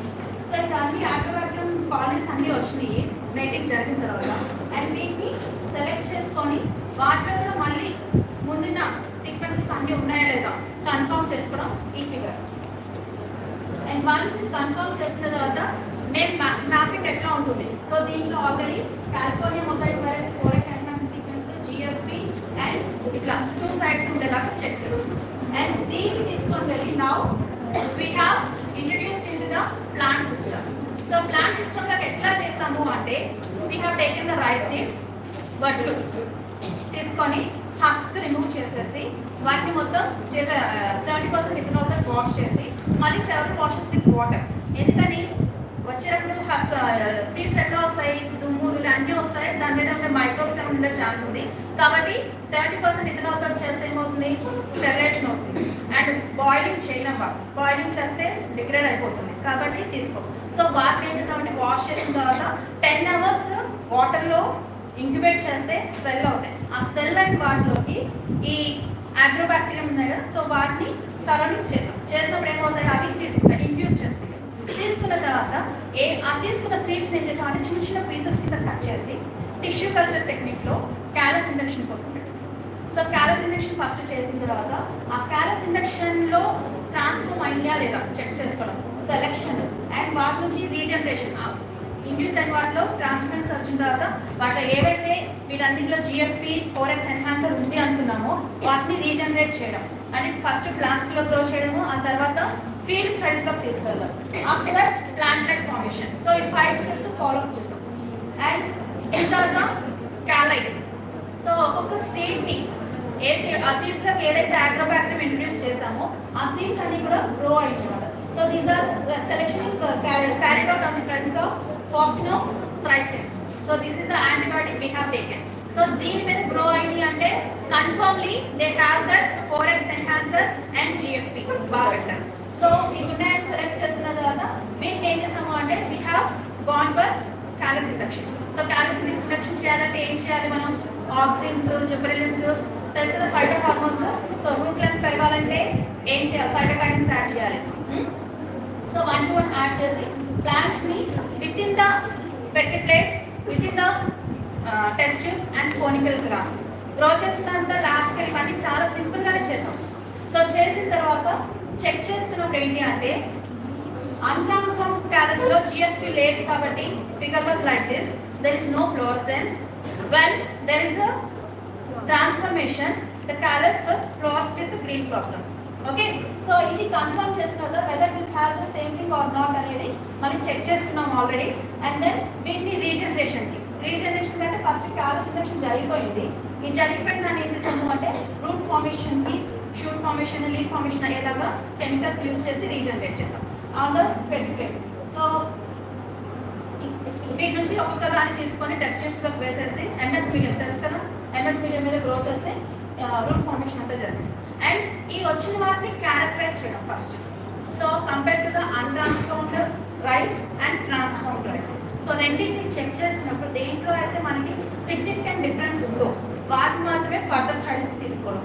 సో ట్రాన్స్ఫర్మేషన్ చేసిన వీటిని మళ్ళీ ఫీల్డ్స్లో అంటే ఒక ఏరియా సెలెక్ట్ చేసుకొని ఆ ఏరియాలో ఈ ప్లాంట్లెట్స్ అన్నింటిని పెట్టి అవి ఎట్లా గ్రో అవుతున్నాయి. సో అంటే ఏంటి, ఇవి మనం ఎక్కడ చేసింది, ఇదంతా సెలైన్ సాయిల్లో చేసింది. సో సెలైన్ సాయిల్లో చేసినప్పుడు కూడా అవి మంచిగా గ్రో అవుతాయి. ఓకే, అది చెక్ చేసుకొని మళ్ళీ ఈ చెక్ చేసుకున్న కొన్నిసార్లు ఏమవుతుంది అంటే because of the environment conditions are కొన్నిసార్లు మ్యూటేషన్స్ మళ్ళీ బ్యాక్ మ్యూటేషన్స్ జరుగుతాయి, జరిగి ఆల్రెడీ ట్రాన్స్ఫార్మ్ అయినవి మళ్ళీ పని చేయకుండా కూడా జరుగుతాయి అన్నమాట. సో వన్స్ ఇవన్నీ ఈ లెవెల్లో గ్రో అయిన తర్వాత వీటి నుంచి మళ్ళీ లీఫ్, షూట్ అండ్ రూట్స్ అన్ని పార్ట్స్ తీసుకొని వాటి నుంచి డిఎన్ఏ ఐసోలేట్ చేసి ఆ డిఎన్ఏలో మన ఫ్రాగ్మెంట్స్ ఉన్నాయో లేదో, జిఎఫ్పి ఉందా లేదా, and calcium mosaic virus 4x enhancer ఉందా లేదా, బార్వెక్టర్ ఉందా లేదా, ఈ 3 చెక్ చేసుకోవడం. సో చెక్ చేసుకున్న తర్వాత చూస్తే అన్నింటిలో డిఎన్ఏలో ఉంది. So whether the DNA is corresponding to the same California mosaic or not చేయడానికి సదరన్ బ్లాటింగ్ చేస్తాం. సదరన్ బ్లాటింగ్లో కూడా బ్యాండ్స్ క్లియర్గా వచ్చినాయి. So confirm that it has that one. Okay, and then మళ్ళీ అసలు ఇది ఎన్హాన్సర్ వేసాం, అది వెళ్ళి ఎక్కడ ఇంట్రడ్యూస్ అయింది. రైస్ జీనోమ్ అంటే రైస్ జీనోమ్లో ఒక్క క్రోమోసోమే ఉండదు, లేకపోతే ఒక DNA sequence of 100 base pairs ఎంత ఉండదు. సో మనకి మనలో ఎన్ని ఉన్నాయి chromosomes, we have 23 pairs of chromosomes. Rice లో వచ్చి 24 chromosomes ఉన్నాయి. సో ఈ 24 chromosomes లో అది ఎక్కడైనా ఇన్సర్ట్ అవ్వచ్చు 4x ఎన్హాన్సర్. సో ఎక్కడ ఇన్సర్ట్ అయ్యింది, అది ఏ జీన్స్ ని ట్రిగ్గర్ చేస్తుంది అనేది చెక్ చేయాలి. అలా చేసినప్పుడు out of 100 bands we found that ఈ 3 లైన్స్ లో మాత్రమే 4x ఎన్హాన్సర్ లేని చోట డిఫరెన్సెస్ చూడండి. ఇక్కడ లైన్ 1 లో 2 పెట్టాం, లైన్ 2 లో 2 పెట్టాం, లైన్ 3 లో 2. సో వీళ్ళు ఏంటి అంటే ఫస్ట్ లైన్ లో ఉన్నదేమో తక్కువ అంటే లేని చోట, అండ్ సెకండ్ దాంట్లో ఉండేసరికి ల్యూమినెసెన్స్ కొద్దిగా కనిపిస్తుంది. ల్యూమినెసెన్స్ అంటే లైటింగ్ ఎక్కువ కనిపిస్తుంది, బ్యాండ్ విడ్త్ కూడా తక్కువ పెరిగింది. అంటే అది ఎక్కువ 4 టైమ్స్ ఎక్సెస్ అవడం వలన ఆ ఎక్స్ప్రెషన్లో డిఫరెన్స్ వచ్చింది అన్నమాట. ఆ డిఫరెన్స్ వచ్చిన వాటిని చూసుకొని దాన్ని కట్ చేసి, ఆ బ్యాండ్స్ని కట్ చేసి డిప్టిటేషన్ చేసి ఆ బ్యాండ్స్లో ఉన్న డిఎన్ఏని సీక్వెన్స్ చేయించాం. సీక్వెన్స్ చేసిన తర్వాత ఇవి ఏ ప్లాంట్స్ నుంచి తీసుకున్నాము? రైస్ నుంచి తీసుకున్నాం. సో రైస్ నుంచి తీసుకున్నాం కాబట్టి మన దగ్గర బయోఇన్ఫర్మేటిక్ టూల్స్ చాలా ఉన్నాయి, ఫ్రీ బయోఇన్ఫర్మేటిక్స్ టూల్స్ అన్నమాట. సో మన సైన్స్ ఎంత డెవలప్ అయిపోయింది అంటే హ్యూమన్ జీనోమ్ ప్రాజెక్ట్ విన్నారా? So what is human genome project? ఏంటి హ్యూమన్ జీనోమ్ ప్రాజెక్ట్ అంటే? మన బాడీలో ఒక సెల్లో ఉన్న 23 pairs ఆఫ్ క్రోమోజోమ్స్ లో ఫస్ట్ క్రోమోజోమ్ నుంచి 46th క్రోమోజోమ్ వరకు ఉన్న సీక్వెన్స్ ని line to line, base to base identify చేయడం, క్యారెక్టరైజ్ చేయడం. So that is the human genome project. ఇది 1983లో స్టార్ట్ చేస్తే 2003లో కంప్లీట్ అయింది. అంటే ఒక జీనోమ్, మన జీనోమ్ ఒక్కటి కన్ఫర్మ్ చేయడానికి it took almost 20 years. So అలాంటివి NCBI అనే వెబ్సైట్ విన్నారా ఎప్పుడైనా? ncbi.nlm.nih.gov.org. సో దాంట్లోకి వెళ్తే మీకు ఏ ఆర్గనిజం కావాలంటే ఆర్గనిజంది జీనోమ్ మొత్తం సీక్వెన్స్ వచ్చేస్తుంది. సో ఇక్కడ మేము తీసుకునే రైస్ కాబట్టి రైస్ తోటి మాకు వచ్చిన సీక్వెన్సెస్ని బ్లాస్ట్ చేస్తాం. బ్లాస్టింగ్ అంటే కంపేరింగ్ అన్నమాట, బేస్ టు బేస్ కంపేర్ చేస్తారు, అలైన్మెంట్ అంటారు. సో బ్లాస్ట్ చేసినప్పుడు we found that these 3 genes, ఆ 3 లైన్స్ వచ్చినాయి కదా, ఆ 3 లైన్స్ లో వచ్చిన సీక్వెన్స్ చేస్తే లైన్ 1 కి సీక్వెన్స్ వచ్చి ఆస్కార్బేట్ పెరాక్సిడేస్. సో ఇది ఒకటి వచ్చింది.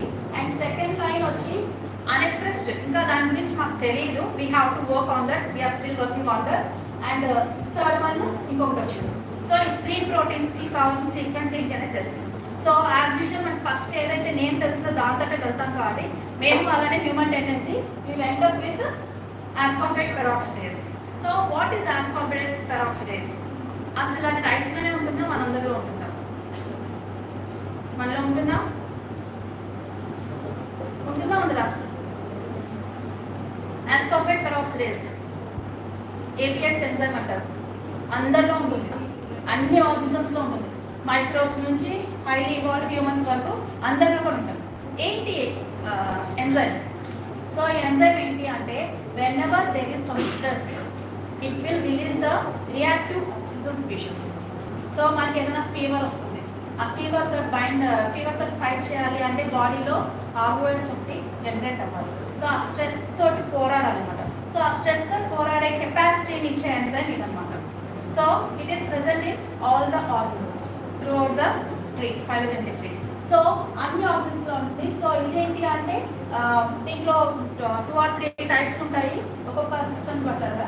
అయితే ఈ ప్లాంట్స్ లో ఏంటి అంటే ప్లాంట్స్ లో వచ్చేసరికి మనకి బయోటిక్ స్ట్రెస్ అంటాము, ఏబయోటిక్ స్ట్రెస్ అంటాము. తెలుసా ఏమన్నా? What is mean by biotic stress? Biotic stress అంటే ఏదైనా బయాలజికల్ ఆర్గనిజమ్స్ దగ్గర ఒక స్ట్రెస్ అనేది క్రియేట్ అయితే దాన్ని బయోటిక్ స్ట్రెస్ అంటారు. సో ఇన్సెక్ట్స్ వచ్చి మనల్ని ఇన్ఫెక్ట్ చేసినప్పుడు, సో లేకపోతే ఏదైనా వైరస్ ఇన్ఫెక్ట్ చేసినప్పుడు, బ్యాక్టీరియా ఇన్ఫెక్ట్ చేసినప్పుడు లోపల క్రియేట్ అయిన స్ట్రెస్ని బయోటిక్ స్ట్రెస్ అంటారు. ఏ బయోటిక్ స్ట్రెస్ అంటే వేటికైతే లైఫ్ లేదో వాటి ద్వారా వచ్చే stress, like temperature, light, water, climate, ఇవన్నీ కూడా. సో మనకి ఏబయోటిక్ స్ట్రెస్కి ఎగ్జాంపుల్ చెప్పాలి అంటే సెలినిటీ చెప్పచ్చు, డ్రాట్ చెప్పచ్చు, అండ్ హీట్ చెప్పచ్చు. ఎందుకని ఎక్కువ వేడెక్కువైనా సరే చెట్లు ఎండిపోతూ ఉంటాయి. సో ఇలాంటి స్ట్రెస్ అన్నింటిలో కూడా ascorbate peroxidase APX enzyme plays an important role. So ఇక్కడ ఉన్నది మరి APX ఎంజైమ్ దగ్గర ఎక్స్ప్రెస్ అయింది ఓవర్ లెవెల్లో అంటే ఆ ప్లాంట్స్లో APX ఎప్పుడు రిలీజ్ అయింది. సో ఇది ఏం చేస్తుంది, దీని రోల్ ఏంటి? ఇప్పుడు మేము చేసిన ట్రాన్స్ఫర్మెంట్ ప్లాంట్స్, నాన్ ట్రాన్స్ఫర్ ప్లాంట్స్తో కంపేర్ చేస్తే వాట్ ఇట్స్ డూయింగ్ ఎగ్జాక్ట్లీ, మరి APX ఉన్న రోల్ ఇది పర్ఫామ్ చేస్తుందా లేదా అనేది చెక్ చేసుకోవాలి. So we went on for the screening test. So screening టెస్ట్లో మనం ఏమంటాం, కంట్రోల్ అంటే వేట్లో అయితే ఈ 4x ఎన్హాన్సర్ లేదో ఏపీఎక్స్ ఓన్లీ వన్స్ మాత్రమే ఎక్స్ప్రెస్ అయిందో వాటిని కంట్రోల్ అంటాము. ఓవర్ ఎక్స్ప్రెస్ అంటే వేట్లో అయితే యాస్పార్టిక్ పెరాక్సిడేజ్ అనేది 4 times హైయర్ ఇండ్యూస్ అయిందో దాన్ని ట్రాన్సిటివ్ ప్లాంట్స్ కానీ ఓవర్ ఎక్స్ప్రెస్ ప్లాంట్స్ కానీ అంటారు. సో వీటితో చేసినప్పుడు డ్రాప్ స్ట్రెస్ తోటి మాకు రిజల్ట్స్ ఎక్కువ వచ్చింది. సో వాట్ ఈస్ మన డ్రాప్ స్ట్రెస్ అనేది ఎట్లా క్రియేట్ చేసాము అంటే we have the chemicals like sorbitol, mannitol ఇలాంటివన్నీ కూడా ఆస్మో రెగ్యులేటర్స్ కింద యూస్ చేస్తాం. సో ఏదైనా వర్క్ చేసేటప్పుడు ఎక్స్పెరిమెంట్స్ అయ్యి సెల్స్ కానీ అంటే లైక్ ఆర్బీసీస్తో కానీ లేకపోతే క్లోరోప్లాస్ట్, మైటోకాండ్రియా అలాంటి వాటితో వర్క్ చేసేటప్పుడు మైటోకాండ్రియా ఇవన్నీ ఏంటి చాలా సెన్సిటివ్ ఆర్గన్స్, వాటికి ఉన్న మెంబ్రేన్ అనేది రప్చర్ అయిపోయి ఓపెన్ అయిపోతుంది. సో అది అవ్వకుండా వర్క్ చేయాలి అంటే we have to use either mannitol or sorbitol. So sorbitol అనేది ఎక్కువగా ఆస్మోటిక్ బ్యాలెన్స్ యూజ్ చేయడానికి చేస్తుంటాము. సో ఇక్కడ ఏంటి అంటే we have use that mannitol at 200 millimolar concentration to induce the drop stress. So అంటే స్ట్రెస్ క్రియేట్ అయిపోయి వాటర్ క్లాగింగ్ జరిగేలాగా అనమాట. సో అలా కండిషన్ క్రియేట్ చేసాం. క్రియేట్ చేసి దెన్ ఈ స్ట్రెస్ స్క్రీనింగ్ ని we have tested at 4 stages. One is at the germination stage, seedling stage, reproductive stage and with the enzyme activities. ఈ 4 స్టేజ్లో చేసిన తర్వాత ఫస్ట్ అసలు కన్ఫర్మ్ చేసుకోవాలి కంట్రోల్ వర్సెస్ ఎక్స్ప్రెస్డ్ వన్స్లో యాస్పార్టిక్ పెరాక్సిడేజ్ అనేది ఎట్లాగా ఎక్స్ప్రెస్ అయింది. So in the plants without stress అంటే మానిటాల్ తోటి ఇండ్యూస్ చేయని స్ట్రెస్ లేని ప్లాంట్స్లో అయితే it is like this point రావాలి. సో ఫస్ట్ చూడండి బ్లూ అండ్ గ్రీన్ అదే మానిటాల్ స్ట్రెస్ ఇండ్యూస్ చేసిన దాంట్లో expression of the ఆస్పార్టిక్ acid is elevated. అంటే అక్కడ స్ట్రెస్ లో ఉన్నాయి కాబట్టి ప్లాంట్స్ మానిటాల్ ఇండ్యూస్ చేసిన స్ట్రెస్ లో ఉన్నాయి కాబట్టి ఆస్పార్టిక్ యాసిడ్ రిలీజ్ చేసే ఆర్గాన్స్ అనేది అవసరం కాబట్టి ఆస్పార్టిక్ యాసిడ్ అనేది ఎక్కువగా రిలీజ్ అయ్యింది. And then screening of the stress at seeding generation stage. So seed generation stage లో ఎట్లా ఉంది స్ట్రెస్. సో మానిటాల్ ఇండ్యూస్ చేయనివి కంట్రోల్ చూస్తే తగ్గట్లేదు. సో వితౌట్ స్ట్రెస్ ఉన్నప్పుడు అన్ని ఒకే విధంగా. సో ఆస్పార్టిక్ యాసిడ్ యొక్క ఇది యూసేజ్ ఏముండదు. అందుకని ఓవర్ ఎక్స్ప్రెస్ అండ్ కంట్రోల్ రెండు ఒకేలా ఉన్నాయి.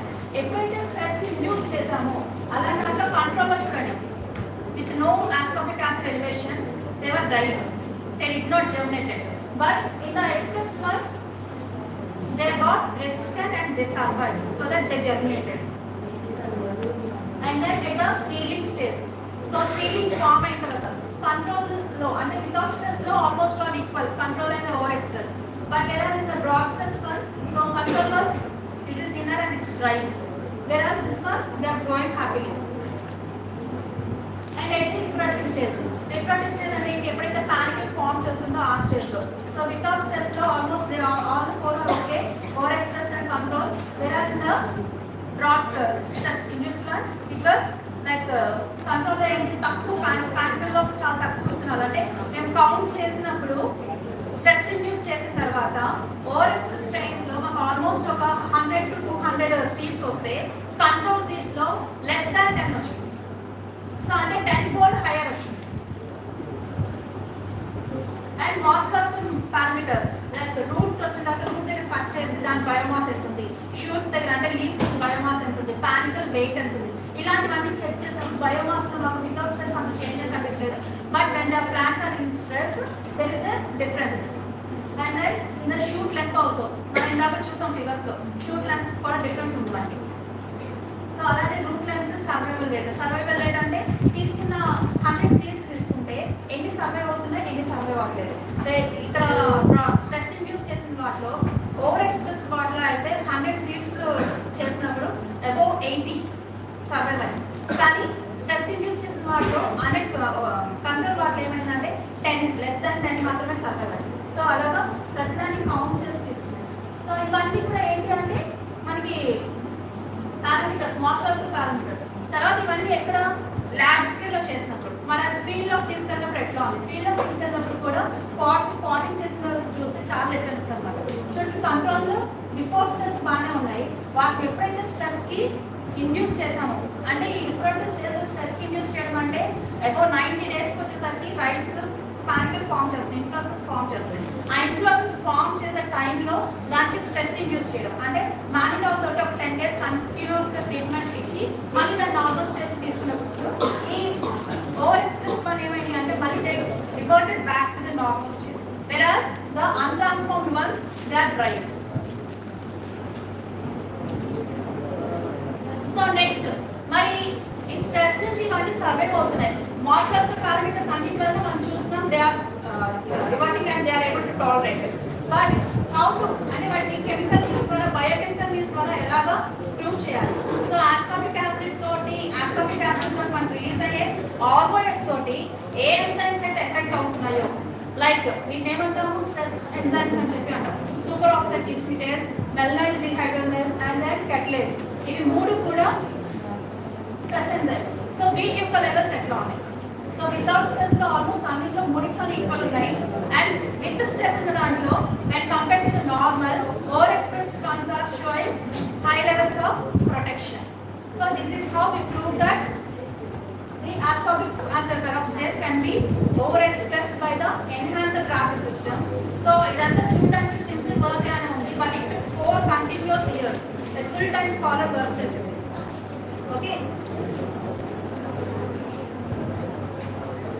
So ascorbic acid peroxidase is the key element. ఇదంతా ఏంటి అంటే జస్ట్ ఫర్ ప్రెజెంటేషన్ పర్పస్ పెట్టింది, కానీ ఇక్కడ మీకు ఈ వర్క్ నేను పర్టికులర్ గా తీసుకొచ్చి ప్రజెంట్ చేయడానికి రీజన్ ఏంటి అంటే దిస్ వర్క్ హ్యాస్ ద ఏంటి APP ఉంది. ఫస్ట్ పారామీటర్ ఏంటి work agriculture based, so man kind అందరికి యూస్ఫుల్. సో మనం ఏదైనా రీసెర్చ్ చేసాము అంటే అది సొసైటీ పర్స్పెక్టివ్ లో కానీ ఏదైనా సరే బెనిఫిషియల్ పర్స్పెక్టివ్ లో ఉండాలి. ఊరికి నేను చేసామా ఏదో ఒకటి అన్నట్టుగా కాదు. So this is first everything process. And second one the concept how we have framed it, ఎలా ఫ్రేమ్ చేసుకున్నాము. సో 1-to-1 ఎట్లా వచ్చింది అంటే ఫస్ట్ అది అవసరమైంది రైస్ లో వచ్చింది, అండ్ చేసే వర్క్ లో ప్రతి ఒక్క టెక్నిక్ చాలా మంది ఏంటి నేను రీసెర్చ్ చేస్తున్నాను అంటే నేను చేసిన మైక్రోబయాలజీ రీసెర్చ్, బయోటెక్నాలజికల్ రీసెర్చ్, లేకపోతే నేను బయోమెటిక్స్ నేను చేస్తున్నా ఉంటాను. No, that is false. చెప్పాలి అంటే research is a combination of all the fields. ప్రతి చోట ఎక్కడో ఒక చోట ఒక ఫీల్డ్ యొక్క అవసరం అనేది కంపల్సరీగా ఉంటుంది. సో వర్క్ లో మెజారిటీ ఆఫ్ మైక్రోబయాలజీ ఉండాలి, లేకపోతే ఒక మెజారిటీ బయోటెక్నాలజీ ఉండాలి, అట్లా అని కాదు, అన్నిటిని మనం ఇచ్చేస్తూ రావాలి. సో అందుకని ఫ్రేమ్ చేసుకున్న మేము డిజైన్ చేస్తున్న work it should touch every field అన్నట్టుగా టచ్ చేస్తాం. సో దీంట్లో యాక్చువల్లీ ఇది ఒక 162 స్లైడ్స్ యొక్క వర్క్, కానీ నేను చాలా వరకు మేము మొత్తం తీసేసాం మధ్యలో. ఎందుకు అంటే ఇవన్నీ కన్ఫర్మ్ చేసుకోవడానికి ఒక 2 or 3 కన్ఫర్మేటరీ స్టడీస్ చేయాలి, కానీ ఈ పాత్వే ద్వారానే వెళ్తుంది, వేరే దాని ద్వారా జరగదు అని కన్ఫర్మ్ చేసుకోవడానికి ఒక 10-20 చేయాలి. సో అలాంటి లూప్ ఎక్స్పెరిమెంట్స్, గ్యాప్ ఎక్స్పెరిమెంట్స్ అన్ని చేసుకొని ఫైనల్ కన్ఫర్మేషన్కి వచ్చాం అన్నమాట. ఓకే, సో మీ అందరినీ నేను కోరుకునేది ఏంటి అంటే be in the science and struggle for science. Science అంటే బిఎస్సీ అయితే పెళ్ళిళ్ళు చేసుకొని ఇంట్లో సెటిల్ అయిపోతాం, లేకపోతే ఏదో ఒక జాబ్ వస్తే అంటే మెడికల్ ట్రాన్స్క్రిప్షన్ అని కొంతమంది ఈ మధ్య వెళ్ళిపోతున్నారు. సో అలా వెళ్ళిపోకండి, ట్రూ సైంటిస్ట్గా ఉండండి. ట్రూ సైంటిస్ట్గా ఉండండి. కాన్సెప్ట్ నేను బిఎస్సీ సిబిజెడే చదివాను, అండ్ ఎంఎస్సీ మాన్సర్లో చదివాను, and I'm the first scholar to be qualified CSR net from Nagarjuna university. నేను దీనికి కూడా నేను గర్వపడట్లేదు, కానీ చాలా మంది అన్నారు ఏదో ఫస్ట్ అటెంప్ట్లో నేను ఎంఎస్సీ ఫస్ట్ ఇయర్లో ఉండగానే సిఎస్ఆర్ రాస్తే వచ్చింది. నా హాల్ టికెట్స్ ఉన్నాయి, నా 3 times క్వాలిఫై అని సిఎస్ఆర్, ఆ 3 times క్వాలిఫై అని లెటర్స్ కూడా ఉన్నాయి. నేను 3 times క్వాలిఫై అని అది చెప్పి గర్వపడతాను. అండ్ మోర్ ఓవర్ నేను చదువుకున్న ప్లేస్, మీరు ఇప్పుడు K.B.N అంటే వేరే విధంగా చూస్తున్నారు, ఇప్పుడున్న K.B.N వేరు, నేను చదువుకున్నప్పుడు ఉంటే K.B.N వేరు. కానీ అలాంటి సిచ్యువేషన్స్ నుంచి కూడా ఎంఎస్సీ లెవెల్లోకి వచ్చి వేరే వాళ్ళందరికీ హైదరాబాద్ నుంచి వాళ్ళందరికీ కాంపిటీషన్ ఇచ్చి చదువుకోగలను. సో ఎందుకని అంటే I want to be in the science. నేను వేరే ఏ ఫీల్డ్లోకి వెళ్ళాలనుకోలేదు, నా డిజైర్ కాదు. నేను ఏదో ఒకటి something I want to be in the science, I want to struggle for science. సైన్స్లోనే చేయాలి, అది మెయిన్ మోటో అట్లా ఉండిపోయింది కాబట్టి నేను సైన్స్లో. And after that I join Osmania university for PhD. So పిహెచ్డీకి వెళ్ళి పిహెచ్డీ చేసాం, పిహెచ్డీ అయిన తర్వాత సిసిఎంకి వెళ్ళాను. 1-to-1 వచ్చేసింది అన్ని వరుసగా. అంటే దానికి ఎక్కడో ఏ రికమెండేషన్స్ పంచడం కానీ లేకపోతే ఎక్స్ట్రాడినరీ టాలెంట్స్ కూడా ఏమీ అక్కర్లేదు. When you study well in your classes, మీ క్లాసెస్లో మీ కరిక్యులం కరెక్ట్గా చదువుకోగలిగితే చాలు. సో దీని నుంచి ఎక్స్ట్రా ఇదేం అక్కర్లేదు. ఓకే, నెక్స్ట్ దాంట్లో కొన్ని టిప్స్ చెప్తాను.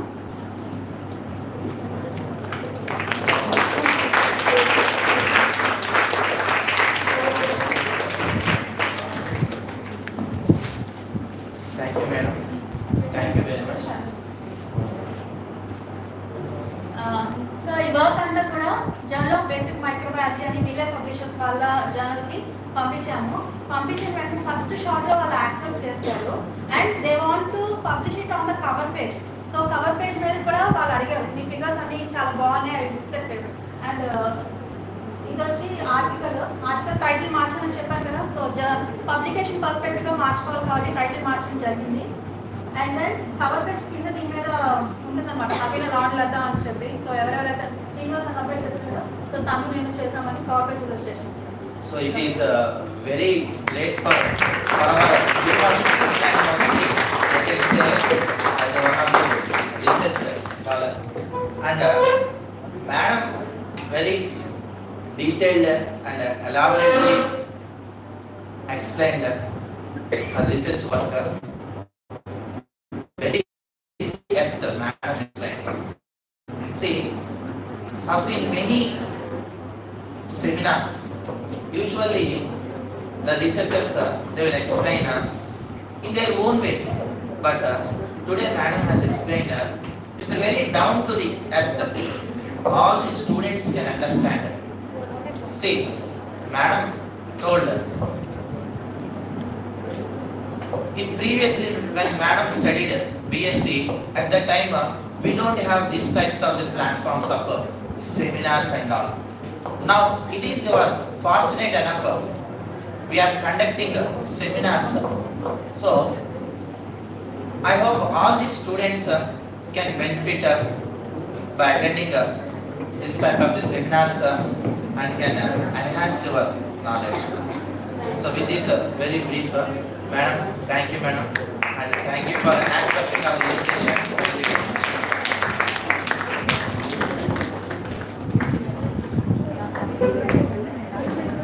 Thank you very much. Thank you very much, ma'am, for the informative talk. I have really done a wonderful piece of work in molecular biology.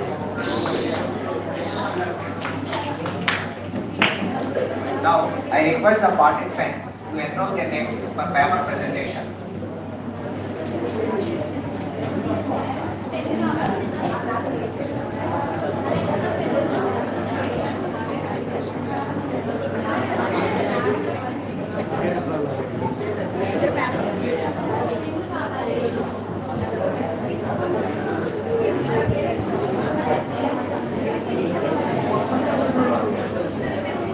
In this technical session, the program has come to end. I request all the participants to join valedictory session at 4 p.m.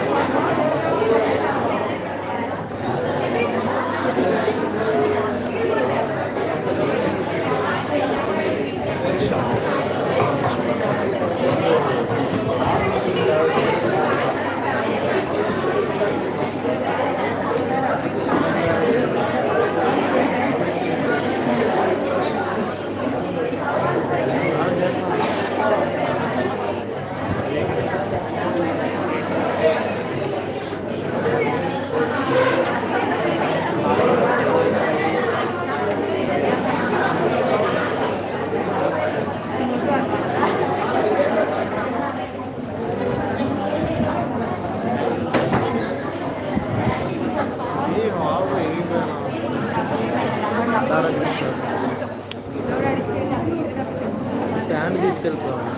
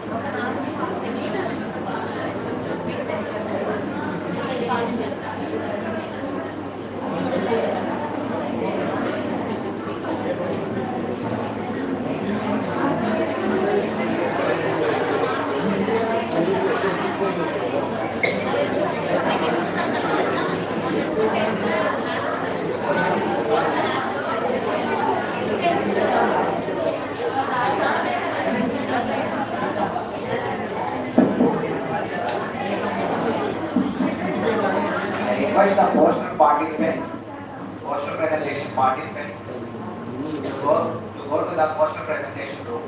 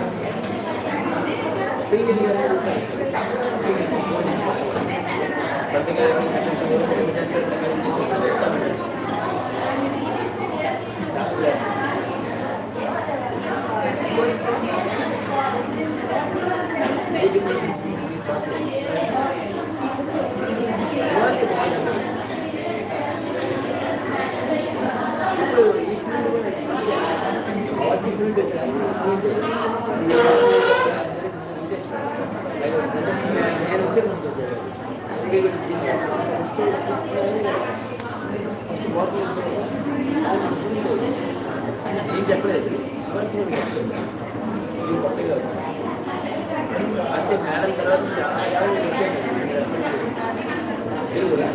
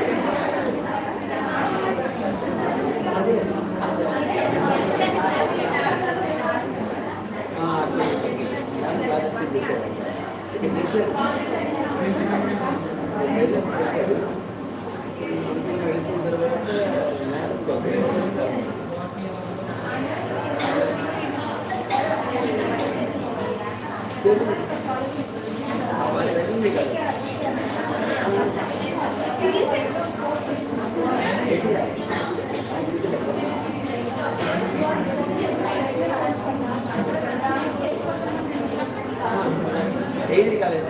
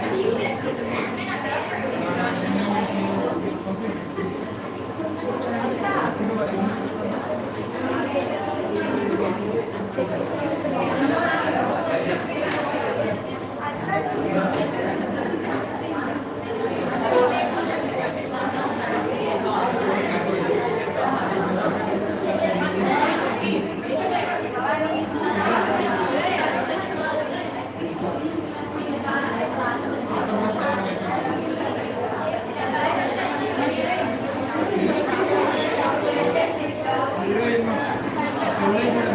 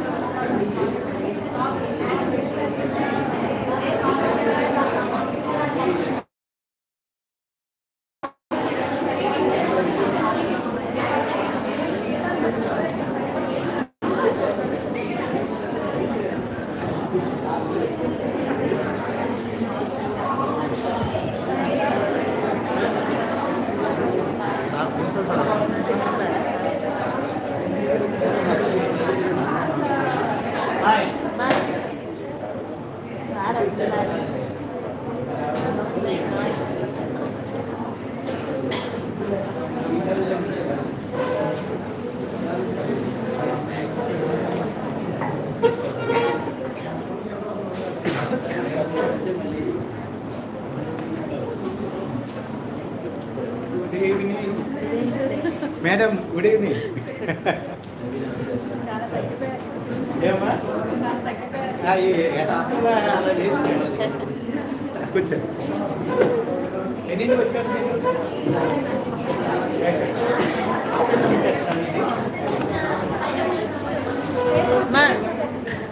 మంచి కొద్ది serious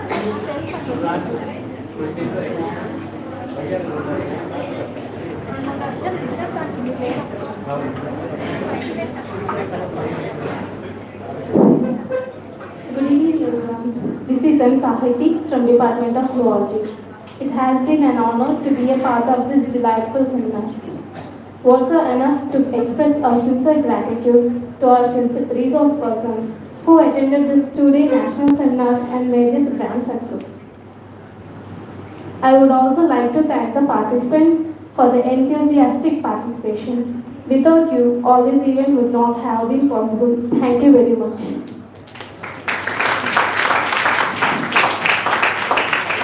Now, I would like to invite our beloved Principal Sir, Dr. V. Narayana Garu, onto the dais.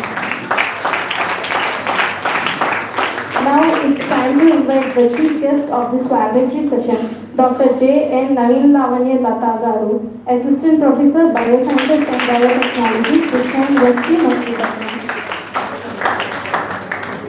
Finally, I would like to invite the convener of this two-day national seminar, Dr. M. Rahmatullah Sir, onto the dais.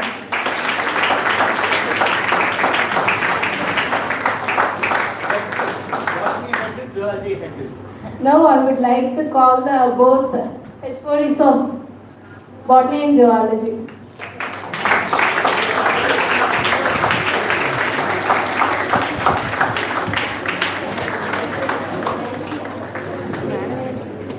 Now I request our Principal Sir to take over the rest of the valedictory session. Thank you.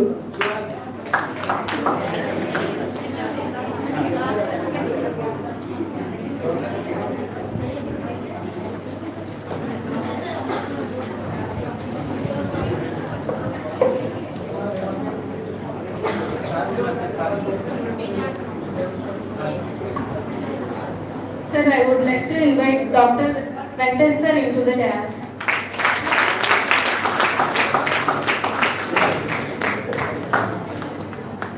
మీరు madam గారి పక్కన ఉంటే resources తర్వాత అప్పుడు last వచ్చాం కదా, అప్పుడు Shakuntala madam, సాహితీ మేడము, వారు కూడా స్టేజ్ మీద ఉంటే బాగుంటుంది కదా. Can I invite our secretary madam also to the Srinivas garu ఉన్నారా? జై శ్రీనివాస్.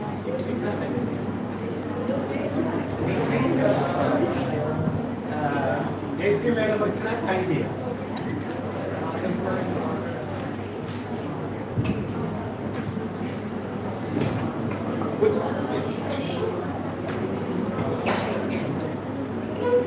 రమేష్ గారు ఏమన్నా మీతో ఒకసారి నవ్వించుకుంటారు.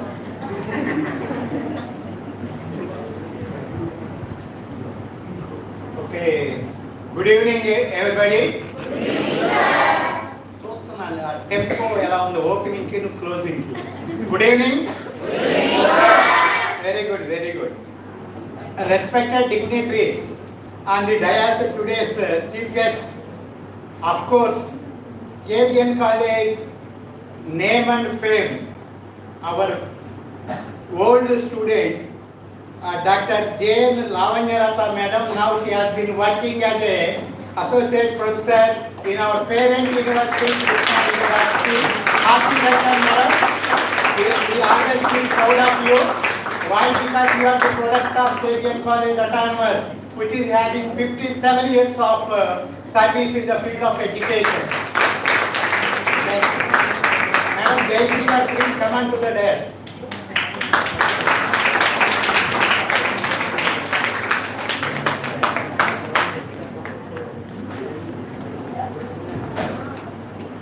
మీరు ఈ పూటంతా చప్పట్లు కొడితే ఒక వారం రోజులు మీ ఆరోగ్యం బాగుంటుంది.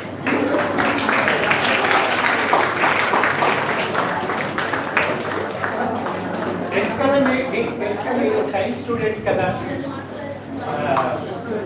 తప్పనిసరిగా ఉపయోగపడుతుంది.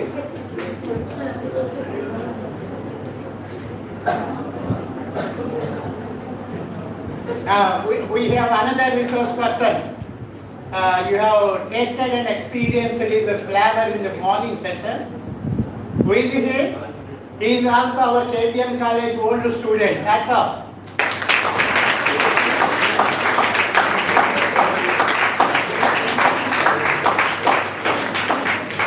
And then other respected dignitaries on the dais. ఇందాక ఒక వైస్ ప్రిన్సిపల్ గారు వచ్చారు, బలమైన ఆయనే ఎంబీఆర్ గారు.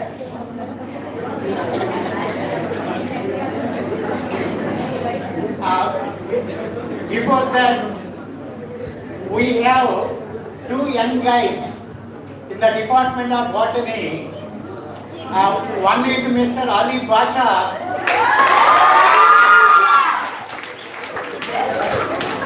ఇనాగరాల్లో పవన్ కళ్యాణ్ అన్నారు, ఇప్పుడే I invite Dr. M. Venkateswarao, Vice Principal.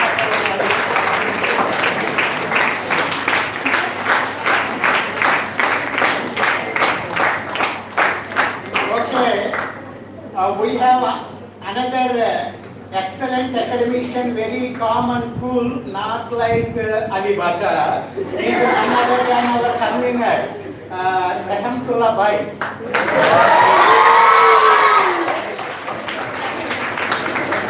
And then we have two madams in the Department of Zoology, Jayashree madam and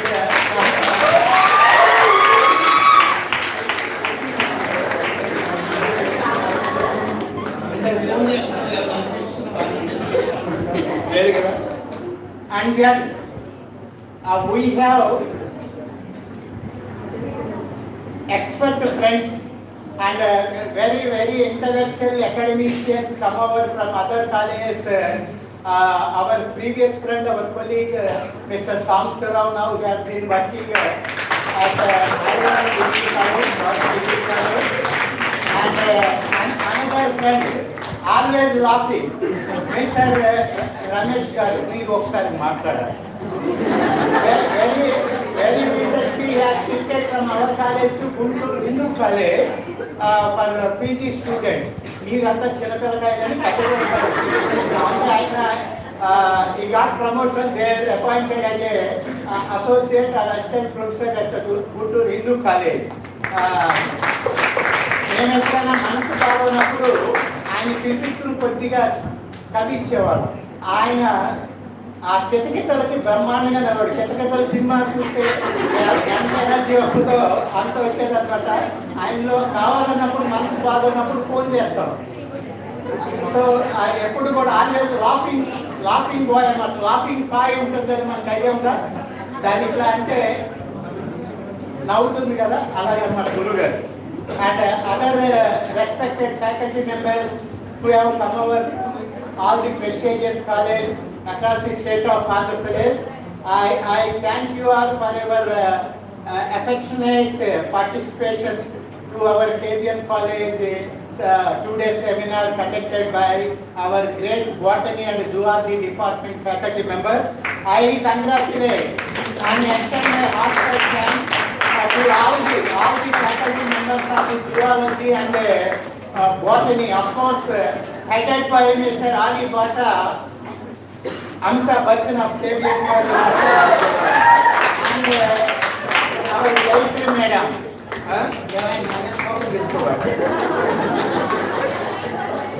మాకు ఈవినింగ్ షిఫ్ట్ ఆయనే మాకు మంచి ఇన్స్పిరేషన్ అన్నమాట. And then is also incharge for the red ribbon club. అంటే రక్తం తీసుకుంటాడు, రక్తం ఇస్తూ ఉంటాడు. Incharge for the having good name at red cross officer. They are very familiar. Especially Governor Garu and other Red Cross people are very familiar. If you want interview or something appointment with the Governor, simply contact me. Okay. And my young brother and morning shift Vice Principal Dr. M. Venkateswara Rao belongs to Commerce and Management Department. ఇందాక చెప్పాను గట్టాను ఒక ఆయన ఉన్న లేడీని. My young brother Vice Principal has been supporting me in all the aspects. And then my dear photographers, videographers, who has been taking the photos of all of us in colorful manner. నాకు బాగా జుట్టు పెట్టేయాలి.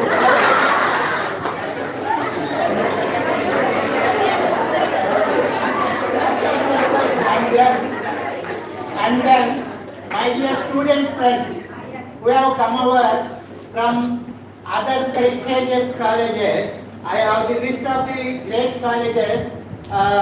Stella College students, of course, yesterday or today, they have attended here. One or two madams also attended here as a resource person. Thank you very much, all the faculty members and the students who have attended for this 2-day national seminar from Stella College. And we have another prestigious college, STMS College in Vijayawada. In subject leadante from that college also we have representation. And then we have very prestigious college in our Vijayawada, not only in Vijayawada, in Andhra Pradesh, that is Layala College. We have student friends and faculty friends from that college. And we have, of course, there my younger brother is working as a principal, Mr. Illa Ravi, from that Mailavaram government TDC. Faculty members as well as students have come over and attended to the student national seminar. And then I am very happy to announce some research scholars from great Acharya Nagarjuna University and our parent Krishna University have attended for this student national seminar. Hands up to them. And then I have to say special thanks to the students of Ideal College, Kakinada. They have attended from 200 kilometers away. Thanks a lot to the faculty, principal and the students who have attended for this seminar. And then coming to 2-day workshop, resource persons. I already told in the inaugural session, we have a galaxy of the intellectual, extraordinary, great academicians are identified by our botany and zoology department faculty. Hats off to them. They have identified extraordinary faculty members as a resource person. No doubt with their teaching and then with their support to you might have enriched your knowledge to a greater height or to a greater extent, no doubt of it. Very soon I am going to interact with you, at least 2 girl students and 2 boys. You are supposed to going to give the feedback how much you have gained the knowledge relating to the biology by attending this 2-day national seminar. And then thanks to all the great resource persons who have attended for this 2-day national seminar with affection and great concern they have attended. Of course, somebody came from, in the morning session, one person came from Telangana, Nizamabad, Telangana University, one person from Gujarat University, others from, of course, our dear old student Lavanya Madam from our Krishna University, others from Nagarjuna University and from several universities also. Many faculty members have attended here and take the sessions to you all to enlighten you in the latest trends in the biology. So I thank being the head of the institution of this K.B.N. College Autonomous.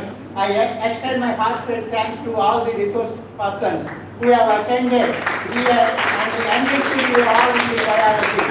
Thank you very much each and everyone. And then last but not the least, our dear students who have been completing BSc. I always like, of course, I belong to Commerce Department myself. Though I am a Commerce lecturer, maybe principal to this college, I love always science students, especially physics students. Why? Because normally all the science students are considered as parents, mutually. But the CBJ students are Kohinoor diamonds. Why? Because every year we have been experiencing till the last year under the able guidance of Dr. Subhashini Madam, who recently retired. Our dear students belongs to CBZ are getting almost all 90 to 100% placement. That is the great. In that way, and moreover, their participation in debate and quiz club activities wherever competitions are going on. The students who used to come forward are mainly from the CBZ. So that is the capacity, that is the greatness of the physical students. That's why I like very much all the CBZ students because they are very regular and they are very efficient in all extracurricular activities, maybe in dramatic activities and cultural activities and then debate and quiz club activities, especially in placements also they are getting very good positions. Each student is getting placements at least 2 to 3 companies also, that which I have seen for the last 4 to 5 years. So hats off to all the CBJ students. Atithi Devo Bhava. I also extend my sincere thanks and appreciation and applause to our student friends who have come over from other colleges. Thank you very much for your concern and timely participation by taking a lot of pains. Of course, somebody may attended from Kakinada, some attended from local colleges, from Mairavaram College. Thank you very much. Comparing with our students, you have taken a lot of care and interest to participate in this 2-day seminar. Thank you very much, my student friends who have attended for this 2-day national seminar. Thank you very much. Now, with these words, I am going to conclude my closing. That is a valedictory speech being the head of this institution. And then now, I invite our calm and cool person again, who is our convener, Mr. Rehamtullah. Please Taman Rahmatullah ji, and give a brief report about the activities which takes place for the last 2 days, today and yesterday. Thank you very much, my dear student friends. Thank you.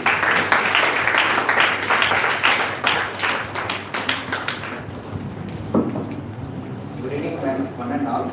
First of all, I thank all the delegates and participants for their kind support and helping me in the smooth conduct of this today national seminar.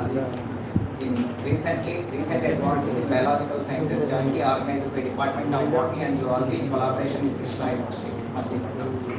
Now I would like to give a brief report on the today national seminar. Actually, I prepared 10 pages, but I consider it only 2 pages. Okay. About 26 staff members and faculty members, 18 scholars from different universities attended this seminar, and apart from this, 123 students from different colleges took part in this seminar. The seminar was presided over by Dr. V. Narayan Rao, Principal, K.B.N. College. Inaugural address was given by Dr. Ramesh Rathod, Sir, Scientist, CFA, in which he stressed about the importance of aquaculture. Later, the keynote address was given by Dr. V. Rajesh, Sir, Chief Scientist, Head Research and Development Department. He gave very informative and interesting talk on probiotics. He highlighted the importance of probiotics in day-to-day life. After keynote address, there were 3 technical sessions on day 1. Other 3 technical sessions were on day 2. First technical session was on biochemistry and medicinal biochemistry, agricultural, medicinal biotechnology. In this session, Dr. P. Kishore Babu, Associate Professor from Department of Inorganic Chemistry, Andhra University, gave a talk on convener garu photo teesaru evaru photograph gave a talk on importance of nanoparticles in the field of medicine. Later, Dr. B. Ravi Babu, scholar from the Department of Environmental Science, explained the effect of Aegial Marmos marmelos leaf extracts on viscer rats. The studies concluded that leaf extracts of Aegial marmelos are potential anti-cancer agents. Later, Dr. G. Ramesh from Hindu College, Kotturu, explained the importance of biofertilizers on Solanum melangina. He concluded that biofertilizers showed significant effect on growth of Solanum root and fruit. Second session of this seminar started in the afternoon session. The name of this session is Recent Trends in Animal Sciences, Aquaculture and Sericulture. Professor P.V. Krishna from Department of Zoology and Aquaculture gave an informative talk on aquaculture and sustainable development, in which he covered different aspects of aquaculture. He also explained the pros and cons of aquaculture. Further, he elaborately explained the diseases caused by various aquatic organisms. In the technical session 3, that is on microbiology and microwave techniques, Dr. Nagaratna Supriya, Assistant Professor from Uka Tarsadia University, Surat, Gujarat, gave a cool and composite talk on plant growth promoting rhizobacteria. She stressed that PGPR have a detrimental, neutral or beneficial effect on plant growth. She also suggested that bioformulations for sustainable agriculture. Okay, these were the sessions on day 1. Further on day 2, there were 3 technical sessions, that is today. Technical session 4 was on genetics and genetic engineering. In this session, Dr. K. Sudhakar, Assistant Professor from Government Degree College, Siruru, gave a informative talk on applications of modern neuroimaging techniques in diagnosis. Later, Dr. Venkatesh Rampila from Government College, Rajahmundry, highlighted the importance of sacred groves. He also stressed on the ecological adaptations of ethnomedicinal plants. Technical session 5 was on recent trends in plant sciences, phytochemistry and pharmacology. In this session, Dr. A. Ahmad Abdul Rahim Khan, Assistant Professor from Telangana University, gave an elaborative talk on metal tolerance in plants. Particularly, he emphasized on cadmium stress in plants. Technical session 6 was on molecular biology, bioinformatics and computational biology. This session was given by Chief Guest Dr. J. Navina Lavanyalata, from Assistant Professor from Krishna University, Machilipatnam. She elaborately explained how to identify candidate genes which include the agronomic traits in Oryza sativa to enhance the trapped system. She also stressed that molecular tools provides more advantageous plants by increasing productivity and reduces the abiotic and biotic stress. Thank you very much for your patient listening.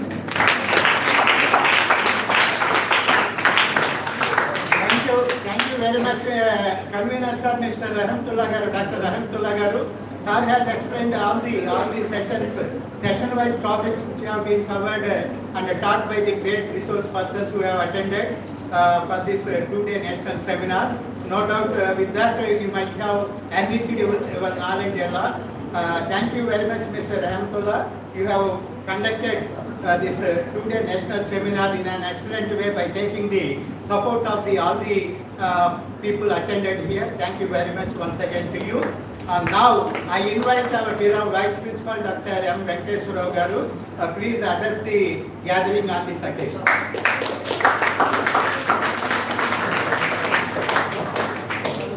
My Guru Dr. P. Narayan and today's guest Lavanya ma'am and other colleagues and my dear students. So I am emphasizing 2 or 3 points, not much more. India is a lack of research. Why?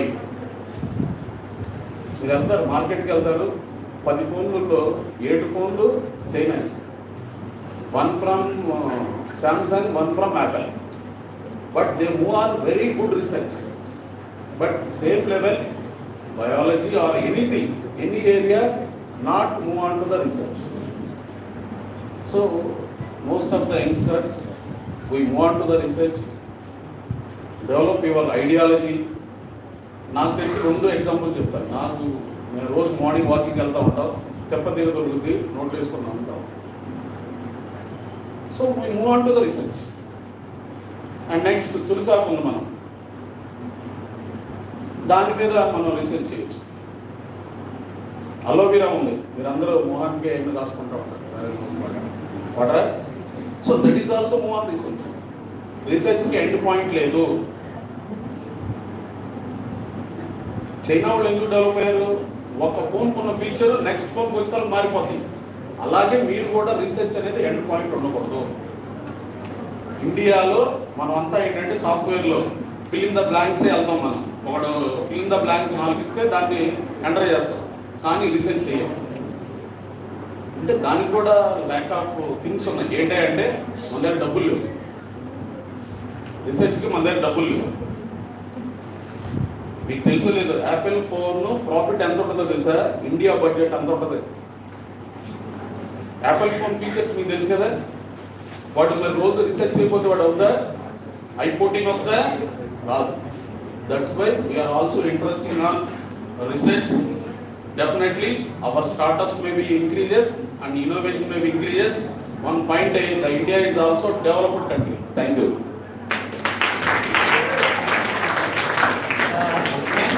Thank you very much, my dear Vice Principal Dr. Venkateswara. Sir has emphasized the importance.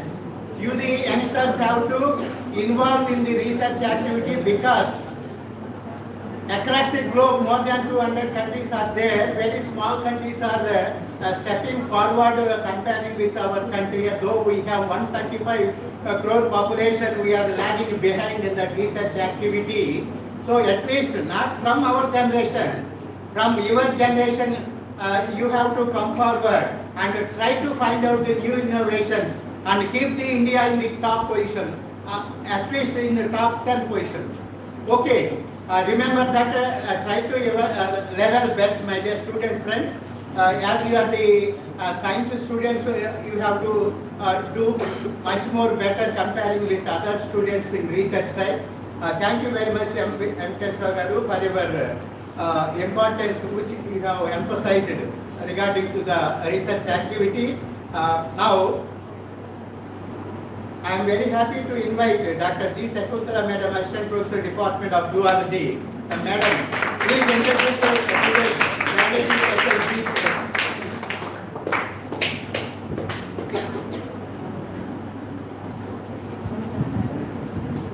Good evening, everyone. It's a great pleasure to read biodata of Dr. J. Naveen Lata ma'am. Lata ma'am is presently working as assistant professor in the Department of Biotechnology, Krishna University, Machilipatnam. She obtained her PhD in biochemistry from Osmania University. She worked as research associate in Department of Biotechnology, Osmania University, Hyderabad. Later, she continued as postdoctoral fellow in the CCMR, Hyderabad. And further, she served as scientist in Dr. Reddy's Laboratories, Hyderabad.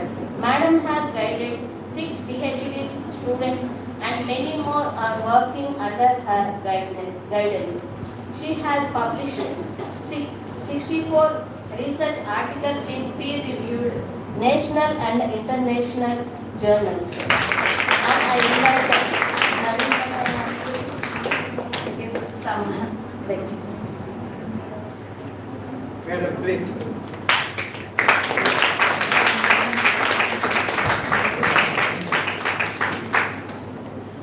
అందరికీ నమస్కారం.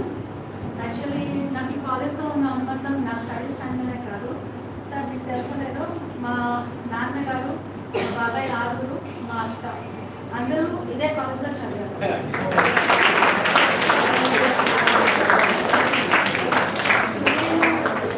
నేను ఇక degree చదివే time నుంచి 1994 నుంచి 97 వరకు CBZ చదివాను. మా నాన్నగారు వాళ్ళని ఈ కాలేజ్లో జాయిన్ చేసే ముందు K.B.N కాలేజ్ ఆహా ఓహో మా కాలేజ్ అని చెప్తూ ఉండేవారు. ఇది ఎట్లా ఉంటుందో అంతకుముందు గాంధీజీ కాలేజ్ నుంచి ఇక్కడికి వచ్చిన తర్వాత ఇక్కడ కాలేజ్ అసలు ఏ రోజు జరిగేది కాదు. అంటే ఏదో ఒక మూవీలో ఆడి చెప్తారు కదా, సంవత్సరంలో 52 వారాలు ఆదివారాలు పోతాయి, సెకండ్ సాటర్డేస్ పోతాయి, అన్నీ పోగా 150 రోజులు పని చేస్తారు మీరు అని. సో ఆ సంవత్సరాల కింద 150 వర్కింగ్ డేస్లో కూడా ఒక 50 డేస్ కూడా కాలేజ్ రన్ అయ్యేది కాదు. వర్షం తుంపర్లు పడుతుంటే కాలేజ్ సెలవు, ఎవరైనా బంద్ చేస్తే కాలేజ్ సెలవు. అప్పట్లో ఈ కాలేజ్ రౌడీ కాలేజ్ అనేవారు. మేము లైబ్రరీకి వెళ్ళాలి అంటే లైబ్రరీకి చెట్లు అంటే రోడ్కి అటు ఇటు చెట్లు ఉండేవి. ఆ చెట్ల కింద బాయ్స్ కూర్చొని ఉండేవాళ్ళు, ఆర్ట్స్ కాలేజ్ వాళ్ళు. అది దాటుకొని వెళ్ళాలంటే మాకు ఒక పెద్ద బ్యారియర్ అనమాట, గర్ల్స్ ఎవరైనా వెళ్ళాలి అంటే. సో చాలా జాగ్రత్తగా ఎవరైనా ఫ్యాకల్టీ వచ్చినట్టు చూస్తే వాళ్ళు ఎక్కడ వెళ్ళిపోతుండే వాళ్ళం, మళ్ళీ అట్లా వచ్చాము. అంత అలాంటి కాలేజ్ 97లో నేను వెళ్ళిపోయే టైంకి సుబ్బారాయుడు గారు ప్రిన్సిపల్. అప్పుడు కొద్దిగా చేంజ్ వచ్చింది, కానీ ఆ చేంజ్ ఎంతవరకు ఉంటుంది అనేది మాకు అంత అవసరం లేదు. అంటే లాస్ట్ 3 months అట్లా ఉంది. సో పర్లేదు ఏదో కొద్ది చేంజ్ అవుతుంది అని అనుకున్నాం. కానీ మళ్ళీ నేను కృష్ణ యూనివర్సిటీలో జాయిన్ అయిన వర్షం మధ్యలో K.B.N కాలేజ్కి వచ్చింది అయితే లేదు. 97లో బయటికి వెళ్ళాను, మళ్ళీ 2010లో వచ్చాను కాలేజ్కి. వచ్చిన తర్వాత చూస్తే ఇది నేను చదివిన కాలేజేనా అని అనిపించింది. అంత చేంజ్ కనిపించింది.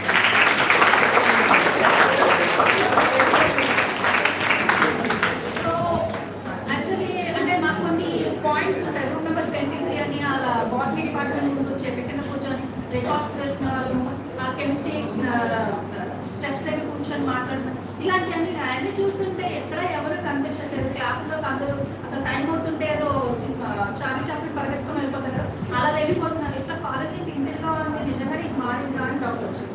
అండ్ ఈ చేంజ్ అనేది స్లోగా 2010లో నేను వచ్చిన డివైస్ మెంబర్గా వచ్చాను. అప్పుడు చేంజ్ కనిపిస్తూనే ఉంది. అండ్ నేను 2010లో 9లో కృష్ణ యూనివర్సిటీలో జాయిన్ అయ్యి 10లోకి వచ్చేసరికి చేంజ్ కనిపించింది. స్లోగా కాలేజ్ నేమ్ ఎంత ఫ్లరిష్ అవుతూ వచ్చింది అంటే ఇప్పుడు కృష్ణ యూనివర్సిటీకి ఉన్న అఫిలియేటెడ్ కాలేజ్లో one of the best college అంటే K.B.N కాలేజ్.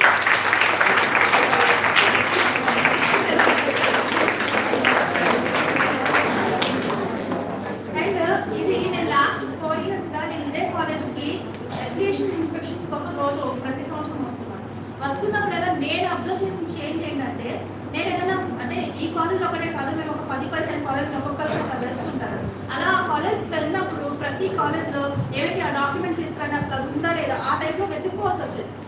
అక్కడ ఫ్యాకల్టీ కానీ ప్రిన్సిపల్స్ కానీ పుట్టించడానికి సర్టిఫికేట్స్ పుట్టించడానికి దానికి చాలా క్రియేట్ చేస్తూ హైరాణ పడిపోతూ ఉంటారు. కానీ అందరూ చెప్పే ఒకే ఒక మాట, నేనే కాదు నా ఫ్యాకల్టీ ఉంటాను, కో ఫ్యాకల్టీ అందరూ చెప్తారు, నా కొలీగ్స్ అందరూ చెప్పే మాట ఏంటంటే, ద మూమెంట్ K.B.N కాలేజ్కి వచ్చేసరికి మొత్తం కావాల్సిన సర్టిఫికేట్స్ కావాల్సిన డాక్యుమెంట్స్ అన్ని రెడీగా ఉంటాయి. వచ్చి కూర్చొని చేసే పని ఏంటంటే టక్కడక్క టైప్ రిపోర్ట్ చేసుకోవడం, అంతే, దేనికి చూసుకోవాల్సిన అవసరం లేదు అన్నంత నమ్మకాన్ని కాలేజ్ సంపాదించింది. ఎవరికైనా గర్వంగా ఉంటుంది అనుకుంటున్నాను. నేనైతే K.B.N కాలేజ్ నాది అని నేను చెప్పుకుంటాను. అంత గర్వంగా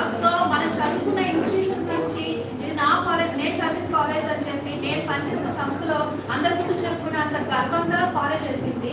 దీనికి కారణం ఎవరు అంటే మేనేజ్మెంట్ ప్లస్ పనిచేసిన ప్రిన్సిపల్స్ అందరూ కూడా చాలా బాధ్యత విధంగా పనిచేయడం. అండ్ ఫ్యాకల్టీలో కూడా చాలా చేంజెస్ చూసాం. ఫ్యాకల్టీ పనిచేసే తీరులో కూడా చాలా చేంజెస్ గమనించాం. సో నేను చదివేటప్పుడు ఉన్న ఫ్యాకల్టీ అందరూ కూడా aided faculty and government salaries తీసుకునే వాళ్ళు క్లాస్ చెప్పాలనుకుంటే చెప్తారు, లేకపోతే క్లాస్ లేదు వెళ్ళిపోండి అని చెప్తారు. ఆల్మోస్ట్ ఎన్నో రోజులు మేము కాలేజ్కి వచ్చి ఈరోజు క్లాస్ లేదు అని ఇంటికి వెళ్ళిపోయిన రోజులు ఉన్నాయి. కానీ ఇప్పుడున్న స్థితిలో ఇప్పుడున్న పరిస్థితులు ఏంటంటే అందరూ ఉన్న ఫ్యాకల్టీ అంతా కూడా adapt faculty, contract faculty. So వాళ్ళకి శాలరీస్ ఎంత ఇస్తున్నారు అనేది ఇప్పుడు ఇది కాదు, కానీ వాళ్ళ గవర్నమెంట్ జీతాలు రాకపోయినా సరే ఈ కాలేజ్ కోసం మేము ఏమన్నా చేయాలి, ఈ కాలేజ్ని మేము ముందంజలో నిలబెట్టాలి అన్న దీంట్లో రాత్రి కాదు అంటే మార్నింగ్ షిఫ్ట్ ఈవినింగ్ షిఫ్ట్ జరుగుతుంది. షిఫ్ట్తో ప్రమేయం లేకుండా వాళ్ళ 100%కి 200% ఎఫర్ట్ ఇస్తూ చేస్తున్నారు. So that is the greatness of the faculty. So అలాంటి ఫ్యాకల్టీ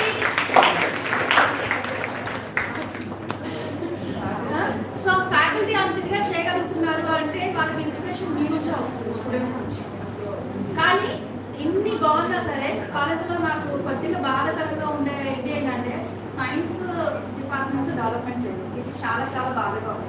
ఎంబీఏకి ఇంపార్టెన్స్ ఇస్తున్నారు, కెమిస్ట్రీకి ఇంపార్టెన్స్ ఇస్తున్నారు, ఎంసీఏకి ఇస్తున్నారు.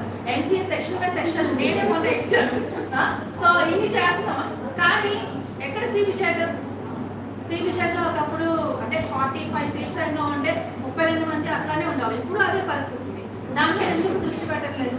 సో సార్ నేను నా sincere request sir, please science develop చేయండి. అండ్ ఇక్కడ సిద్ధార్థ కాలేజ్ వాళ్ళు ఉన్నారు సార్. సిద్ధార్థ కాలేజ్ కూడా నేను బీవర్స్కి వెళ్తాను.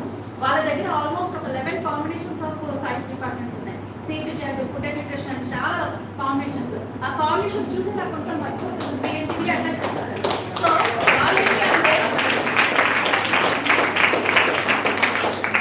వాళ్ళేంటంటే వాళ్ళ దగ్గర చదివిన స్టూడెంట్స్ అందరినీ మళ్ళీ బయటికి పోనీకుండా అక్కడ జాయిన్ చేసుకుంటున్నారు. అండ్ వాళ్ళకున్న హాస్టల్ ఫెసిలిటీస్ కానీ ల్యాబ్ ఫెసిలిటీస్ కానీ వాళ్ళ బయట నుంచి కూడా స్టూడెంట్స్ అట్రాక్ట్ అయ్యి వస్తున్నారు. సిన్స్ అది ఉమెన్స్ కాలేజ్ కాబట్టి ప్రొటెక్టివ్గా ఉంటుంది. మా ఎస్టీఎంఎస్ మేనేజ్మెంట్ కూడా చాలా పర్టికులర్గా ఉంటారు. అదొక అడ్వాంటేజ్. సో అలాంటి డెవలప్మెంట్ నేను K.B.N లో చూడాలనుకుంటున్నాను. అండ్ రీసెంట్గా కృష్ణా ఈ డిస్ట్రిక్ట్స్ అన్ని డివిజన్ జరగడం వల్ల మళ్ళీ ఇంకొక 13 డిస్ట్రిక్ట్స్ వచ్చినాయి కదా సార్. అందువల్ల ఏంటంటే జగ్గైపేట కూడా ఫీజు కంటే ఇచ్చినట్టుగా పుకారు వచ్చింది. అది ఎంతవరకు నిజమో తెలియదు, కానీ అలాంటిది ఏదైనా ఉంటే K.B.N కాలేజ్కే రావాలి అని చెప్పి అనుకుంటున్నాను. సో అది రావాలి అంటే మీరందరూ ఎట్లా ఉండాలి? మేము చదివేసుకున్నాం, మా డిగ్రీ తీసుకున్నాం, మేము వెళ్ళిపోవడం అది కాదు. సో మీరు ఇంకా పై చదువుకు వెళ్ళాలి. సో బీఎస్సీతో ఆగిపోకుండా పేరెంట్స్ ఎవరైనా బలవంతం చేసి మ్యారేజ్ చేసుకున్న తర్వాత కూడా చదువుకోవచ్చు. నేను నా పీజీ అయినంటే మ్యారేజ్ చేస్తున్నాను, అయినా కానీ పిహెచ్డీ చేశాను. సో మ్యారేజ్ అయిన సెకండ్ థర్డ్ డే ఉండి 4th డే వెళ్ళిపోయి హైదరాబాద్లో ఉస్మాన్ యూనివర్సిటీలో హాస్టల్లో ఉండి పిహెచ్డీ చేస్తున్నాను 5 years. సో వెళ్ళి హైయర్ స్టడీస్కి వెళ్ళండి, మంచి జాబ్స్ తెచ్చుకోండి. అండ్ మీరు డిగ్రీ సిబిజెడ్ చదివితే ఆల్వేస్ బీయింగ్ సైన్స్ ఫీల్డ్స్ ఉంది. అంతేకాని డిస్ట్రాక్ట్ అయిపోయి నాకు పని కాలేదు, నేను వేరే కంప్యూటర్స్కో దేనికో వెళ్ళిపోతాను, దాంట్లో సైడ్ ట్రాక్ అయిపోతాను. అలా అయిపోతే ఏమవుతుంది? ఉన్న సైన్స్ అంతా మళ్ళీ కన్వర్జ్ అయిపోతుంది. సో 100 మంది చదివితే పైకి వచ్చేసరికి 1 or 2 members మిగులుతారు. అలాంటప్పుడు సైన్స్కి సర్వైవల్ ఎక్కడ? మీరేం చేయాలి? మీరు అదే ఫీల్డ్లో ఉండి ఇంకో 10 మంది సైన్స్లో తీసుకొని రావాలి. That is your duty. So దీనికోసం అంటే ఏంటి డ్యూటీ అంటే ఏం చేయాలి అనుకుంటారు? సైన్స్లో చాలా స్కాలర్షిప్స్ ఉన్నాయి. సైన్స్ అండ్ టెక్నాలజీలో డిఎస్టీ కానీ, డిబిటీ కానీ, ఐసీఎంఆర్ కానీ, ఐసీఆర్ కానీ యూజీ లెవెల్ నుంచే మీరు చదువుకోవడానికి చాలా ఫెలోషిప్స్, స్కాలర్షిప్స్ ఇస్తున్నాయి. ఒక్కసారి మీరు ఆ వెబ్సైట్స్ ఓపెన్ చేసి చూడండి. డిఎస్టీ చూసినా సరే, యూజీసీ చూసినా సరే, యూజీసీలో సింగిల్ గర్ల్ చైల్డ్ స్కాలర్షిప్ అని ఉంటుంది. సో పోస్ట్ గ్రాడ్యుయేషన్ చదవడానికి ఎవరైనా పేరెంట్స్ ఫైనాన్షియల్ ఎఫర్ట్ పెట్టలేక మేము చదివించలేము అంటే ఈ స్కాలర్షిప్ నాకు వస్తుంది అని చెప్పగలండి. అండ్ పీజీలోనే ఏమంటారు మైనారిటీ స్కాలర్షిప్స్ ఉన్నాయి, అన్నీ ఉన్నాయి చాలా. సైన్స్లో మీరు పెట్టలేని ఫీజు మీ ఫాదర్స్ కానీ పేరెంట్స్ కానీ కట్టలేని ఫీజు గవర్నమెంట్ భరిస్తుంది. సో వాటిని యూజ్ చేసుకొని సైన్స్లోకి వెళ్ళండి. అండ్ ఇంకా ఫెలోషిప్స్ ఉన్నాయి. బెంగళూరు ఐఐఎస్సి ఉంది, తెలుసా? వాళ్ళకి తెలిసి నేను IISc Indian institute of science.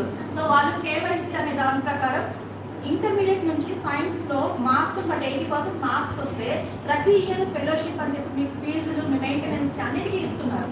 So వాటన్నిటిని యూజ్ చేసుకొని మనం సైన్స్లోనే ఉండాలి. సైంటిస్ట్ అనే వాళ్ళకి ఉండాల్సిన లక్షణం ఏంటి అంటే ఎవరో చెప్పింది వినకూడదు, మనం కళ్ళారా చూసి చేసి ప్రూవ్ చేసుకోవాలి. సో వెబ్సైట్స్కి వెళ్ళండి, వాటిలో చూడండి, వాటిలో మీకు ఏవైతే పనికి వస్తారో అవి యూజ్ చేసుకోండి. గవర్నమెంట్ యూజ్ చేసే ఇవన్నీ కూడా ఈ పథకాలు, అమ్మఒడి పథకాలు వాటి అట్లా వేస్ట్ అయిపోవాలి. అలా కాకుండా మీరు నిజంగా చదివే వాళ్ళు తీసుకోండి. అలా ఫెలోషిప్ రూపంలో తీసుకుంటే అది మీకు వైట్ కలర్ జాబ్ కింద లెక్క. స్కాలర్షిప్స్ ఇస్తే ఏమంటారు, పొలిటీషియన్స్ ఏమంటారు, మేము ఇస్తున్నాం అంటారు. అలా ఎందుకు తీసుకోవాలి? మనకున్న క్యాలిబర్తో తీసుకోవాలి. అలా తెచ్చుకోండి.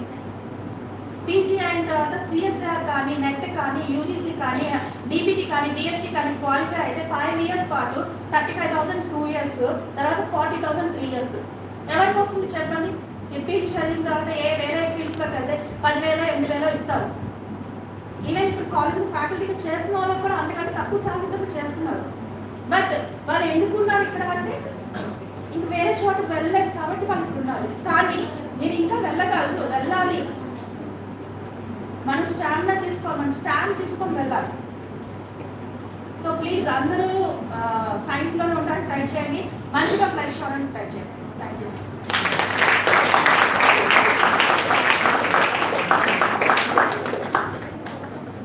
Okay, thank you very much, Dr. J. Lavanyarata Madam. Madam has touched each and every corner. What is the position of our K.B.N. college 25 years back, 20 years back, 15 years back, 10 years back, 5 years back, and the present? And how it has been changing, evaluating its position from bad to good and excellent, extraordinary now.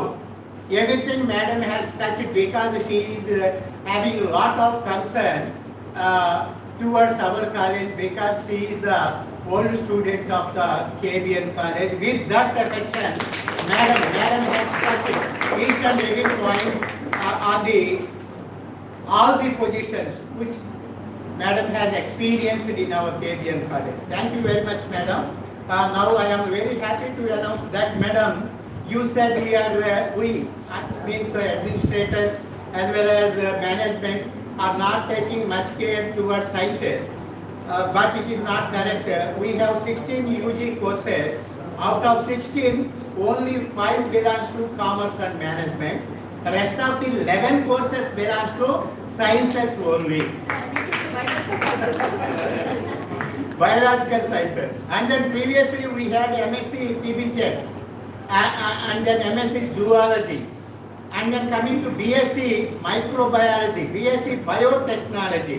By that time, students were not joined in those courses due to lack of proper placements or lack of proper interest in that. That's why we have wind up those courses. That is what happened, Madam. Definitely, based on your session, definitely we will look forward and definitely for the next time, the coming Academic Council and Governing Body meetings, definitely we will put a proposal. Those are biotechnology and microbiology, Madam. We are already having the plan to apply for those courses to the university. So having more expectations on you. As you are there, you try to sanction all these 2 courses to our college, Madam. Thank you very much for your sanction and lovely suggestion towards our college. Thank you very much, Madam. And then I am very happy to announce that nowadays our college strength is more than 6,000, of which already every time I used to tell in the inaugural session also I told 4,000 students are girl students. Though it is a co-education college, Madam, out of 6,000 plus students, 4,000 are girl students. Once again, I congratulate the boy students who are giving maximum tolerance and cooperation to the girl students. Boys who are pursuing education in our college, hats off to you all, my dear boys. Thank you very much. We have been getting more girls admission. Now we have 4,200 girl students in our college. Nowhere, even in the Mahila colleges, you can't see this much number.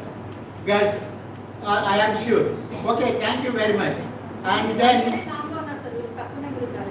put us sir.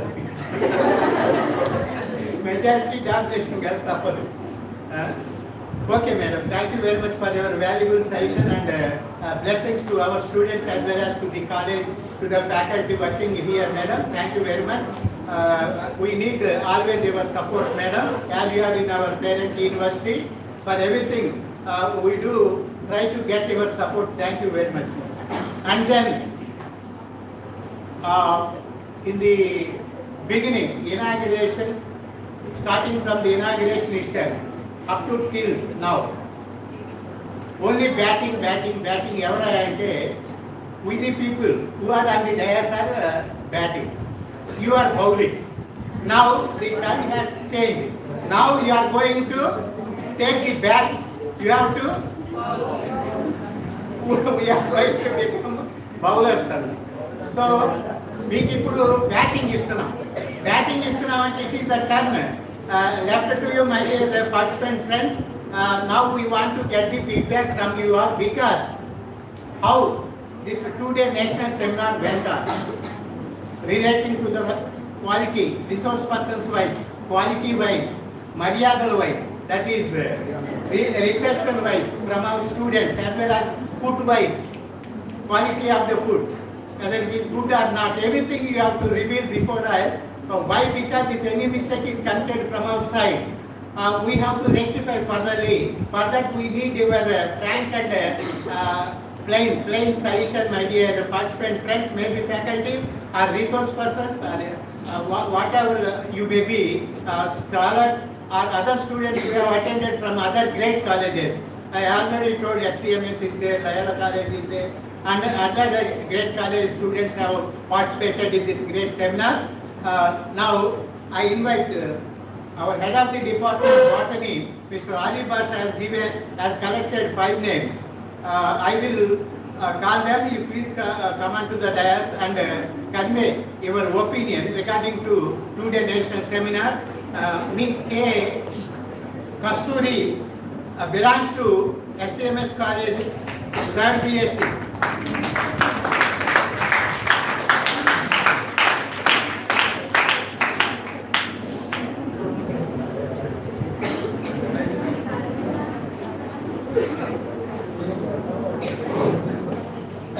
A very good evening to one and all present here, and really it looks so colorful the presence of all dignitaries on the dais.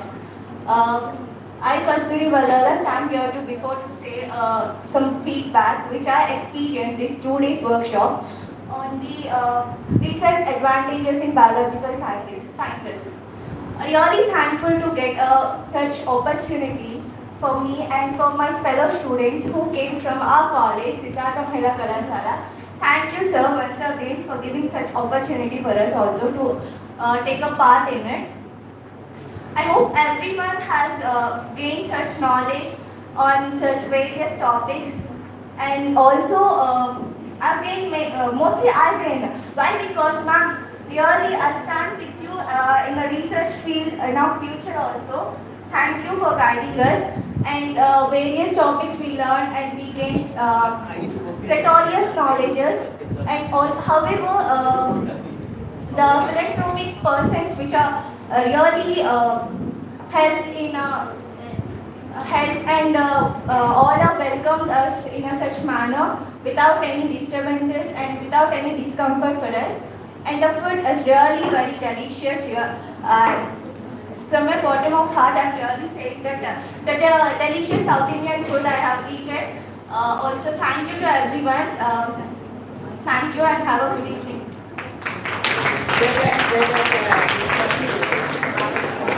Congratulations, Mr. Ali Basha, please sir. ఇప్పుడు ఆ అమ్మాయి వయసులో మేము అలా అంత గొప్పగా మాట్లాడేవాళ్ళం కాదు. Stage మీదకి వస్తే కాళ్ళు చేతులు ఫోన్కి వచ్చినట్టు పడికాయి అన్నమాట. ఇప్పుడేదో మాట్లాడుతున్నాం కానీ really it is a great congratulations to miss Kasturi. Congratulations.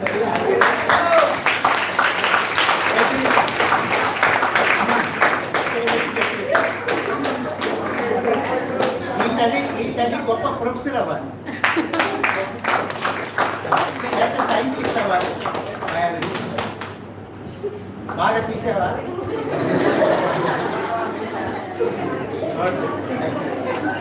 Excellent, congratulations.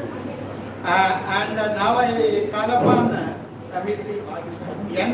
Bhagyasri, belongs to same class.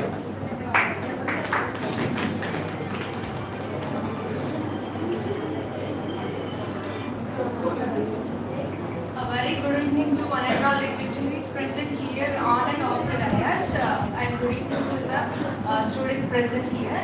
I stand here to give the feedback on today national seminar on recent advances in biological sciences. I get more interest and very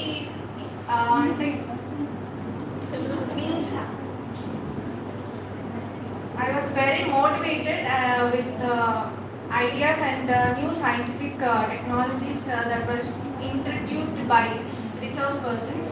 Thank you so much for motivating us. Thank you.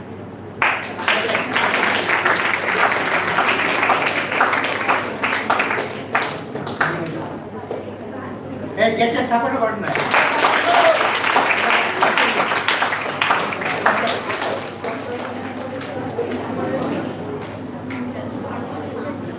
Hey, మన పిల్లలు కొట్టట్ల కుళ్ళు మీకు. And then we have great scholar from Acharya Nagarjuna University, Miss D. Lilly. Name is good. Very good. Congratulations, sir.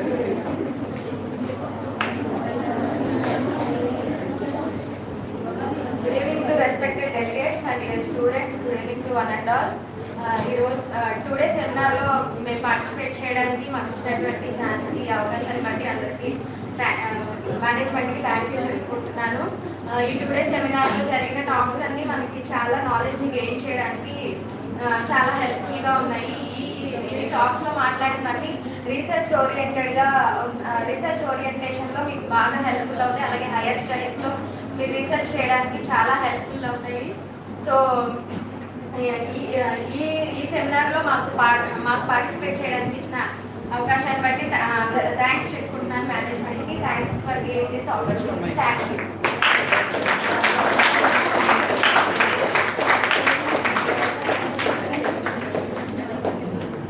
Thank you very much for your active participation. Sir.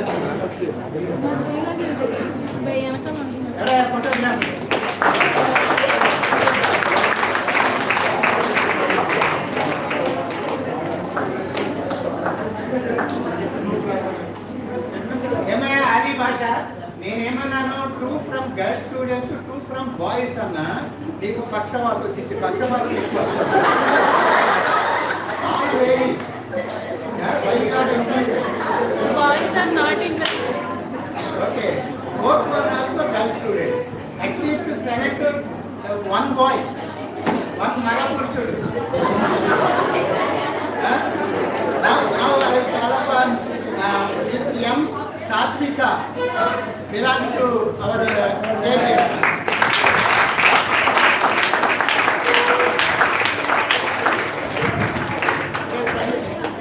Good evening everyone. On stage and the stage and all the students, very good evening. I am Satvika, studying 3rd season in K.B.N college. ఈ 2-day seminar కోసం మేము చాలా prepare అయ్యాము. Even ఈ 2-day seminar వల్ల మాకు చాలా తెలుసుకున్నాము, నేర్చుకున్నాము కూడా. మా సిబిజెడ్ వాళ్ళందరం రీసెర్చ్ పేపర్స్ ఎలా చేయాలి, ఎలా దాన్ని రివ్యూ చేయాలి, ఇవన్నీ నేర్పించారు, మాతో చేపించారు కూడా. అవన్నీ మాకు పబ్లిషన్స్లో ప్రింట్అవుట్ కూడా వేయించారు. మాతో పాటు మీరు కూడా వచ్చి ఈ 2-day సెమినార్ని ఎంజాయ్ చేసి మీ నాలెడ్జ్ని ఎన్రిచ్ చేసుకున్నందుకు చాలా థ్యాంక్స్. మీరు కంఫర్టబుల్గా ఫీల్ అయ్యారని అనుకుంటున్నా మా 2-day సెమినార్లో. I guess so. What you say? దీనివల్ల మీరు ఏమైనా నేర్చుకున్నారా? మీకు ఫ్యూచర్లో ఉపయోగపడుతుంది అనుకుంటున్నారా? నవ్వుతున్నారు మీరు ఫస్ట్ ఇయర్. వాట్ మీరు ఏమనుకుంటారు చెప్పకుండా. ఏం చెప్తాం మా బాధ 2 రోజులు.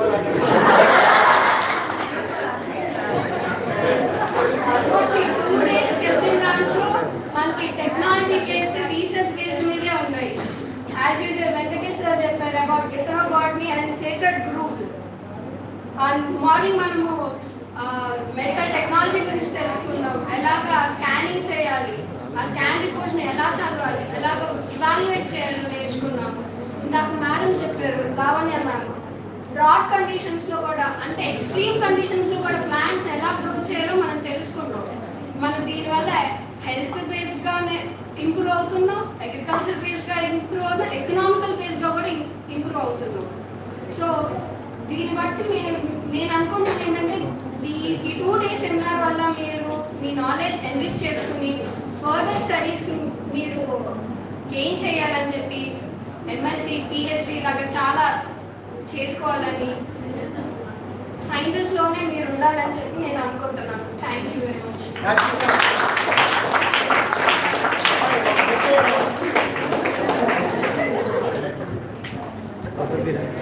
కృష్ణవేణి మేడం అంటారు. గట్టిగా చెప్పండి.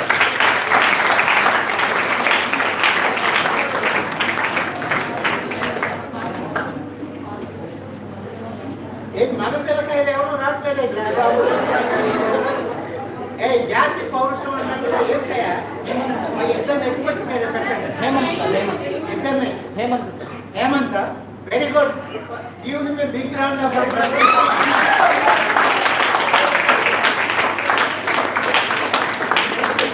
గట్టిగా కొట్టండి.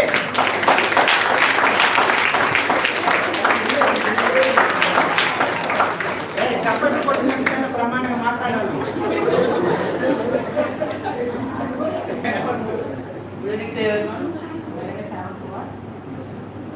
Very good evening to the stars off the stage and on the stage. మా కాలేజ్లో నేషనల్ సెమినార్ కండక్ట్ చేసినందుకు నాకు చాలా హ్యాపీగా ఉంది. 2 days కండక్ట్ చేశారు. కోవిడ్ తర్వాత ఇలాంటి సెమినార్ కండక్ట్ చేయడం మా కాలేజ్లో ఫస్ట్ టైం చెప్పారు నిన్న. Very good. ఇక్కడికి వచ్చిన సార్స్, రీసెర్చ్ స్కాలర్స్ అందరూ మాకు మంచి నాలెడ్జ్ ఇచ్చారు. 2 days డిఫరెంట్ టాపిక్స్ని చెప్పారు. దానివల్ల మాకు నాలెడ్జ్ గెయిన్ అయింది. నిన్న అంటే రీసెర్చ్ మీద వెళ్ళాలని చెప్పి మీరు టాపిక్ వస్తే మేము సపోర్ట్ చేస్తామని చెప్పారు. దానికి మాకు బాగా ఇంట్రెస్ట్ అనిపించింది. ఇవాళ కూడా అలాగే అగ్రికల్చర్లో దాని తర్వాత ఇప్పుడు మనం ఇప్పుడు వచ్చే దాని మీద ఇంకా తర్వాత ఎక్కువ రావాలని చెప్పి దాని మీద రీసెర్చ్ గురించి చెప్పారు. మార్నింగ్ బ్రెయిన్కి సంబంధించి చెప్పారు. ఇవన్నీ మాకు మంచి నాలెడ్జ్ ఇచ్చిందని అనుకుంటున్నాను. మీరు కూడా మంచి నాలెడ్జ్ గెయిన్ చేశారు అనుకుంటున్నాను. Thank you.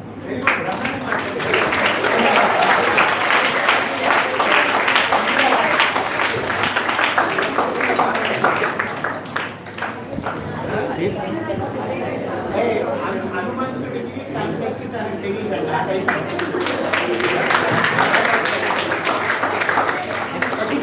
గట్టిగా ఫోటో తీయవా మన ఆవిడ.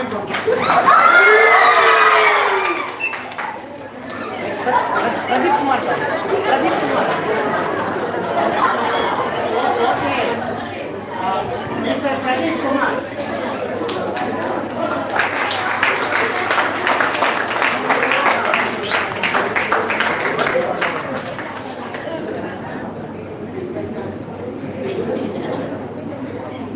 కొద్దిగా స్టార్టింగ్ ట్రబుల్ అన్నమాట. గట్టిగా మాట్లాడతా. Good evening to one and all. Good evening, sir. Who are above the stage and below the stage. ఈ 2 days సెమినార్ మీకు ఎలా అనిపించింది? ప్రశ్నలు అడగదు.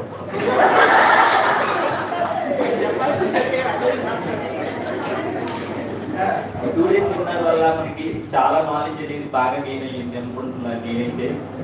మీకు ఎలా ఉందో మరి బాగైతే తెలియదు. నెక్స్ట్ డే కూడా మీరు నాలెడ్జ్ గెయిన్ చేశారనేసి అనుకుంటున్నాను.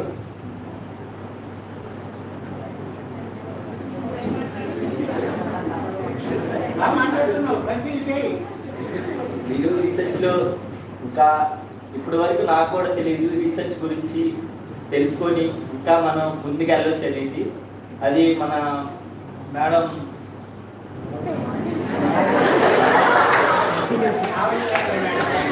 గారు చెప్పడం వల్ల నేను కూడా కొంచెం ఇన్స్పైర్ అయ్యి ఆ రీసెర్చ్లోకి వెళ్దామనేసి కొంచెం కలిగి ఇన్స్పైర్ అయ్యాను. Okay, thank you.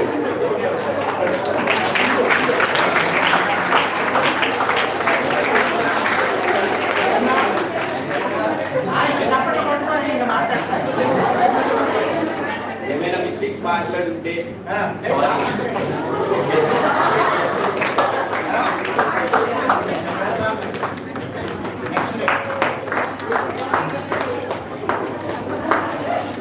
కనీసం మగపిల్లలైన పక్కనే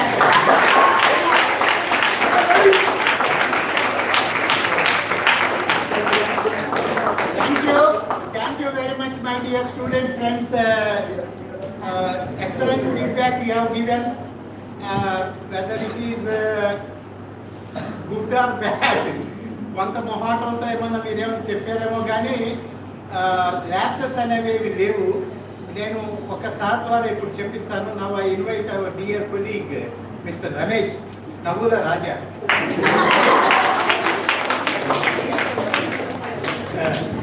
Give your feedback 100% facts. It's a very good evening to every one of you. In the 2 days, 10 నుంచి 5 వరకు ఉన్నది అక్కడ. I am telling you the reason why, because this, as a researcher, I would like to learn. అంటే కొత్త researcher నేను work చేస్తాను. ఇదివరకు 10 years orchids మీద వర్క్ చేశాను. 2 years నుంచి అగ్రికల్చర్ హాస్పిటల్ మీద రీసెర్చ్ చేస్తున్నాను. ఆ యాంగిల్లో బయో ఫెర్టిలైజర్ యూజ్ చేసి ఫార్మర్కి బెటర్ yield రావడానికి ఏంటని చెప్పేసి good research work. This year I was awarded the best research paper from agriculture university. ఆ యాంగిల్ మార్నింగ్ నుంచి ఈవినింగ్ వరకు కంటిన్యూ కూర్చొని వింటున్నా. వచ్చిన రిసోర్స్ పర్సన్ ఒక్కడన్నా నా లైన్లో తగ్గుతారేమో, నా లైన్లో నాకు యూజ్ అవుతారేమో అని నా స్వార్థం కోసం కూర్చున్నాను.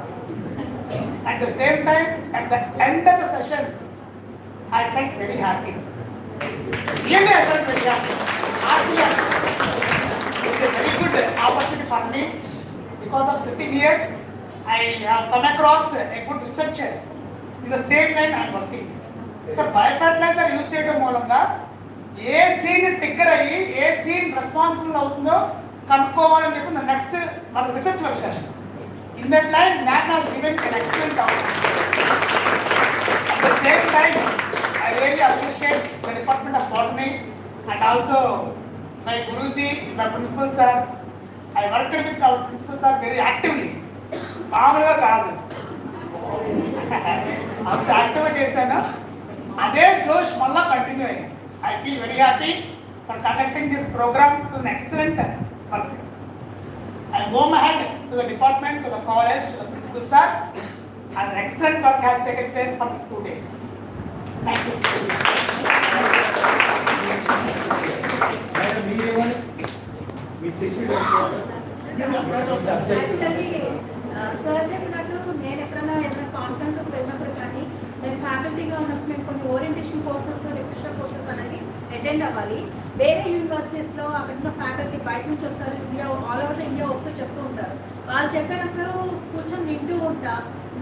వాళ్ళు చెప్పింది నాకు ఎక్కడన్నా నాకు అది చేయగలనేమో అని ఇమ్మీడియట్ అప్పటికప్పుడే ప్రపోజల్ రాసేసుకుంటూ ఉంటాం. పక్కన నేను ఇది చేయాలి, ఎక్స్పెరిమెంట్ చేసి తెచ్చుకోవాలి, సో ఈ లైన్లో ఎట్లా వెళ్తున్నాను. సార్ మీకు చెప్పిన తర్వాత చూస్తే అదే లైన్లో సార్ ఉన్నారు. సో నేను ఆలోచించి తప్ప అనిపించింది. Thank you sir.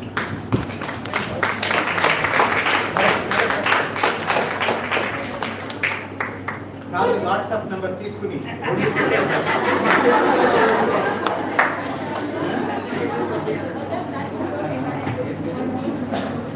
Okay, last and final, we have one scholar, a great scholar from Acharya Nagarjuna University, Miss Hero.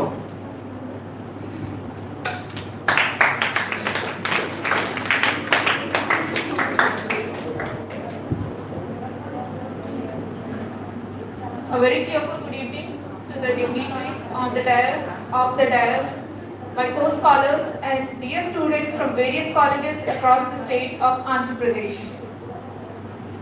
In this 2-day national seminar on recent advances on biological sciences, I have liked the lecture given on probiotics.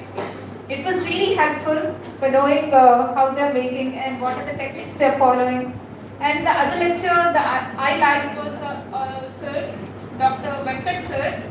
And the point in which, the thing I liked in his lecture was the thing he told about the medicinal or economic plants about if you're going to tell someone about the economic plans, economic importance, we're going to plug them up.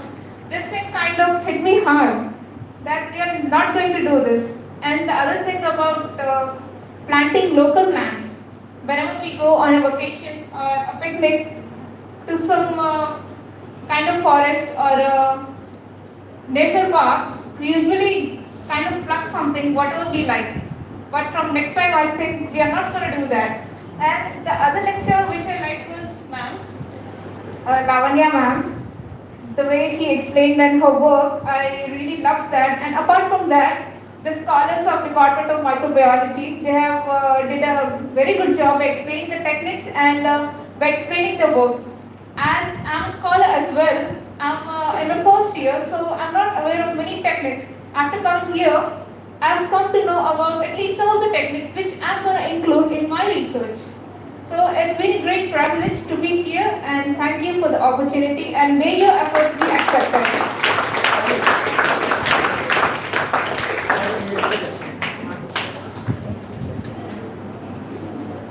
కలిపి ఇవ్వండి ఆ తల్లిని మధ్యలో పెట్టుకుని ఫోటోలు దిగండి గట్టిగా photo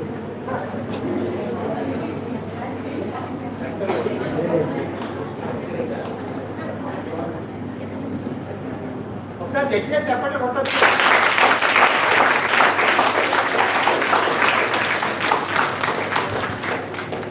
Okay, thank you very much, my dear participants. Excellent feedback you have given. Thank you very much once again from our K.B.N college side. Whatever the lapses are there, you try to excuse us, maybe regarding to the food and other facilities side. Some lapses might be there, but nobody revealed them. Even then, thank you very much for your goodness. Once again, I congratulate you all and thank you all for your active participation for all these 2 days in this 2-day national seminar. My dear participant friends, thank you. Now is the time. Our faculty belongs to the botany and zoology have conducted some poster presentation competition and a best paper presentation competition among you, out of which 1 to 3 are given, are going to get the prizes. First prize, second prize, third prize is poster presentation, and the best paper presentation, first and second prize are going to be given. Now I request our convener Rahimullah sir, please read out the names one by one. I invite Venkatesh sir and Lavanya Lata madam. Please give them certificates, merit certificates to those students. Please. Poster presentation. First prize goes to V. Kasturi, SDM SSC College.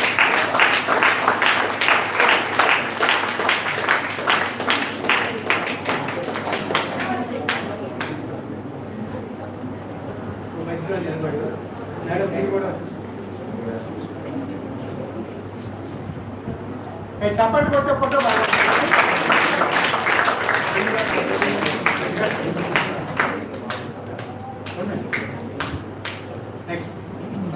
Second prize is jointly shared. Second prize goes to Jahira and Bindu Sai Sri and Bhagyasri and Lavanya from the same college.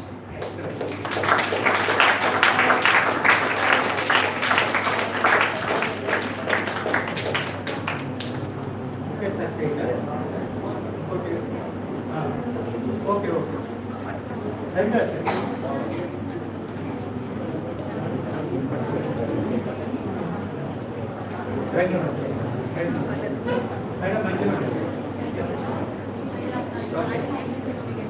మీరు madam అంత గొప్పవాళ్ళు కొద్దిగా support పట్టాలి. Poster presentation. Third prize goes to Ganesh from K.B.N college.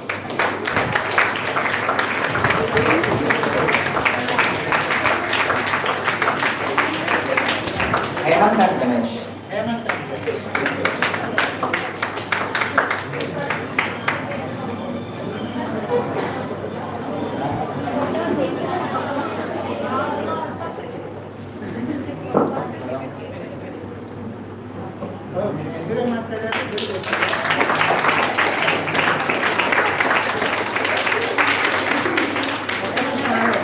Okay,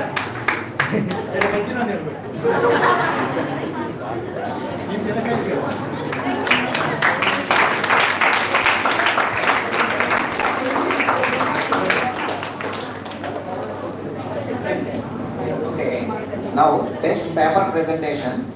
First prize goes to D. Mallika from Department of Microbiology, Acharya Nagarjuna University.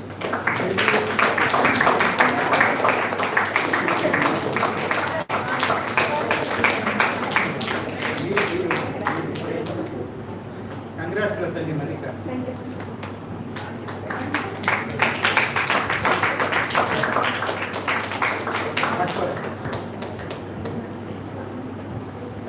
వీళ్ళందరికీ వాట్సాప్లో నువ్వు వీడియోలో వాళ్ళు పంపకపోతే నాకు చెప్పండి WhatsApp. Second prize goes to D. Lily Pushpam from Department of Microbiology, Acharya Nagarjuna University.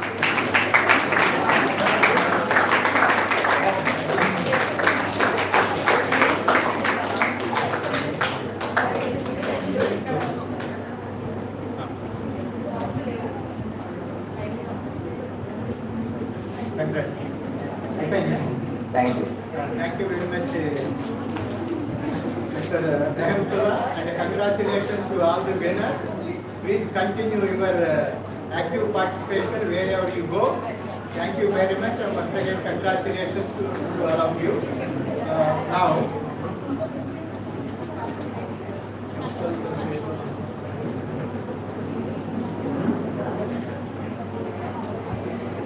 okay.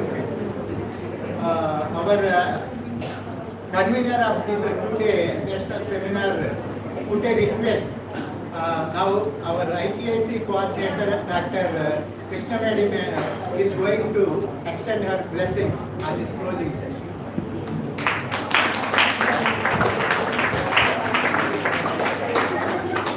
Good evening to అమేండా.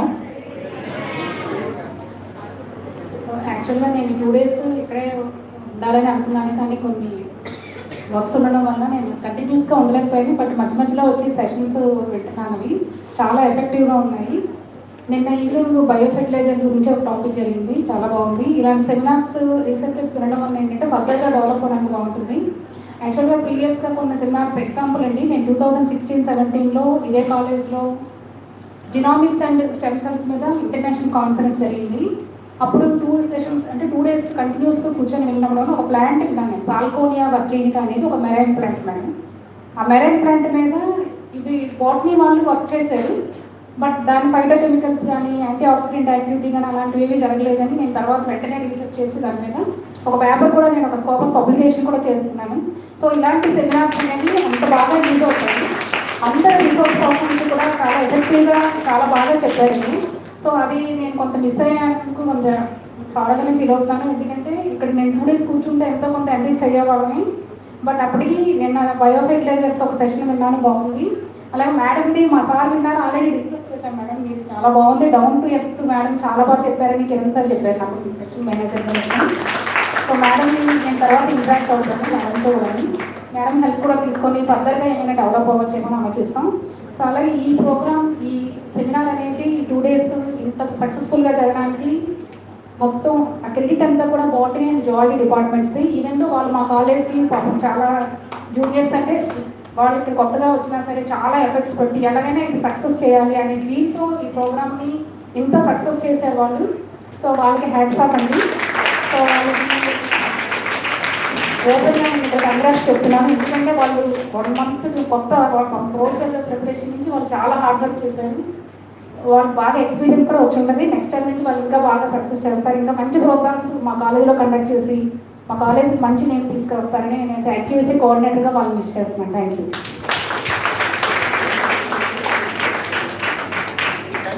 Thank you very much, Krishnavedi madam. I want to reveal one thing about Krishnavedi madam. She is heading, she is the head of the department of the chemistry, both UG and PG. We have 2 PG courses in MSc, belongs to chemistry, MSc analytical chemistry and organic chemistry. Whenever our Krishna University or Nagarjuna University is declaring gold medal to the MSc students, every time our madam students are grabbing for the last 10 to 12 years. That is the great of the madam and that indicates a commitment. Moreover, here we have 340 faculty, both teaching and non-teaching. More than half are what we call lady staff members. Out of which madam is only single person who is shouldering the almost 3/4 responsibility of the K.B.N. college. She is the backbone. She is the backbone to the total administration as well as to the management. That's the Miranta got take her as a role model, my dear girl students who have attended here. అంటే ఏమనుకుంటారంటే మనం ఆడపిల్లలం కదా మనం ఏం చేయగలం మంటలకాయలు అయితే కూడా చేస్తారు అనుకుంటారు. Nothing at all. She is doing her level best. She proved అనమాట అసలు in all aspects. Both in academics and in all other aspects. ICSC coordinator అంటే చాలా వర్క్ ఉంటుంది. టోటల్ స్టాఫ్ అందరినీ కోఆర్డినేట్ చేసి ఏంటి న్యాక్ ఇన్స్పెక్షన్కి వెళ్ళాలన్నా ఏదైనా అకాడమిక్ ఇన్స్పెక్షన్కి వెళ్ళాలన్నా ఆవిడే మొత్తం ఇక్కడ ఉన్న టోటల్ 210 మంది teaching faculty, 140 non teaching faculty ప్రతి ఒక్కరు ఏం చేస్తున్నారు, వాడికి ఇచ్చిన వర్క్ అయిందా లేదా, ఎంత సూపర్విజన్ ఉండాలి. అలాగే పిల్లలందరూ కూడా వీళ్ళకి ఇచ్చిన టార్గెట్స్ అసైన్మెంట్స్ వీళ్ళకి అయినాయా లేదా అని కొన్ని వేల మంది పిల్లలకి సూపర్వైజ్ చేయాలి. అంత గొప్ప టాస్క్ అనేది madam చూస్తున్నారంటే you try to understand the capacity of the woman. She is the role model. Thank you very much, madam. Now, I invite our faculty friends, please come on to the dais and read out the list of the participant friends and try to give the certificates. Who is going to read out Mr. Ali Basha? Ali Basha. Who is favorite? Now, Ali Basha is going to read out the list of the participants one by one. You please come on to the dais and have a photo with our great photographer. Now I request our Ravana madam, please take the certificate. Good evening, Manandal. M. Jyotika. Bindu Sai Sri.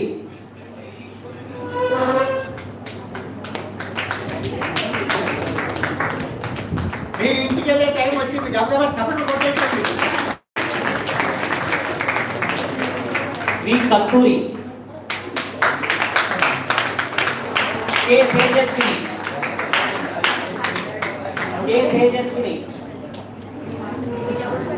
D Dhanalakshmi.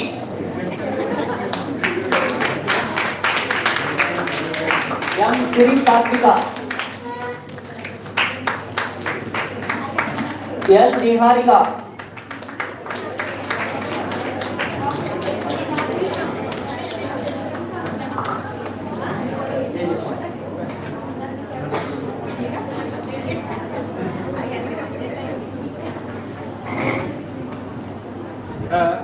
Thank you very much, Ravanya Lata madam. Now I request Dr. R. Venkatesh sir, please give the certificates to our participants. L Niharika. P Deepika. A Mounika. అది ఇంత dull అయిపోయారు, ఏం కొడతారన్నా A Sai Rameshri. G Venkata Sumitra.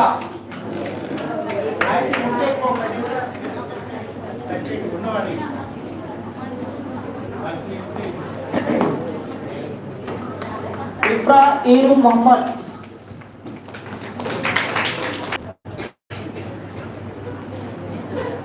కే శైలి.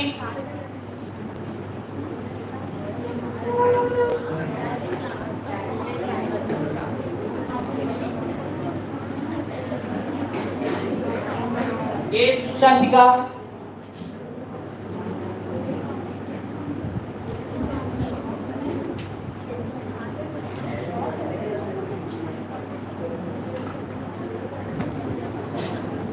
Okay, thank you, sir.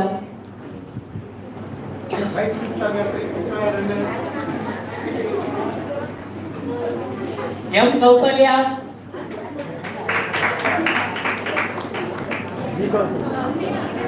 Kaushalya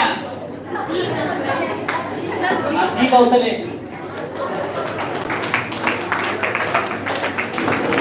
ji Ganesh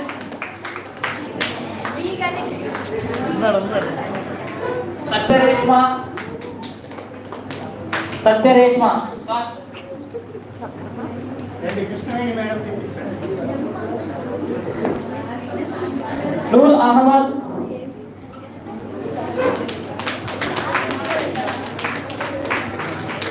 Manasa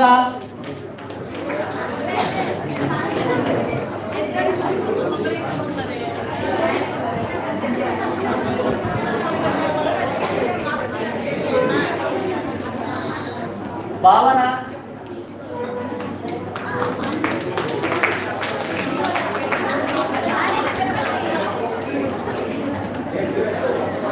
tea Pavani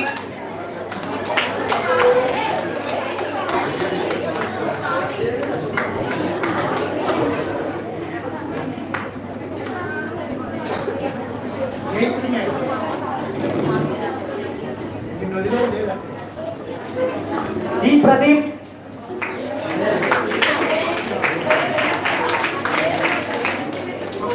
Niranjani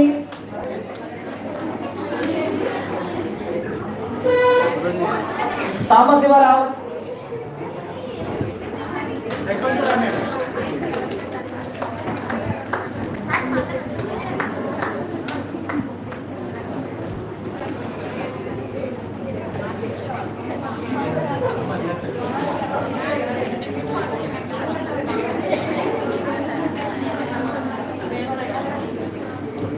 Ramesh గారికి ఎవరా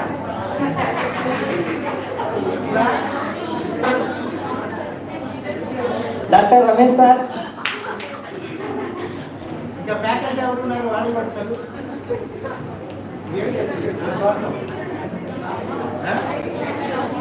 Kiran sir రండి strength రండి డాక్టర్ కె కుమార్ సార్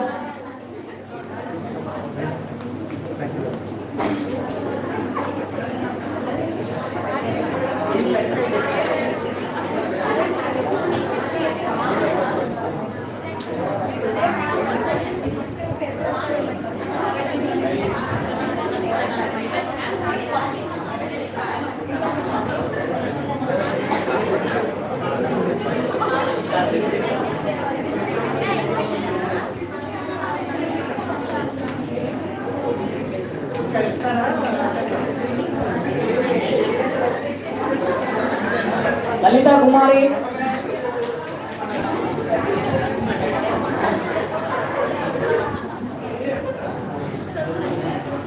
సృజన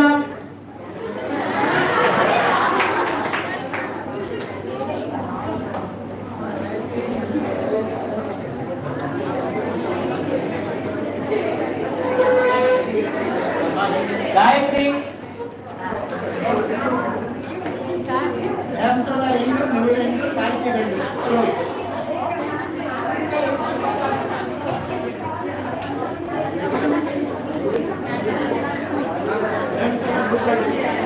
చంద్రిక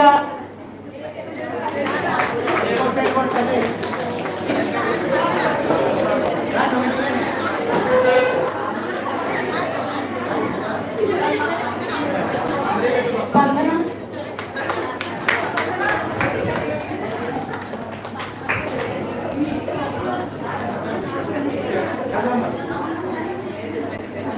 సానియా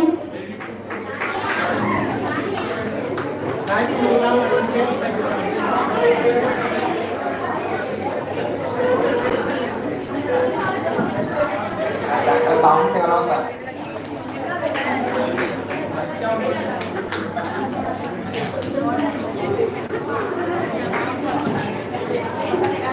ఇక్కడ సాంసరావు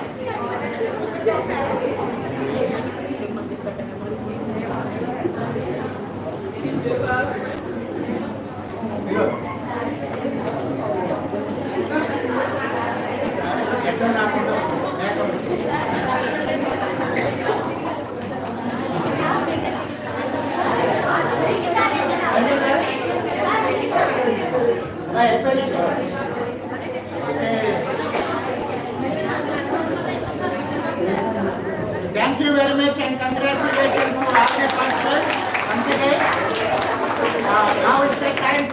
appreciate our today chief guest, Lavanya Raka madam. I request the water and ecology faculty members to make the necessary arrangement.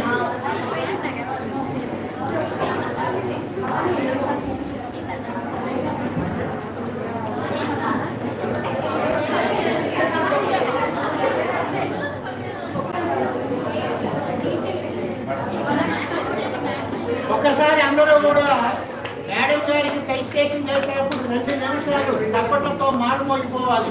Krishna university వారు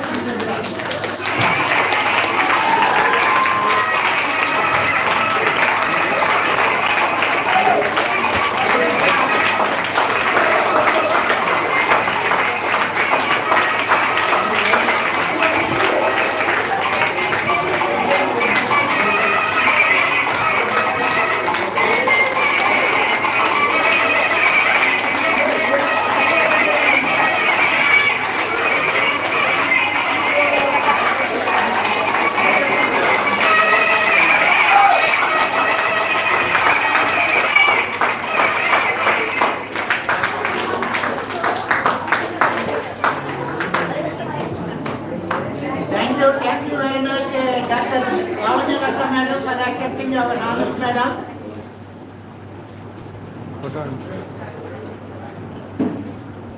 I want to see you all in the Okay, almost all we came to an end. May I now invite 3 students belongs to our college, Likita. Miss Likita, Satvika, Niharika, come on to the dais. Now it's the time for the national anthem. Now I request all the participants, please stand up.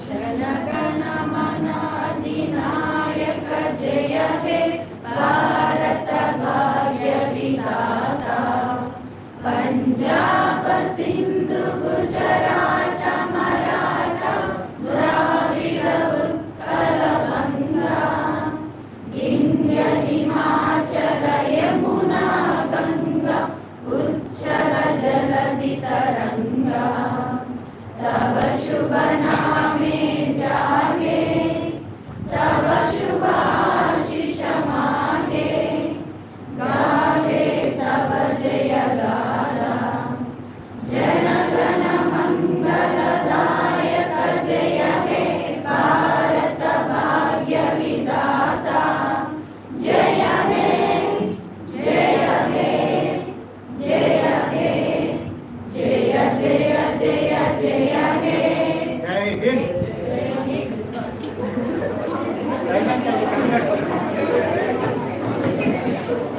Request the participants to have a group photo. అందరూనా కడతామా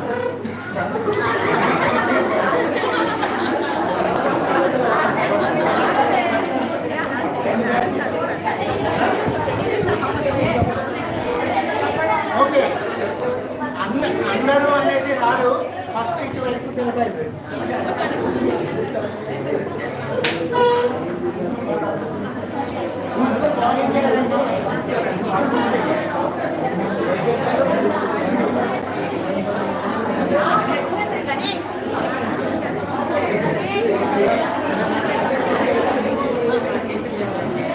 అమ్మ ముందు ఆడపిల్లలు రండి, ఆడపిల్లలు రండి.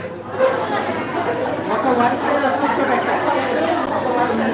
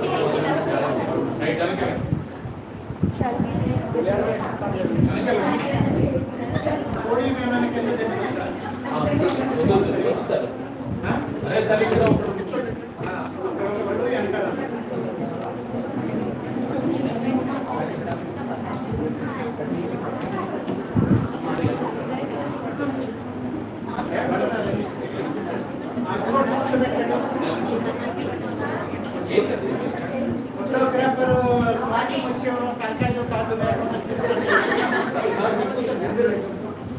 అక్కడ అరే ఇక్కడ రావచ్చు అడగల రండమ్మా రండి స్పీడ్ అమ్మ మీరు స్కాలర్స్ తర్వాత తర్వాత సైడ్ నిలబెట్టి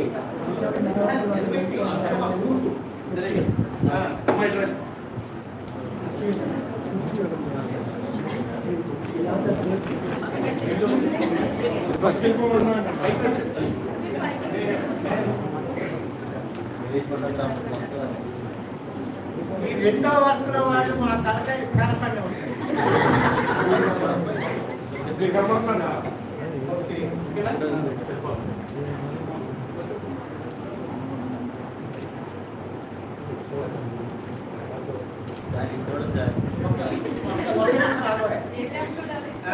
సాంసరావు గారు ఆ పోడియం దగ్గర నిలబడండి. నాన్న మీరేంటి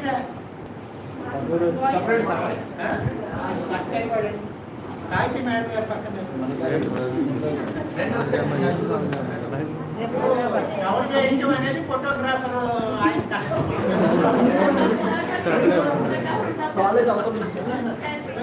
తర్వాత చేస్తాం మీరు యాడ్ చేస్తాం.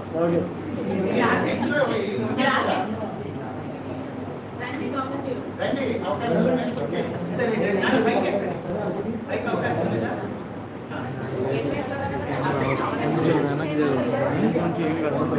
కావాలండి అందరూ కావాలంటే సార్ మీరు చూడండి సార్ నన్ను ఒక్కడే తీసేట్టున్నాను. లేదు లెక్కిస్తాను ఏంట్రా పైకి పెట్టే బోర్డు తీస్తున్నావు క్లారిటీగా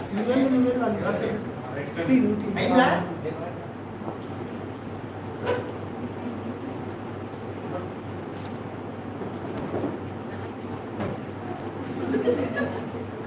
ఏ ఆది భాష రావాలి